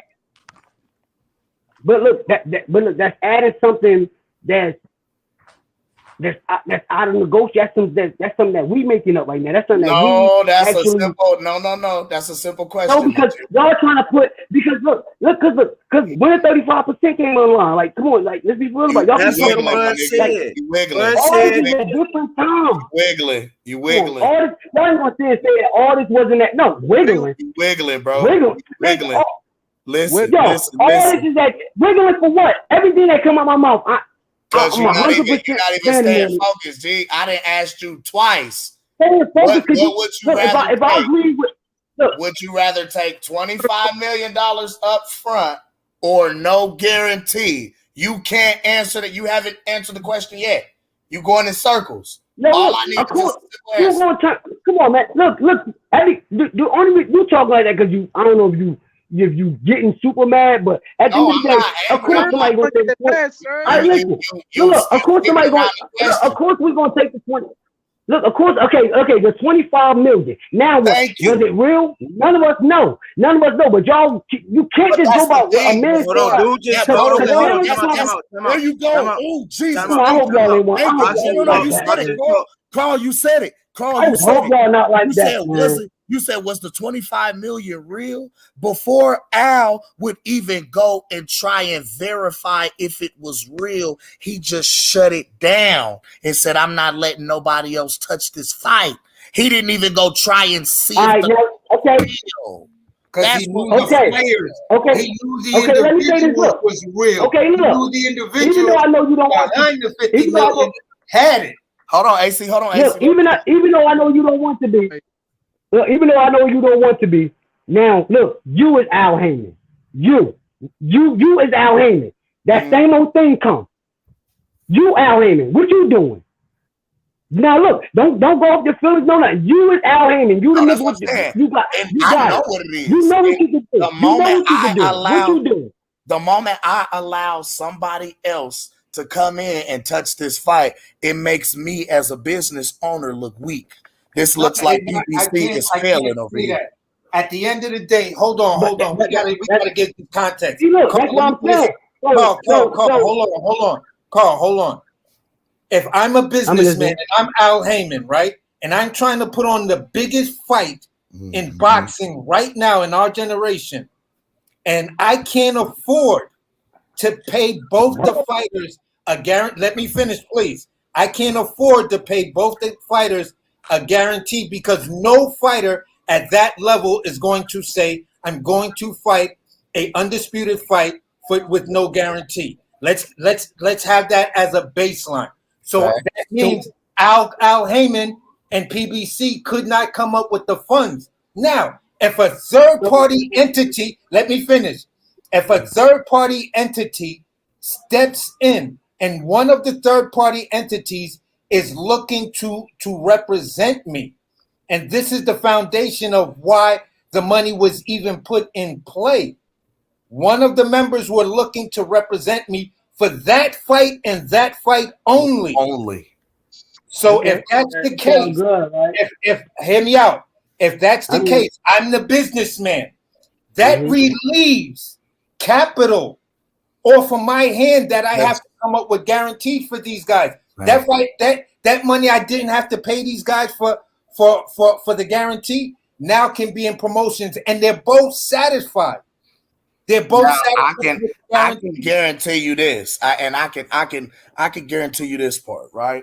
One thing we know is Al Heyman does not put up his own money. He uses network. He gets it all from hedge funds. Yeah, he uses network money or he uses sponsorship money. Yes. We know he uses his network budget or sponsorships. He don't use his own. All right, but where did that come from? And knowing that. So why you still had the balls? Why you still had the balls to turn it down then? If it's all that gonna make out for him too. Because we gotta make 50 million before we start making any kind of money. That's how Al was looking at it. Al didn't understand that money had nothing to do with the fight. It only had to do what the guarantee for these guys. They could have written it off as an easy They could have sponsor. wrote it off, but Al was speaking along the lines of, we got to clear $50 million before PBC starts to make any kind of money. We got to clear $50 million to pay these And like I hoes said, back hold and on, get them this out is- our pocket. And this is where I was going to end it off. Hold on, this is where I was going to end it off. And this is where I was trying to ask you the question. Hold on. This is where I was going to end it off. No. What? No, it's not even that he was gonna fuck him over. That's It's how they just gonna fuck Al, over. It had nothing to what do we with saying that, is, bro. hold on, G-Body. This is what we saying. It's not that we were saying he was gonna I fuck know. him over, but what we saying is, with this streaming age, it's not a guarantee that that fight was gonna do super crazy numbers like that. So let's Exactly. And say the only thing I wanted to add on to it was Only if you at that believe. particular time, Errol Spence was in no condition to get in the ring. Okay. So this is why you got to How you understand the main reason why Al turned that fight down, because Errol Spence was in Disneyland, not in the gym. So wait. Errol Spence is in Disneyland for his daughter's birthday party, right? Errol Spence was in Disneyland, but when you seen Errol Spence sitting on that bench, because we ain't gonna go about because everybody wondering when he wasn't in fighting shape like he is right now. He had no pictures of Errol Spence in any gym whatsoever. We saw Fat Errol. Rick Morton, he was supposed to be in shape. All right, you seen clothing. Look, you seen clothing. You seen a whole outfit. Look, you seen a whole outfit. now, Okay, but look, so he blew up. Errol's own words. He says he blows up after fights. Okay, look. So you gonna tell me from that picture when he was at Disneyland with his girl? He was 170 then. So Errol Spence is just sitting back eating. Yes, he says that. He says after every fight, So he why goes was on they vacation. Did you see Earl last interview, sir? He blows up to Did you see the 185. interview with his, interview with his girl? Y'all ain't gonna. So Bro, you said Errol Spence. wait. Did you see? Because we really watch boxing, G. Did you watch Errol's last interview on his girl's podcast? I watched the whole thing. Yeah, the whole thing. Okay, did he say he blows up to 190? After every fight, he Not goes after every out. fight, come on, bro. He said in between fights. Like, come on. So now we don't know what in between fights mean. Like, we ain't talking about every single fight, bro. What does that mean? He said in between every fight. He said in between fights sometimes. Let's not use the word sometimes then. He said in between fights. He did probably say sometimes because he was saying it like, I go up and wait some time. I had to work all that off. That's when he said he had the frustrating camp. Yes. I get all that. But if this guy had so much fat camp and he was drunk, look, a lot of people call this dude a drunk. They say he's fake. I heard somebody even told me that they wish the nigga died in his car accident on my soul. No, that's on my fucked up. I kids. don't wish death on nobody. No, But I will I'm say talking about. I'll say this stuff. All I'm saying, like, if this dude a drunk, a fat dude that be coming in to get down but always make weight, what do that really make Kell Brook? What do that really make Sean Porter, Danny Garcia, Mike? Like, soft. That makes them, that's what I'm saying. That makes them real soft. Look, that makes them real soft. So that means, look, that's what I've been saying. What I'm saying. That makes them real soft. That's what I've been saying about this. Because about when they say Errol Spence, these new fighters, these niggas that's are what soft. That's what I'm trying to say. If Errol Spence is drunk and he beating these guys like this, what do that really make them? Shit, Oscar De La Hoya did it. No, I'm talking about. Hey, look, you got. Oscar did it. Let me tell you where he's drunk. That's true. You gotta look at it like this: the drinking. Let me tell you where the drunk shit came from. Once you make that scale and you make weight, it is what it is. Facts. Now, depending on how you lost that weight, and if you go deep into 12 rounds and you see the performance, then that's when you're gonna see like, okay, damn, it was something off in his camp. You feel what I'm saying? Or he got stamina issues, a la Caleb Plant, because Caleb Plant looks incredible the first 6 rounds of a fight. After the 6th round, he got like he needed an inhaler. Gas tank, swear to God. Come on. Gas tank. You feel what I'm saying? So you're right. Ain't nobody. So we're not gonna use that. That's why I give. That's why I give Earl. No, go ahead. We use what? What you talking about? That was just. I'm just saying. But anyway, look. That's why I give Errol Spence a lot of credit. Like, I never seen a nigga on some like on a stool breathing hard, and this dude don't even come prepared to knock niggas out. He come to try to really like, let me go 12.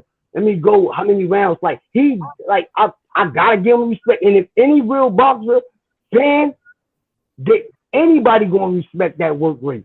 Do you know why he goes those rounds? Thing. Do you know why he goes those rounds? But how many people could go those rounds? No, I'm saying, do you know why he goes those rounds with all these different fighters? Well, Bud can go those rounds. It's not even about that. Knock him out. He has to gain experience. He needs more experience under the big lights. You got to remember, Bud was already a champion in 9-10 fights. No. 9, almost 10, 11 fights ahead, and a decorated champion before Errol. You know what I mean? You know what I'm saying? Game. So it's like. So you don't think one of them is?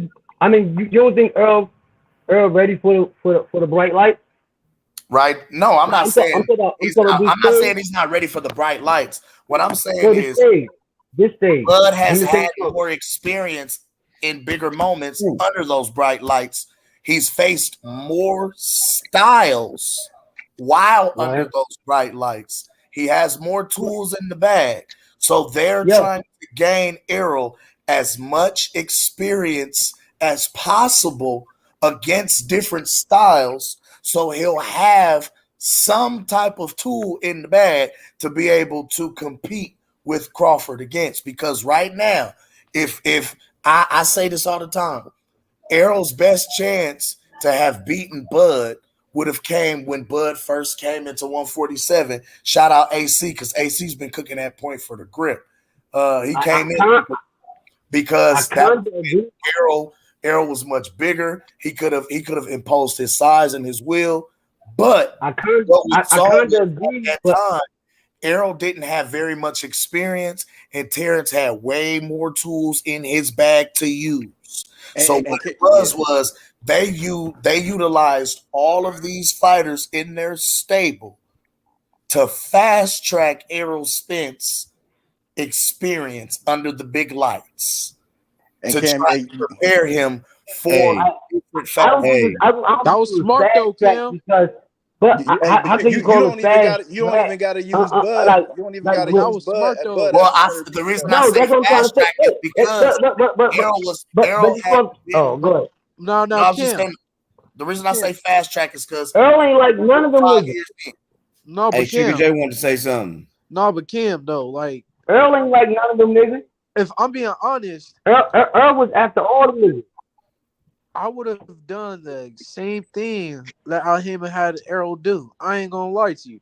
You having him fight because if the whole goal was to have him fight Bud, right? At the end of the day, for undisputed, right?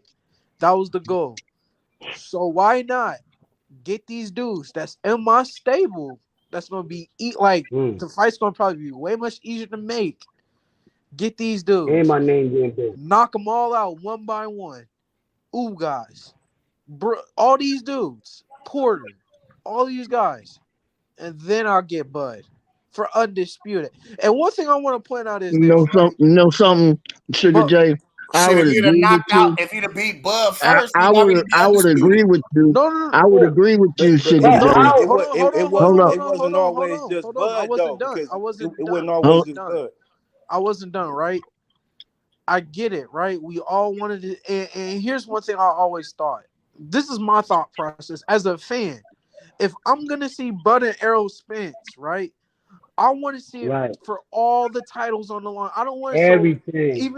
Even though we wanted to see the Bud and Errol Spence fight like 3-4 years ago, Errol didn't have 3 of the belts. Bud only had all the belts is on the line. So at the end of the day, right? Let's say that fight does happen. Let's say we do get what we want. All right, now we look back and we see, all right, Keith Thurman still, or Sean Porter, somebody holds the WBA or something, right? Manny Pack, you still got to deal with that. So, while yes, right? And if I'm being honest, me personally, I don't think Errol Spence wanted to fight Bud then.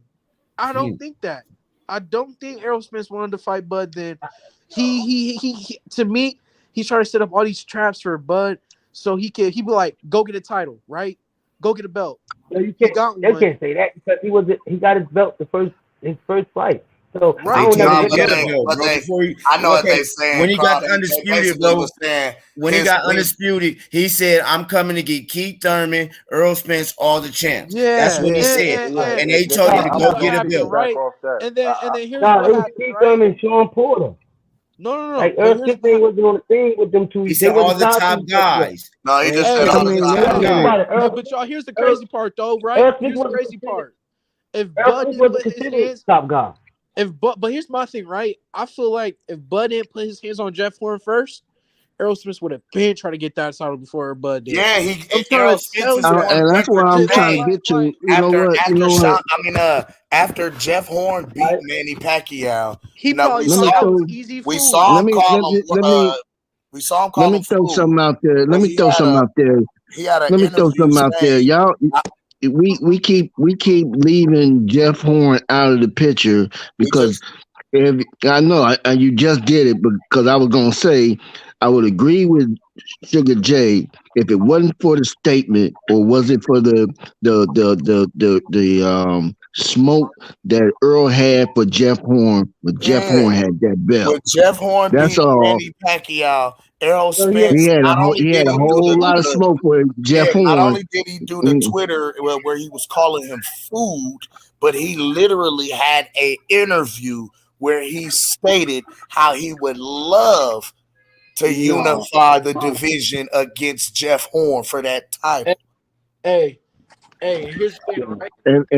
And everybody want to leave that out until the end. But Jeff Horn was. But Let Sugar J talk. Let Sugar J talk. How about that? Even with that being a fact, though, that don't hold no weight.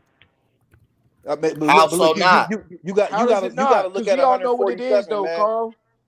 You got to look at 147. When Bud came into 147, Keith Thurman was the man. Like I got to keep it a bean. That was right. Keith Thurman was that guy at 147 pounds, but man. Keith Keith Thurman turned Thurman him was the down, dude. though. Earl even said that. But Earl was taking that to Thurman at that time. and this is the point. This is the point that I'm getting at. One of the reasons I feel Errol Spence didn't get that fight is because, just like Cam was saying, he needed more experience, because I don't think he would have beat a prime Keith Thurman. I'm gonna just keep it all the way. But Keith Thurman was putting shit down. You feel what I'm saying? Yes, he was. He was stopping shit. Keith Thurman was really the one over there on the PV side to take that mantle after Floyd. You feel what I'm saying? But he became injured, whatever the case may be. And then, you got Errol, the young guy coming out of the You feel what I'm saying? Keith Thurman. You feel what I'm saying? No. Keith Thurman was looking for the big fish at that time, was still Floyd Mayweather, and Keith Thurman focus was trying to get that fight. He didn't even care about anybody else, because he knew that if he got in the ring with Floyd, if you get in the ring with Floyd Mayweather, you was finna get paid big time. Yeah, and that sidetracked him along, as well as the injury. But the most important thing, matter of fact, I think he stayed. He claimed to be injured until he can see a way to get to Floyd, because he was still hunting down Floyd even when Earl was calling him out. No, he said, Keith Thurman said on one of the interviews today, he said the reason why he didn't get the Floyd Mayweather fight, they elevated Mayweather to super champion, leaving him the regular champion. Yeah, but because if you remember, Floyd had 3 of the belts. If he had a fought Kell Brook, he would have been undisputed in the 4-belt era. Exactly. You feel what I'm saying? Exactly. So there's a lot of guys who ducked undisputed in this 4-belt era. So Floyd I didn't ain't care never about say that. undisputed, but Shit, there was a bunch of cats that did.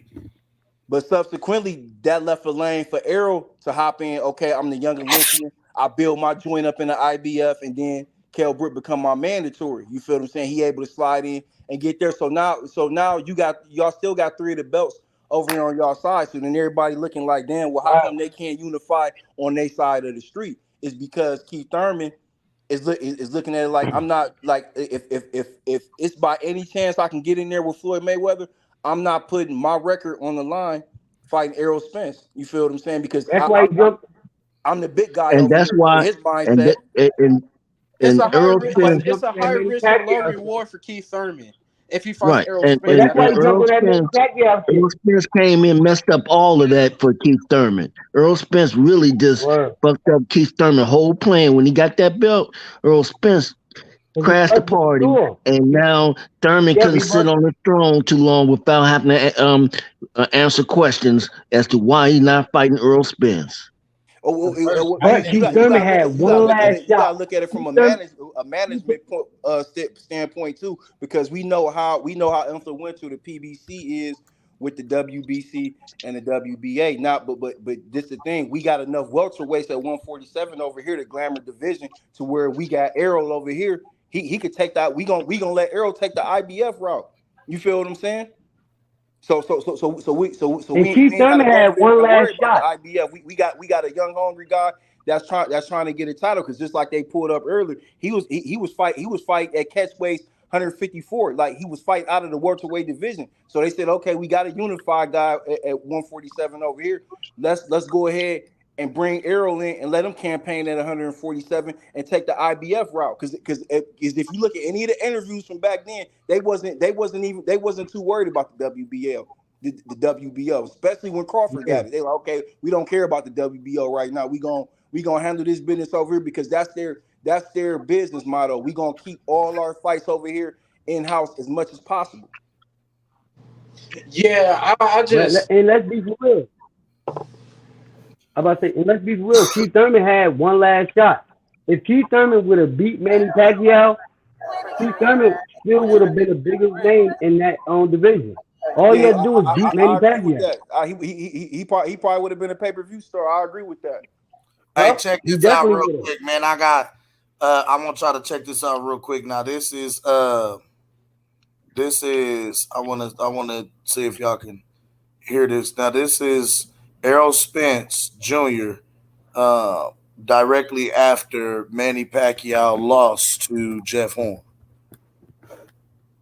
But you got to go to the part when they asked him. Don't jump onto where he just started talking. You got to go into what they asked him. Yep. We said to him. Errol Spence. What's up? How you been? Man. What you think of the main event? I think, Ron just didn't let his hand go. He didn't let his hands go, and Mikey just really technically sound. Man, you gotta stop talking about that dude too, man. You ain't talking about that guy. I'm not talking about him, man. Look at him. You know what I'm talking about. What's up? What? I don't know.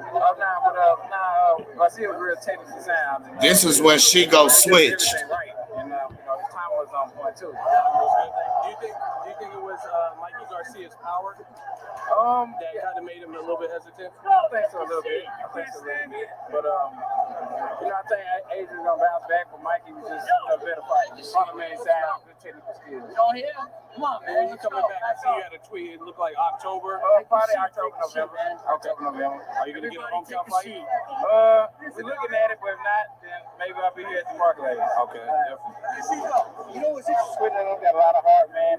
Everything. Mikey Garcia just fundamentally sound. Where the damn? That's gonna be a good fight. That's gonna be a great fight. I think Mikey Garcia, man, he's good, man. He got a lot of power, man. What impressed you the most about Mikey tonight? What impressed you the most about Mikey? I don't know if that fight could happen. Yeah, I definitely want to fight Jeff Horn. Jeff Horn call out. Is that something you were? Thank you. What do you think of the Jeff Horn call out? Is that something you would like? I'm with Earl right now. I definitely want to fight Jeff Horn. I'm with Earl right now, boy. I don't know if that fight could happen. If it's possible. I'm with Earl right now. Sacrifice. Jeff Horn. Listen to all of it. He said he would love to fight Jeff Horn. He said he would love to fight Jeff Horn. He don't know if Bob would be willing to sacrifice Jeff Horn like that. Because go back to the tweet. He's fooled. Everybody know that he didn't deserve that win. So come on, we got that. I said, let's think like regular niggas. How you think? If that was you, you be like, man. Hold on, so no. Now, okay, I'm glad you said that. My turn. I'm glad you said. Now let's think like regular niggas. Hold on, let's think like regular niggas. Ding, ding, ding. Hold on, let's think like regular niggas, youngin. Because it's like this. Okay, if you just heard this man, hold on, you just heard this man say he's gonna fight Jeff Horn, right? There you go. You just jumped on that part. How the conversation went? Oh, no, listen. No. Okay, so where's that same energy for Terrence Crawford? Where's that same energy for Terrence Crawford when you got his belt? Listen, you trying to put me down. Hold on, you're not letting everybody sit down. Listen to what he asked me. He's saying, Errol Spence said on the record he would love to fight Jeff Horn. So he said, where was that same energy for wanting to unify the division against Terrence Bud Crawford when Bud Crawford captured that belt from Jeff Horn after Keith and Errol both told Bud to get a belt first? That's what he's asking. Next thing you know, the other side of the street, he on the other side of the street, but Jeff Horn, he said specifically, no, you cap it right now. You said that he would fight Jeff Horn if Bob Arum is willing to sacrifice him. So hold on. So Bob came up with a sacrifice, it just wasn't Jeff Horn. And then next thing you know, it became the other side of the street. Come on, man. Okay, let me ask you this then. Okay. Hold on, let me ask you this. Can I ask you this? Good. Okay, let me ask you this. So how did you feel when they wouldn't even recognize Bud's belt? How did you feel about when nobody would even call out Terrence Bud Crawford though? All right. I can't see.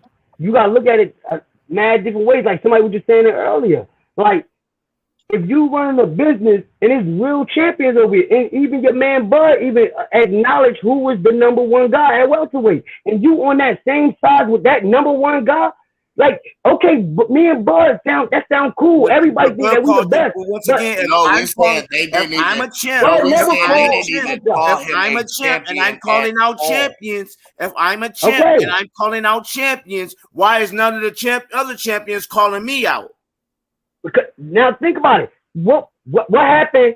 What happened? Even if Bud was called, let's just say Bud was calling them out. I'm calling out all the champions, brother. You a champ. All three of us on top is champions. If we call you out, you want to fight the champ, don't you? Hell yeah. Right. Okay, now so listen. why did not? Why ain't nobody calling Bud out? So in your opinion, why everybody called out Jeff Horn when Jeff Horn got the belt? Nobody called out Bud when Bud got the belt. Right? Look, that's a lie. You just said, look, they just interviewed this man, asked this man questions. It's not like this man jumped on the panel and said, yo, you know what? Come on, we got to think regular now. Come on. He did not jump on the panel. They asked him. Like, come on, anybody asks you a question, you're going to answer it. It's like, once again, though, you want to fight champions, don't you? Can I say you want to fight this? champions? Hold on. You're not answering that question, though. You want to fight champions, don't you? Yeah. So your champion don't want to fight other champions, though. Oh. Yeah, he want to fight champions. That's why he want to fight champions. No. Call. It would be one thing. Not current. Call. It would be one thing. He said if Bob Arum is willing to sacrifice Jeff Horn, he would fight Jeff Horn. Hear me out. Okay. Because you keep going to there's other champions on the other side. But wait a minute. You're not. Listen to me, right? You're saying that he had other people. He said he had other people. He said he had other people on the other. You saying that he had other people on the other side, and I give you that.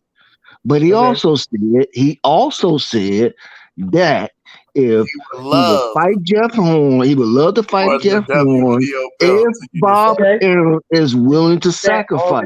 Here's my point. Though it was not Jeff Horn, it was a different fighter. Right. Bob Arum was trying to put that fight together. Terrence was outright saying that he want to fight Errol Spence, and then hear me out. Let me finish. All of a sudden, it became a different side. No, but it became the narrative became he's on a different side of the street when Jeff Horn was on a different side of the street at the same time. Jeff Horn was on the same side of the street. So why is it that he was more eager to make the fight with Jeff Horn, but as soon as Bud got the belt, it became you're on a different side of the street. I don't, Look, it still was the same talk. It was still the same talk because he said if Bob Arum, because y'all want to use these little words like you got to hold on to them. That's what Earl said. I'm not using something that Earl said. Okay, all right. Yeah, we there. Okay, we there. Okay, all right. I'm with you. Okay, look, we're 100% there. Now he said if Bob Arum willing to sacrifice him, right? Which already telling anybody that Bob Arum ain't doing no business with Al Heyman. We know it's already difficult. So Bob Arum still gotta be in the flow. Okay, that's cap. Okay, let's say that. Okay, look, that's 100% cap. Look. No. Okay, hold on. Time out. Listen. I need to listen. I'm about to tell you why it's not cap. Listen, real quick. Listen, I'm gonna tell you why it's not cap. Okay, hold on. Felix Diaz. That's what he's saying. That's why he said this. There y'all go. It ain't got nothing to do with Terrence Crawford. No, it ain't got nothing to do with Terrence Crawford and Errol Spence. No other fight don't got nothing to do with no. It's different. The Terrence Crawford and Errol Spence fight is on a whole different page, and we already knew that it was building up. Let's just say that we did get that Terrence Crawford and Errol Spence fight when Terrence Crawford first came to the division. They both would have been mad. Because don't think for a second that Bud was eager to get in the ring with Errol Spence too. Bud wanted them other champions. It wasn't just about Errol Spence. When Errol Spence and all the top Bud, guys, my guy. When Errol Spence and Bud realized, Earl was everybody's the niggas that had the belt. Earl was everybody's Mando at the time. All right, the niggas that had the belt. All right, wait. Earl was everybody Mando at the time. Errol had a belt when Bud came to the division, bro. That's what I'm trying to say. How was he somebody's own mandatory? Now look, this is what I'm trying to say. Look, okay, they all got belts. Everybody got one apiece. Okay, Bud, nobody wasn't calling Bud out. Nobody wasn't calling Spence out. None of them other two that had the belt. No. Coming up. Bud said, I want everybody that got belts. You cannot. He said that, bro. He wasn't even at 147 yet. He's the only one that was calling the champions out. All right, now let's go back to Jeff Horn, right? Y'all can't just overlook the fact that the world know that Bob Arum ain't gonna do no fight that he ain't think that's worth no money, and don't even say that Terrence Crawford and Errol Spence is worth wild buku money, or the world would have stopped at that time even if they would have fought with Errol Spence. When Terrence Crawford first came up to West Coast. It just wouldn't. Carl, wait a minute. Hold on. Let me throw something in there right quick. Carl. You can use that narrative, but WCS, do you hear this? You call it narrative, you can call it whatever. Man, my mind did Carl. I ain't going ball for nothing. Hey, Carl. Did you, Carl, when Errol Spence and Terrence Crawford was face to face, was not Bob Arum sitting right there amongst a bunch of other people? Right there looking. Earl Smith said, I ain't got no offer to I just asked you one question. Was not Bob Arum there? Was not Bob Arum there? Okay, look. When they was in the back of the stadium. Okay, and Earl Smith said what? No. I'm asking you a question. Did you not see Bob Arum? Did you not see Bob Arum when Terrence Crawford and Earl and them was talking shit to one another? Was not Bob Arum there? Well, yeah, but what Bob Arum faced? Okay, let me move on. Let me move on. Did not Terrence Crawford said, you told me to go get a belt. I went and got a belt, and he said, Keith Thurman want to go over there. You want to go over there. And Bob Arum was standing right there. So what makes you think, wait a minute, hold on. Wait a minute. What makes you think that it's Bob Arum that's not trying to make the fight? Okay, just like you said, all that you just said right there. Look, see, I'm sitting not right going to there while they talking. Everything you just said right there. You just said all that, and the only promoter that's sitting in the building is Bob Arum. Don't get on a joke side, Bob Arum, and say you the best bet is to stay away from Terrence Crawford. That was your point, clearly. You know that was. You're not listening, Jay. You're not listening. You gotta go back. You gotta go back on that. One promoter is promoters in there. It was 2 promoters back there, G. Okay. Errol Who else? Spence has a promoter's license, brother. I knew it. See, look, you grabbing onto every little tiny little thing. I mean, no. Hey man, hold on. Can I chime in for a minute? Can I chime in for a minute? Can I please chime in for a minute? Hold on, real quick, Mr. Gold. No, look. I've been waiting too. When we talking the points, we got to talk the facts. Errol, because me and Cam was talking about earlier, why he didn't take the Miguel Cotto fight, take his farewell fight, because they offered him they offered him a contract over there on HBO. He didn't take it because he said he was going to be his own promoter. Man Down Promotions was established after that. Yes, Lord.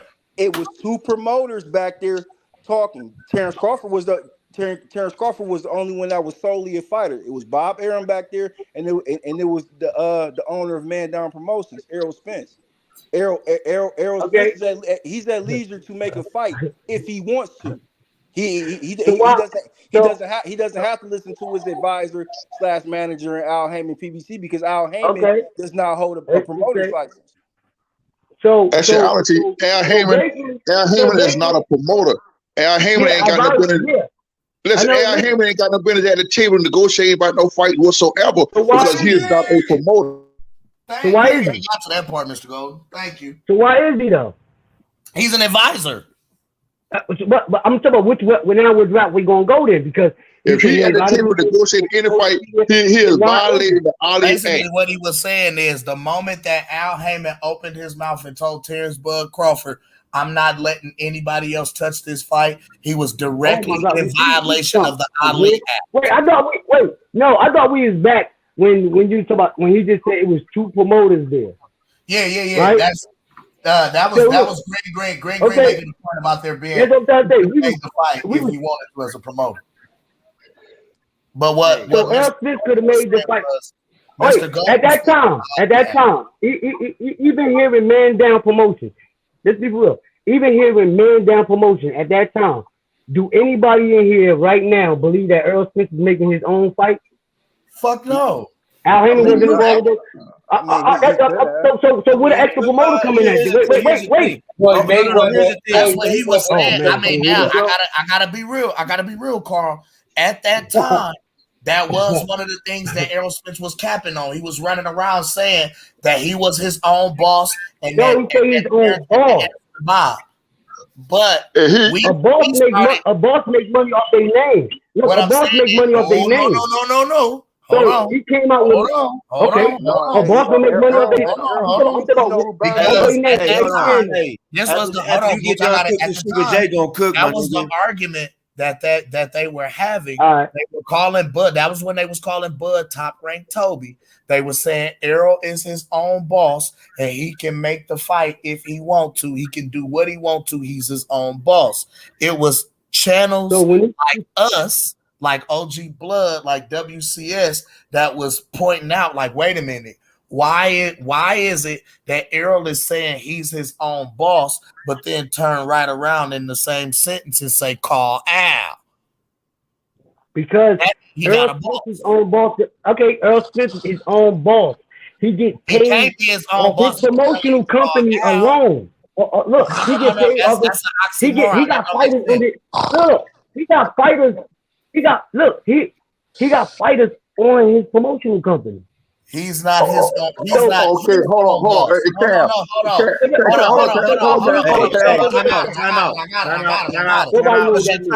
Because you're trying to argue. Hold on. You're trying to argue semantics, and you're still missing it and off base with it. Because what you're trying to say look. You know. You're saying Okay, that watch this. You know.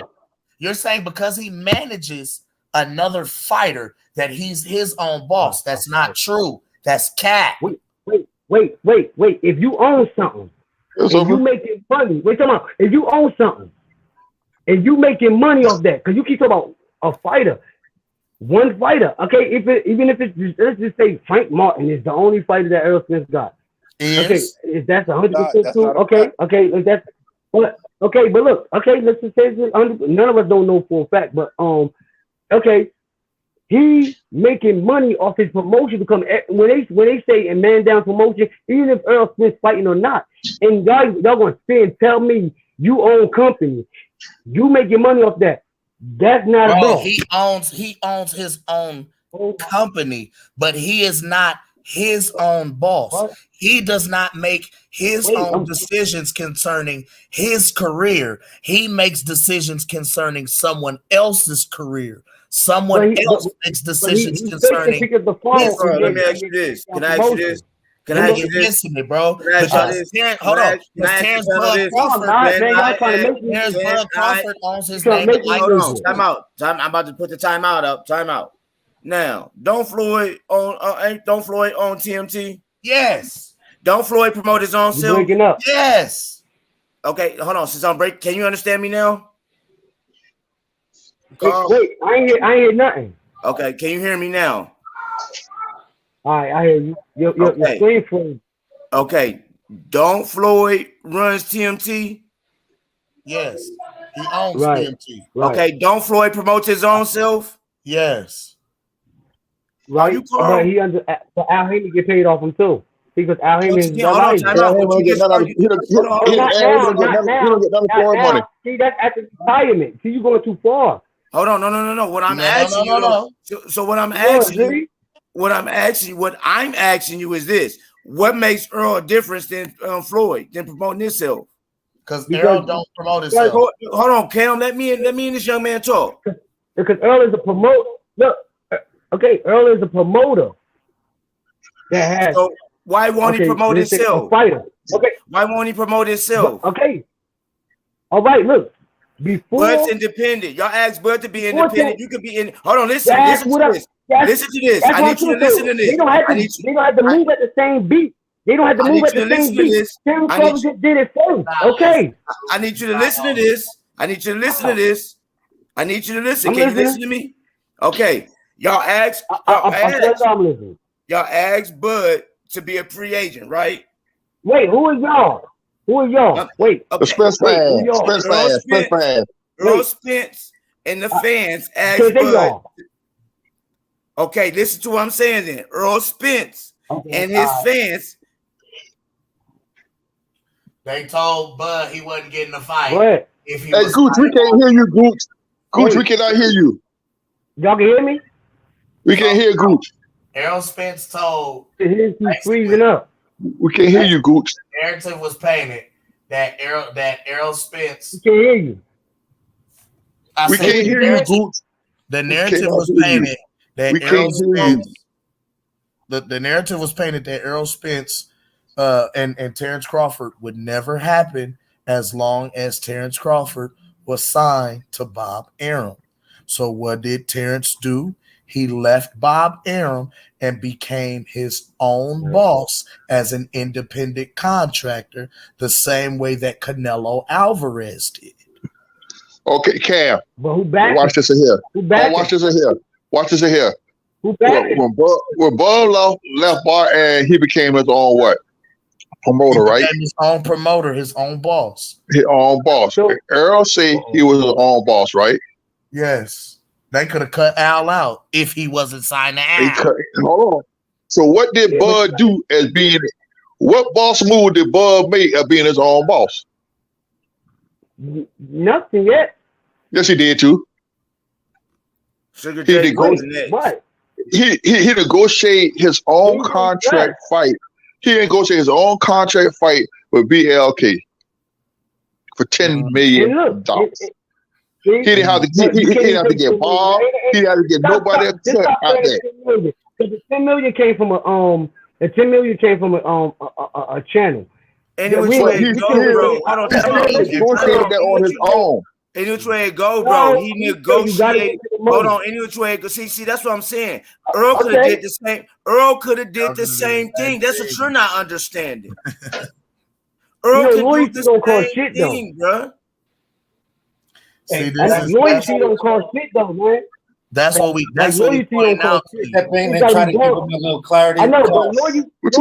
Look, Carl, let me just ask you this. Carl, hold on. Carl, let me say this. Let me say this. Errol Spence is his own promoter, right? He promotes Frank Martin. The problem with Errol Spence, why he cannot promote within his promoter fight in his own best interest, is because the current contract he has with PBC. Yeah, with PBC. So PBC, So, as long as he's signed to PBC, he is nothing more than an independent contractor. He's a worker. Yes, you're your own boss, but you can't make moves outside of what the company that's the parent company right now that holds your contract. Yeah, he's a worker. He owns. Hold on, listen to me. Listen to me.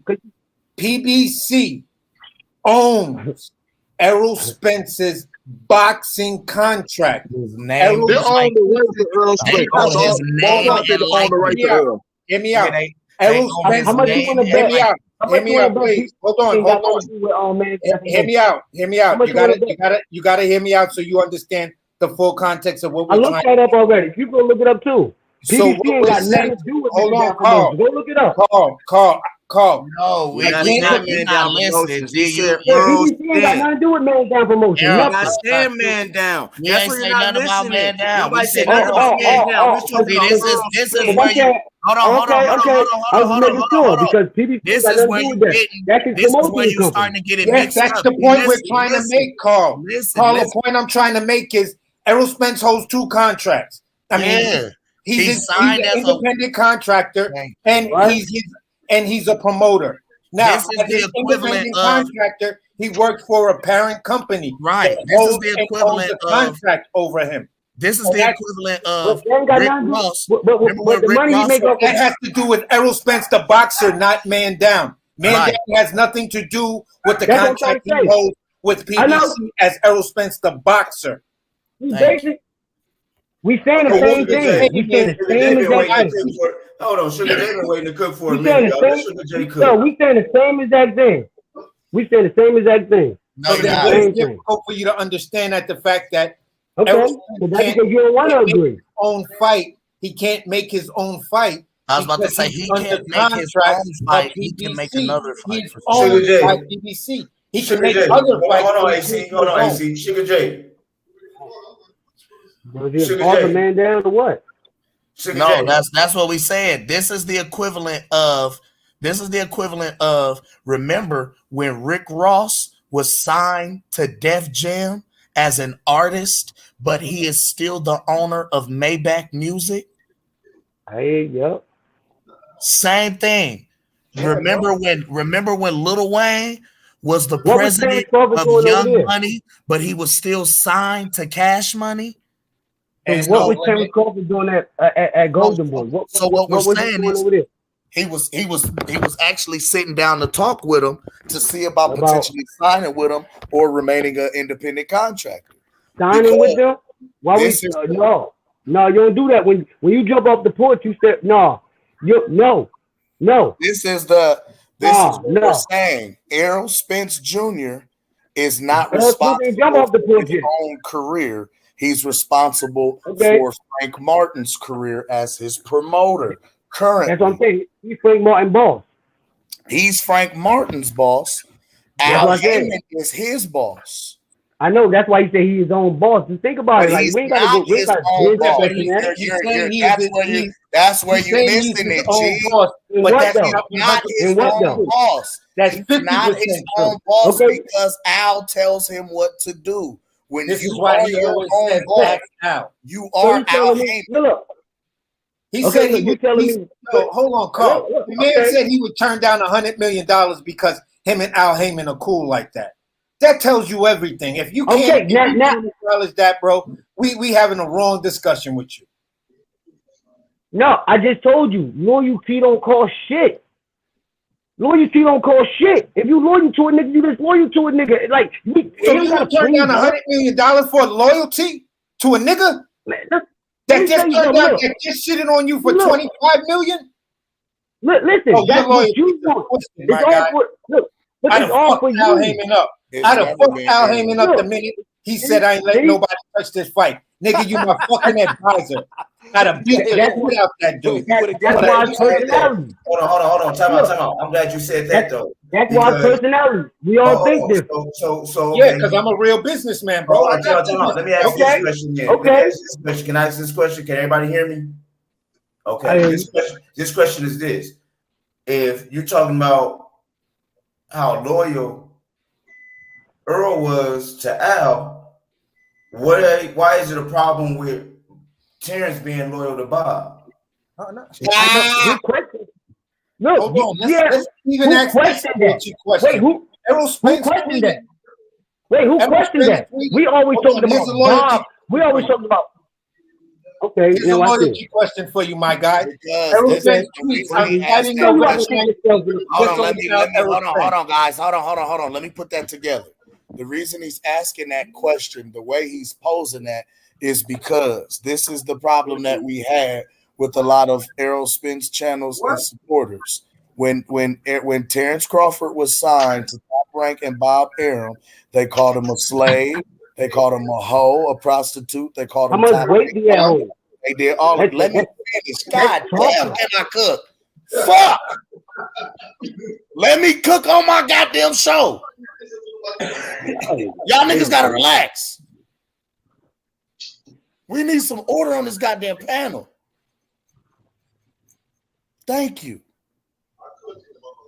Now, when when Bud was signed to Bob, we talked bad about it. We heard that man get talked about. They called him all kind of prostitutes, whores, tricks, everything. They called him a slave. They called him everything. Okay?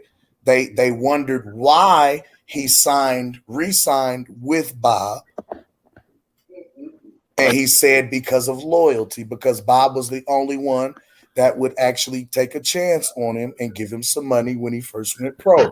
Nobody else would, including Floyd, including all of the other promotional companies and agencies. Now, the reason we say that is because what has happened, you had so much backlash about Errol being signed to Bob. They even told Terrence, I said Errol. They gave Bud so much backlash about being signed to Bob. They even told him the only way that he is going to get the Errol Spence fight is if he effectively leaves Bob Arum. They didn't care whether he got signed to PBC or came as an independent contractor. They really wanted him to sign to PBC to keep the belts in-house just in case the belts changed hands. But anyway, he went the other route and decided to go to PBC as an independent contractor the exact same way that Canelo Alvarez did when he went to fight Caleb Plant for Undisputed. However, once Bud approached the table as an independent contractor, they treated Bud like shit and told Bud he did not have enough experience as his own boss, as a promoter, as an independent contractor to even be able to sit down at the table to do business and negotiate with the likes of someone like Al Heyman. So they made it even more difficult for him to get the fight. So now, with the dragging of the negotiations back and forth, what we saw, and I know where you were about to go with the actual term sheets that were sent back and forth, all parties agreed to everything listed on the term sheets. So we were waiting for the A side, which is Al and PBC, to draw up the contract and send it over to Bud to sign. However, the last version that we got was that they sent over one more to Bud, and the date was changed. So they were initially agreed to all of the terms, including the date and the venue, but the new updated term sheet had a different date that they did not agree on. That did not make sense. So we didn't get two different dates. We didn't get November 19th, and then the second fight date for the first quarter of 2020. Now watch this. Now watch this. Who you heard that from? Watch this. Who you heard that from?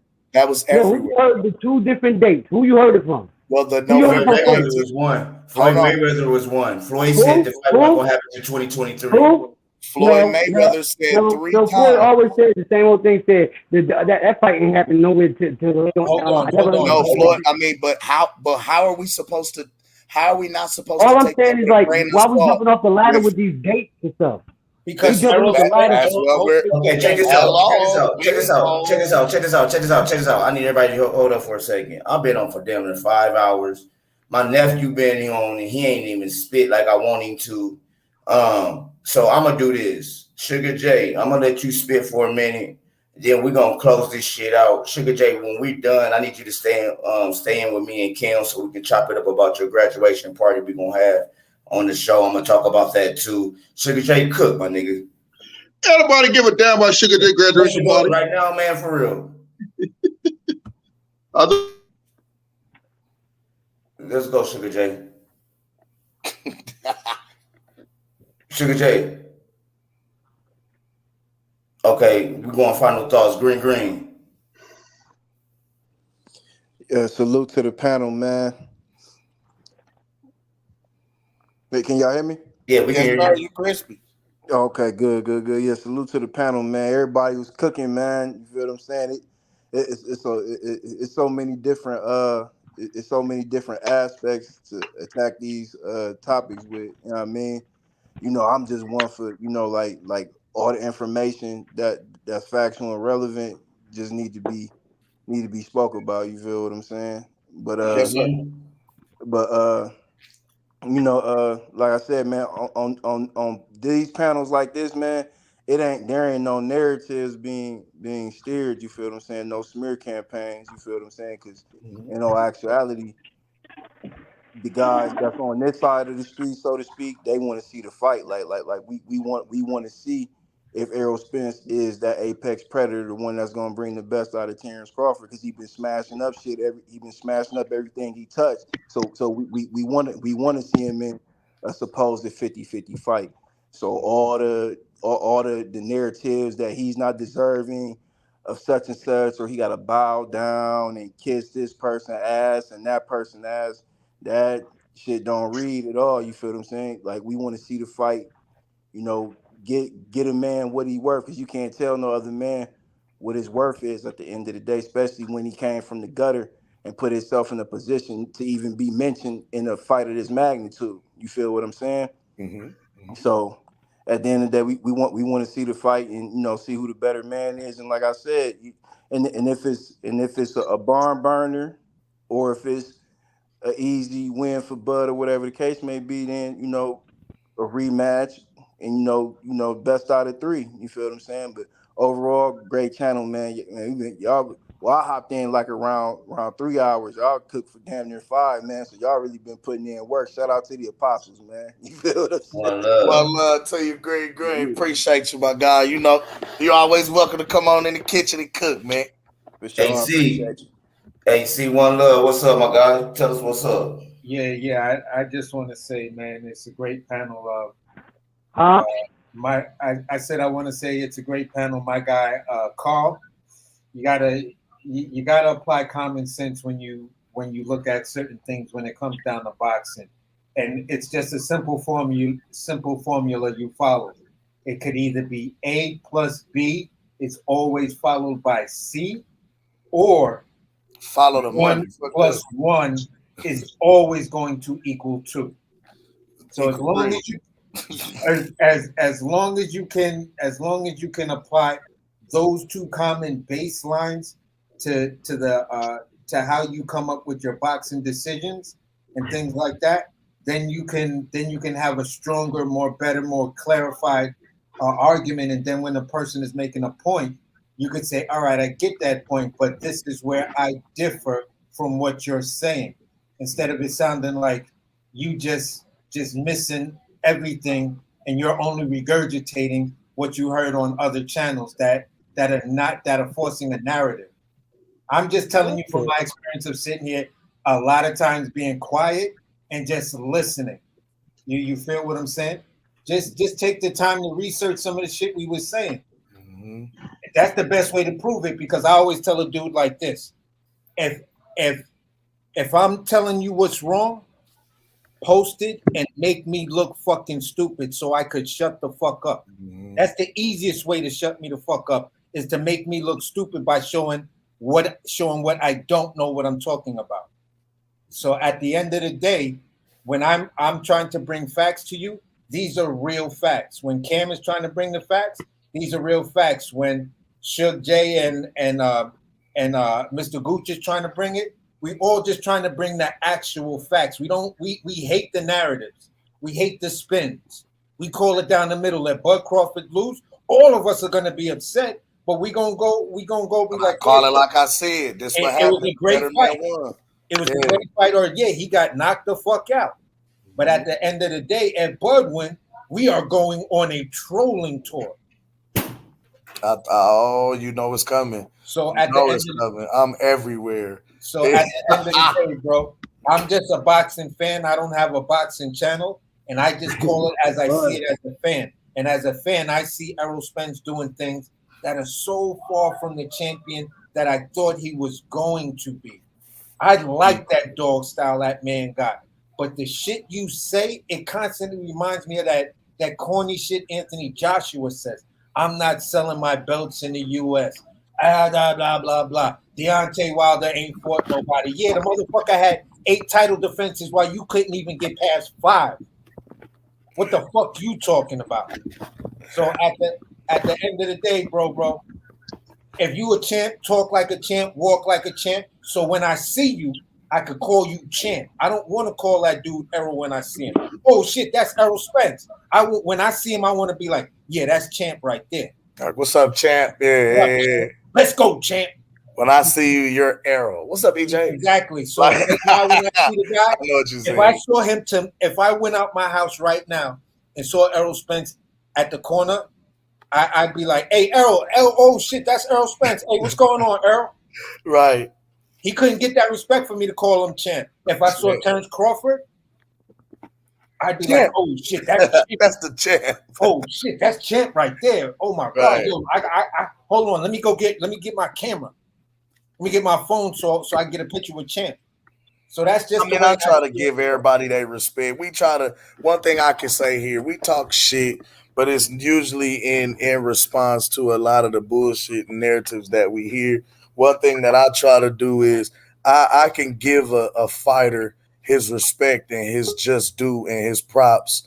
You know what I mean? Without shitting on him. I can be able to big up my guy and give my guy props without trying to talk down on the next man and bring the next man down. Now there are some times when we try, when we point out facts and we get to talking about some of these situations, and you can bring up times where guys have priced themselves out, guys, didn't activate their mandatories, etc.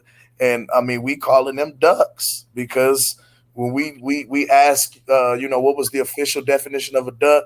Niggas said when guys got the actual contract and didn't sign it, or it was something to that effect. And I mean, we've seen it. We've seen Danny Garcia get the call, didn't activate his mandatory. We've seen Virgil Ortiz get offered the fight twice and was number 1 and didn't activate his mandatory. That's how Sean Porter got the fight, because he activated. I mean, you know what I'm saying? Like, we've seen a lot of guys who Danny Garcia, Boots Ennis. We saw a lot of guys who were in position to activate their mandatories to challenge Terrence Bud Crawford and they didn't. They chose to go other routes and other ways. Yeah. So I don't know how, other guys look at that. I ain't gonna lie. If it was a line full of guys in Errol's line and they all went a different route, Carl, you'd swear up and down that them niggas was ducking Errol. So yeah. shoes on the other feet. My last point. Calling that bitch like I my see. last point I was gonna make was I pulled up CompuBox because this was something I wanted to cook on earlier, but I've been busy doing a lot of running around. But I just wanted to see who had some of the better stats according to CompuBox. When people say Errol Spence has a better jab than Terrence Crawford, according to CompuBox, he does. Terrence Crawford is not even on the list of jabs. You feel what I'm saying? But Errol Spence doesn't land a lot. He throws a lot of jabs, but that doesn't mean he has the highest percentage of jabs landed. Now that's fucking crazy because Bud is on that list of percentages of jabs landed. He doesn't throw a lot, but when he does throw them, they land. He lands. So at the end of the day, when it comes down to certain stats and things like that, I'll go to CompuBox and look and say, okay, this was something I didn't know. I didn't know this man did this, and I didn't know this man was that. So when a Spence fan tries to bring that up, I'll give them they props. Yes, that's 100% true according to CompuBox. And with that being said, that's my cook. One love, great talking to you, bro. Hope to see you back on this panel again, especially fight night and after the fight. Mr. Golden, one love. Appreciate you, AC, coming out, man. Final thoughts, Mr. Golden. Yes, sir, gentlemen. Mr. Carl Brown. Mr. Brown, you there? Yeah, he there. Yeah, man, what up?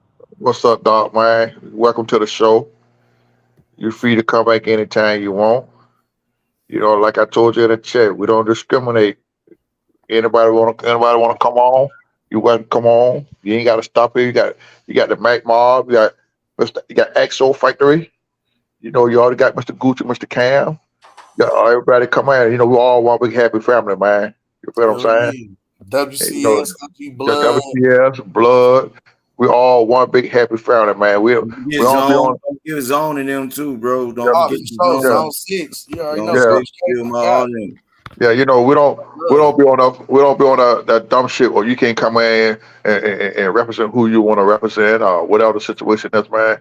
You're very much welcome to come in anytime. Hope you subscribe to my brother station. I didn't get a chance to really get in your ass tonight because I was handling some business, I was in and out now, little mama going through something, so I had to spend some quality time with her.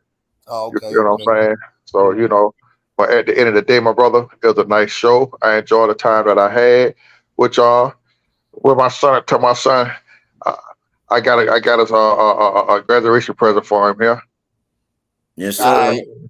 Yeah, I'm gonna give him a graduation present, not upside his motherfucking head. That's what the fuck I'm gonna give him. Carl Brown, I'm the shit talker today, okay? You don't tell her what might come out my mouth at the end of the night. Well, I'm gonna invite you to my show in a little while. My show starts at 12:45 at night. But if you're married, keep your ass off my station. Oh shit! Nah. One love to the back end king. Nah. My name is the back end king. You'll find out what it means by that in a little while. The back end king. But no, who fight tomorrow night? Boston. Who? Clarissa Shields and Savannah Boston and Philly play tomorrow night. But you said who fight? I'm thinking you talking about basketball. Rolly fighting that. Rolly and what's his name? Rolly fighting that 57-year-old man. Did y'all see that picture of that? Bro, shout out, shout out, Coach Malachi, man. Y'all listen. G Funky. Hey, listen, but I'm telling y'all, that man gonna beat California Raisins. That man gonna beat Rolly tomorrow, man. Hey, Rolly, listen, y'all better put some respect on Big Rolo name, dog. That's Big Rolo, man. Big Rolo about to dominate 140, bro. That man, 80 at 140, man. That man, 105 years old.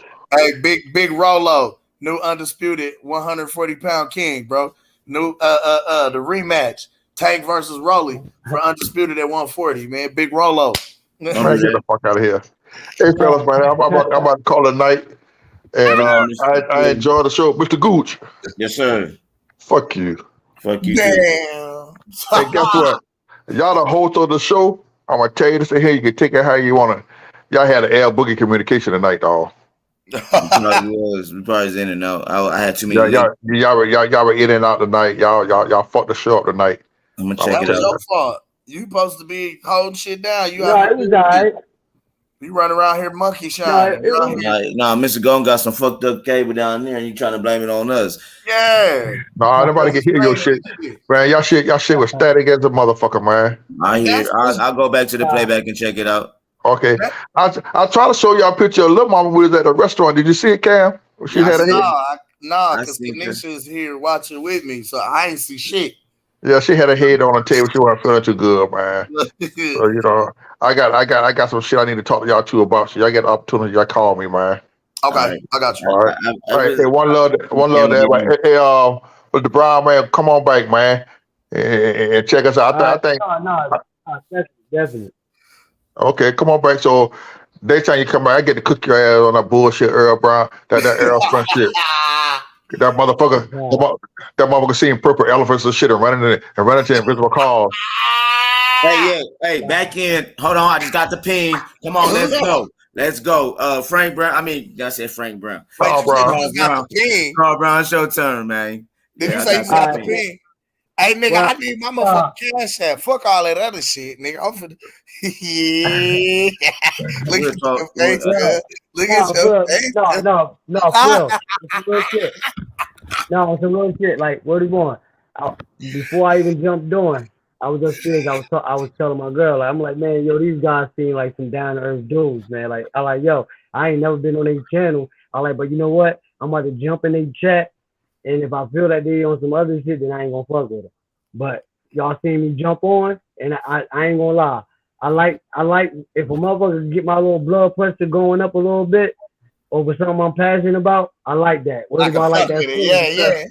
Because even if in the most craziest part, like for real, even though I think Errol Spence gonna win, even if Errol Spence lose, even if Errol Spence lose, like I still get a thrill out of even coming over here and just watching y'all talk y'all shit and give y'all your shit. But then after that, you know what I mean? That's when everything. Once this fight is over with, ain't gonna need no two fights. Even if they do fight 2 or 3 times, once this fight over with, watch how this boxing community just come together, bro. This the only thing that's holding it apart. Hey, you gonna see some channels. You gonna see some channels fall off. Stop. Yep. You're gonna see some channels skyrocket to the top. You're gonna see all that. All I gotta say is acknowledge us. Look, the ones that gonna stick around is the ones that gonna stick around. What I think is the ones that be able to adapt. To like it's okay to go for Errol Spence now. It's okay to go for Terrence Crawford now. But the ones that oh man, I don't even know how to subscribe. But y'all say it better. Y'all be calling them aerosexuals and aerosexuals. They call us bud buddies. Bud buddies, bud tenders, and all that. You know what I mean? I said, what is a bud tender? That's some dispensary shit. Now those ones, the ones that like that's what they like. They really mean it. Like them the ones that gonna open up space for other people to make platforms on the West Coast. They're gonna fall off, like you said. They're gonna disappear. We ain't never gonna hear from them again. And if you do end up hearing from them again, it's gonna be like their favorite fighter got a fight coming up against like somebody like Jamel Charlo, and then I ain't gonna say the whole thing gonna happen all over again, because that's a whole different bat. Like Errol Spence fans and Terrence Crawford fans, that's the highest it's gonna get right there. Like as this, back and forth and people up in their feelings, that's the highest it's gonna get.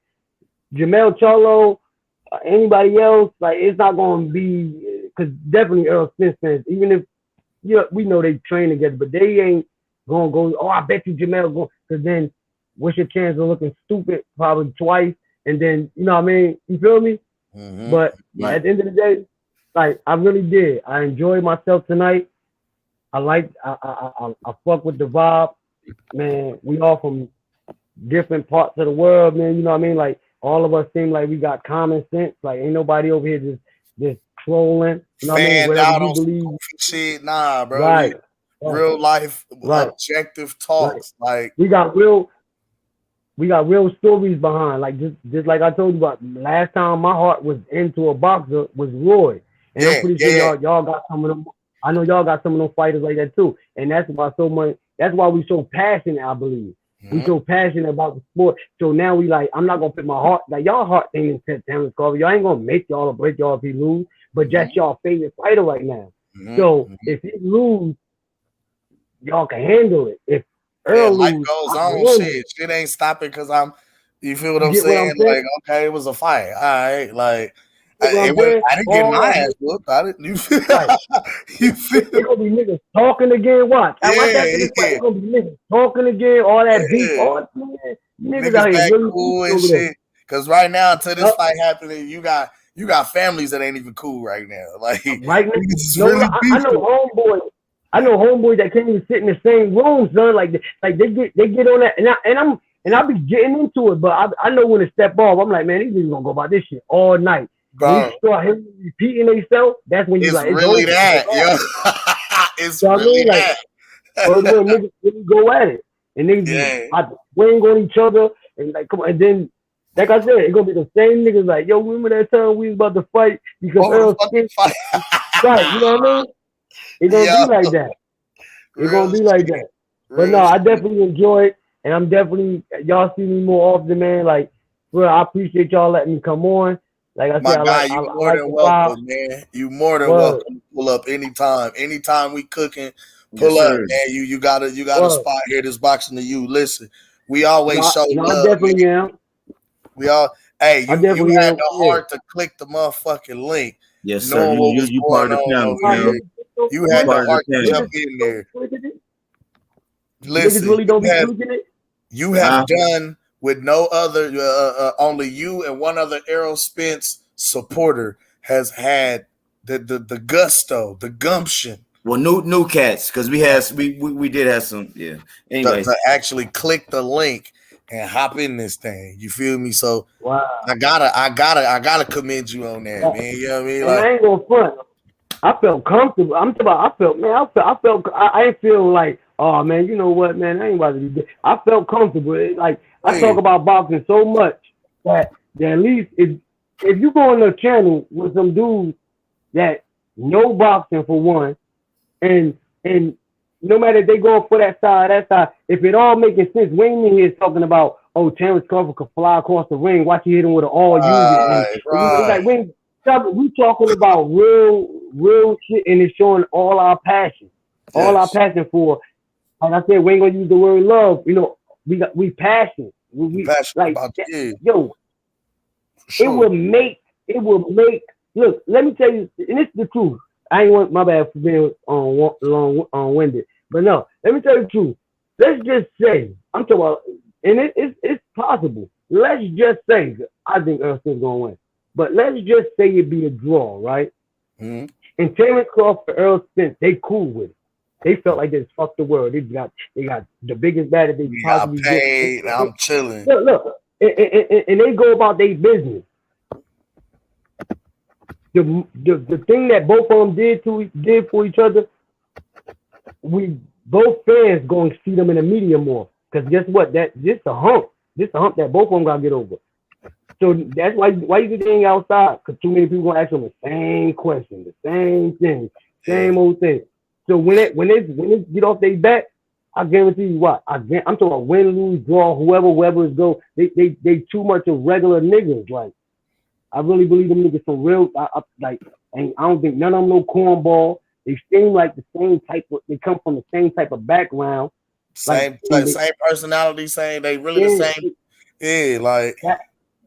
That's why I say everybody keeps talking about this person have to knock this person out. This person have to. It could be a whole totally different fight messing with these two. Like something come out of Errol Spence that y'all never seen.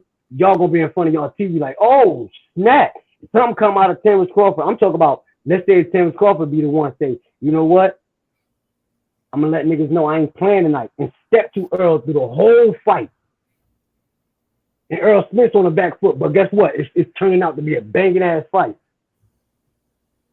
You know what I mean? Like to watch guys go and take a different position that they've never taken before, do some shit you've never done before. Yeah. Imagine with the world. That's crazy. I got the goosebumps. I got the goosebumps when you just said that. On my life, on my soul. I just got the goosebumps when you said it. I'm like, yo, just imagine with the world. I'm talking about, we gonna say every fan that's watching this there. Imagine what they gonna be. They gonna fuck everybody head up. That's saying that speaks to the level, the ability, the IQ, the talent. You know what I'm saying, of both guys to take each other, you know, to a part of their game where they got to go into a different part of their bag. They got to show a different wrinkle in their game. They got to, you know what I'm saying? Like, yeah, that'll be dope.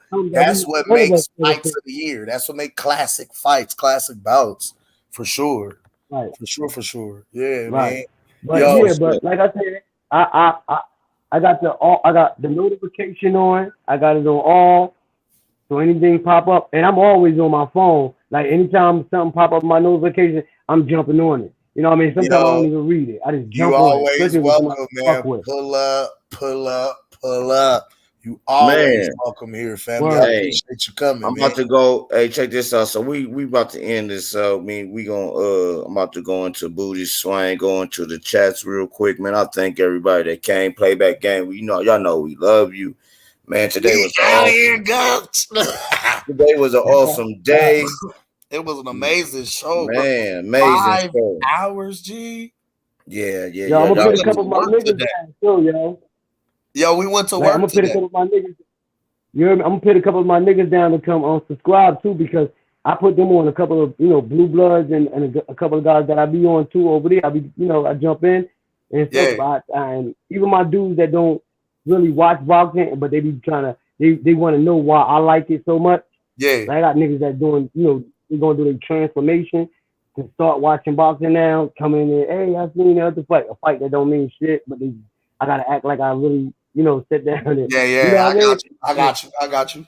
So yes, sir. I got a couple of guys that be telling me like, yo, let me see this. Even just to have me and them in the same chat. I got some young thinking dudes that be like, yo, oh yeah, I want to be on this. Oh, you gonna be in the chat tonight too? You know what I mean? Yeah. I try to pull in all the support I could for y'all channel too. I really do bring them in, man. Bring them in.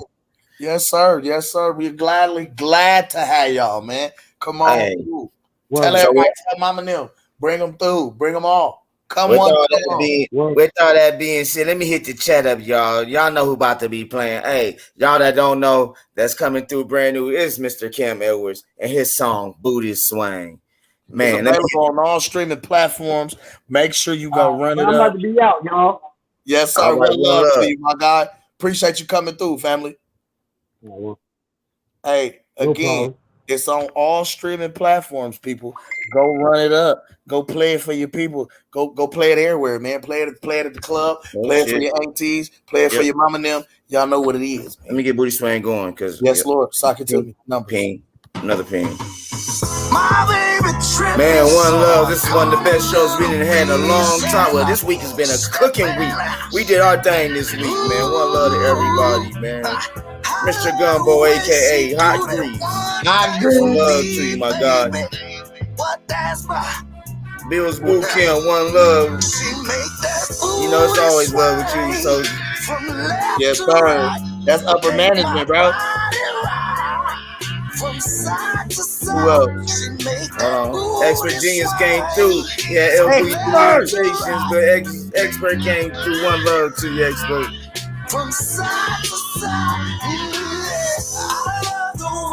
AC, thank you for coming through. My guy, Legacy. Yes, sir. Haynes Legacy came through. Bruce Gas, can't forget Bruce Gas. Can't never forget Bruce Gas.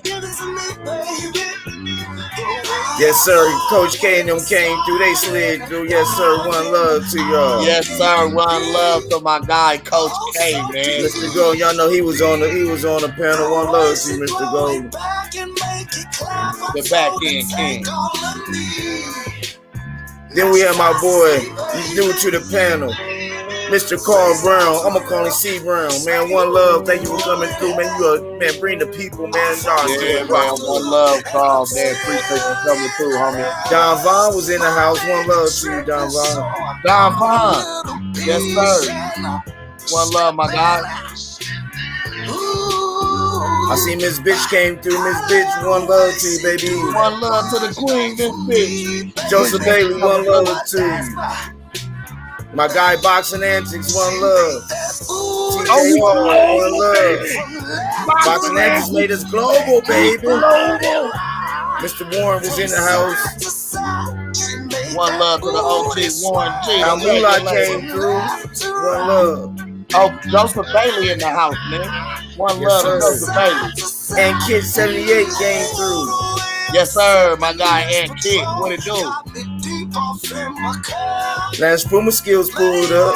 One love, One man. love, Lance. Hey, Morello spins through the building. Like I said, Hall, Boxing Antics kept us global from over in the UK, y'all. Hey, one love to the Rello TJ Hall, man. Whole town in the building. Fresh 402, one love.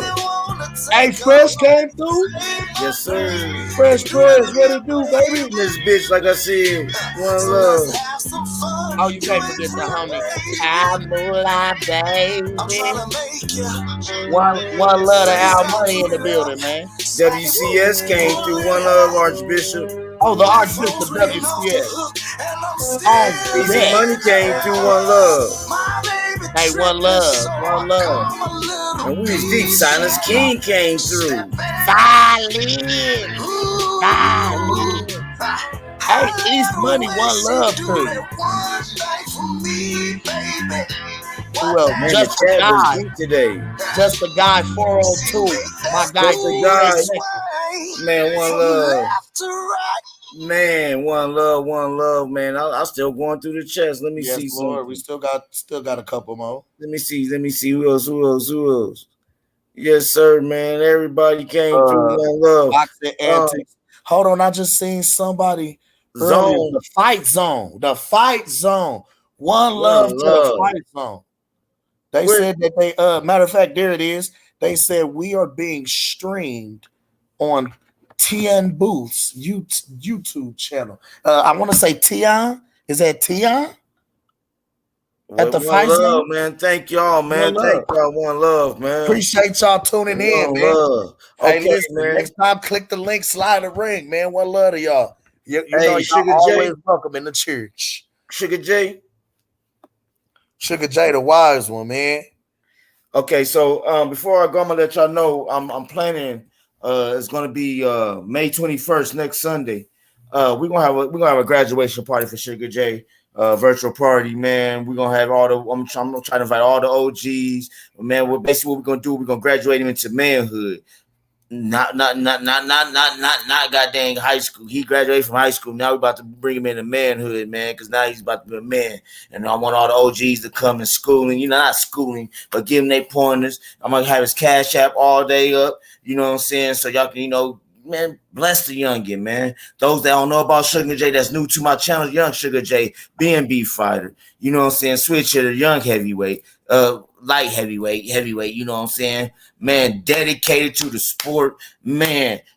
Esau, Red Spikes, Bomac, Terrence, So-Called Steve Nelson, Bernie the Boxer, all of them speak highly of this young man, my young co-host Sugar J, my nephew. Man, we love you, man. So we gonna show him appreciation next week. And man, y'all keep tuning in though, because every time I see the Boston guys give us something, man, Apostles gonna come and show up from now on, man. Yes, I'm gonna make it a point for it. I'm gonna make it a point for me to show up. The guys Bill gonna said bless he you. almost made it back. You almost, Bills. Almost. Man, Yeah, we one finna get love out to of here, man. every We about 5.5 hours in, G. man. One love to everybody, man. Y'all know how I'm about to go out with this, man. Nope, not with him.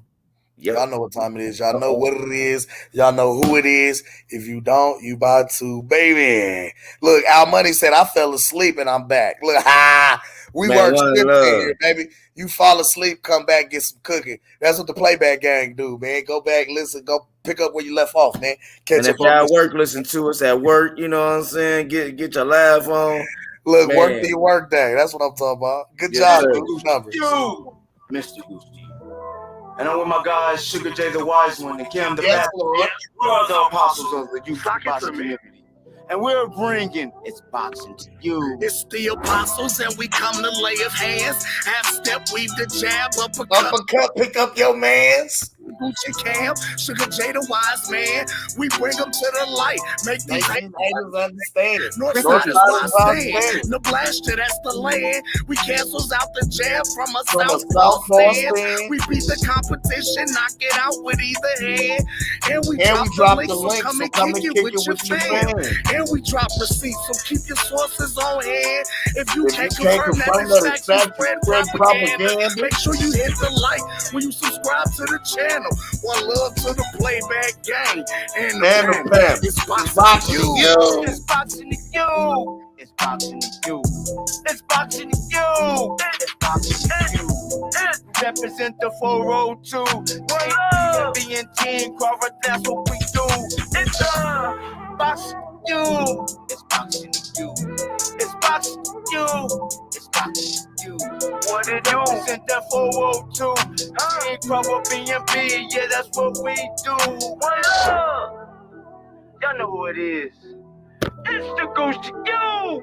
Mr. Gooch2U. Mr. Gooch2U. They said we weren't gonna do it, Cam. They said we weren't gonna last in this bitch. But we here. The apostles of the YouTube boxing community. We laying hands on their ass, nigga. Y'all see what it is. We got young Sugar J, the switch hitter from BNB, coming out 2023. One love. Acknowledge Y'all know what us. it is, huh? But y'all gonna see what it is. Mr. Gooch2U, Kim the Baptist, Sugar J the Wise One, we are the apostles of the YouTube boxing community.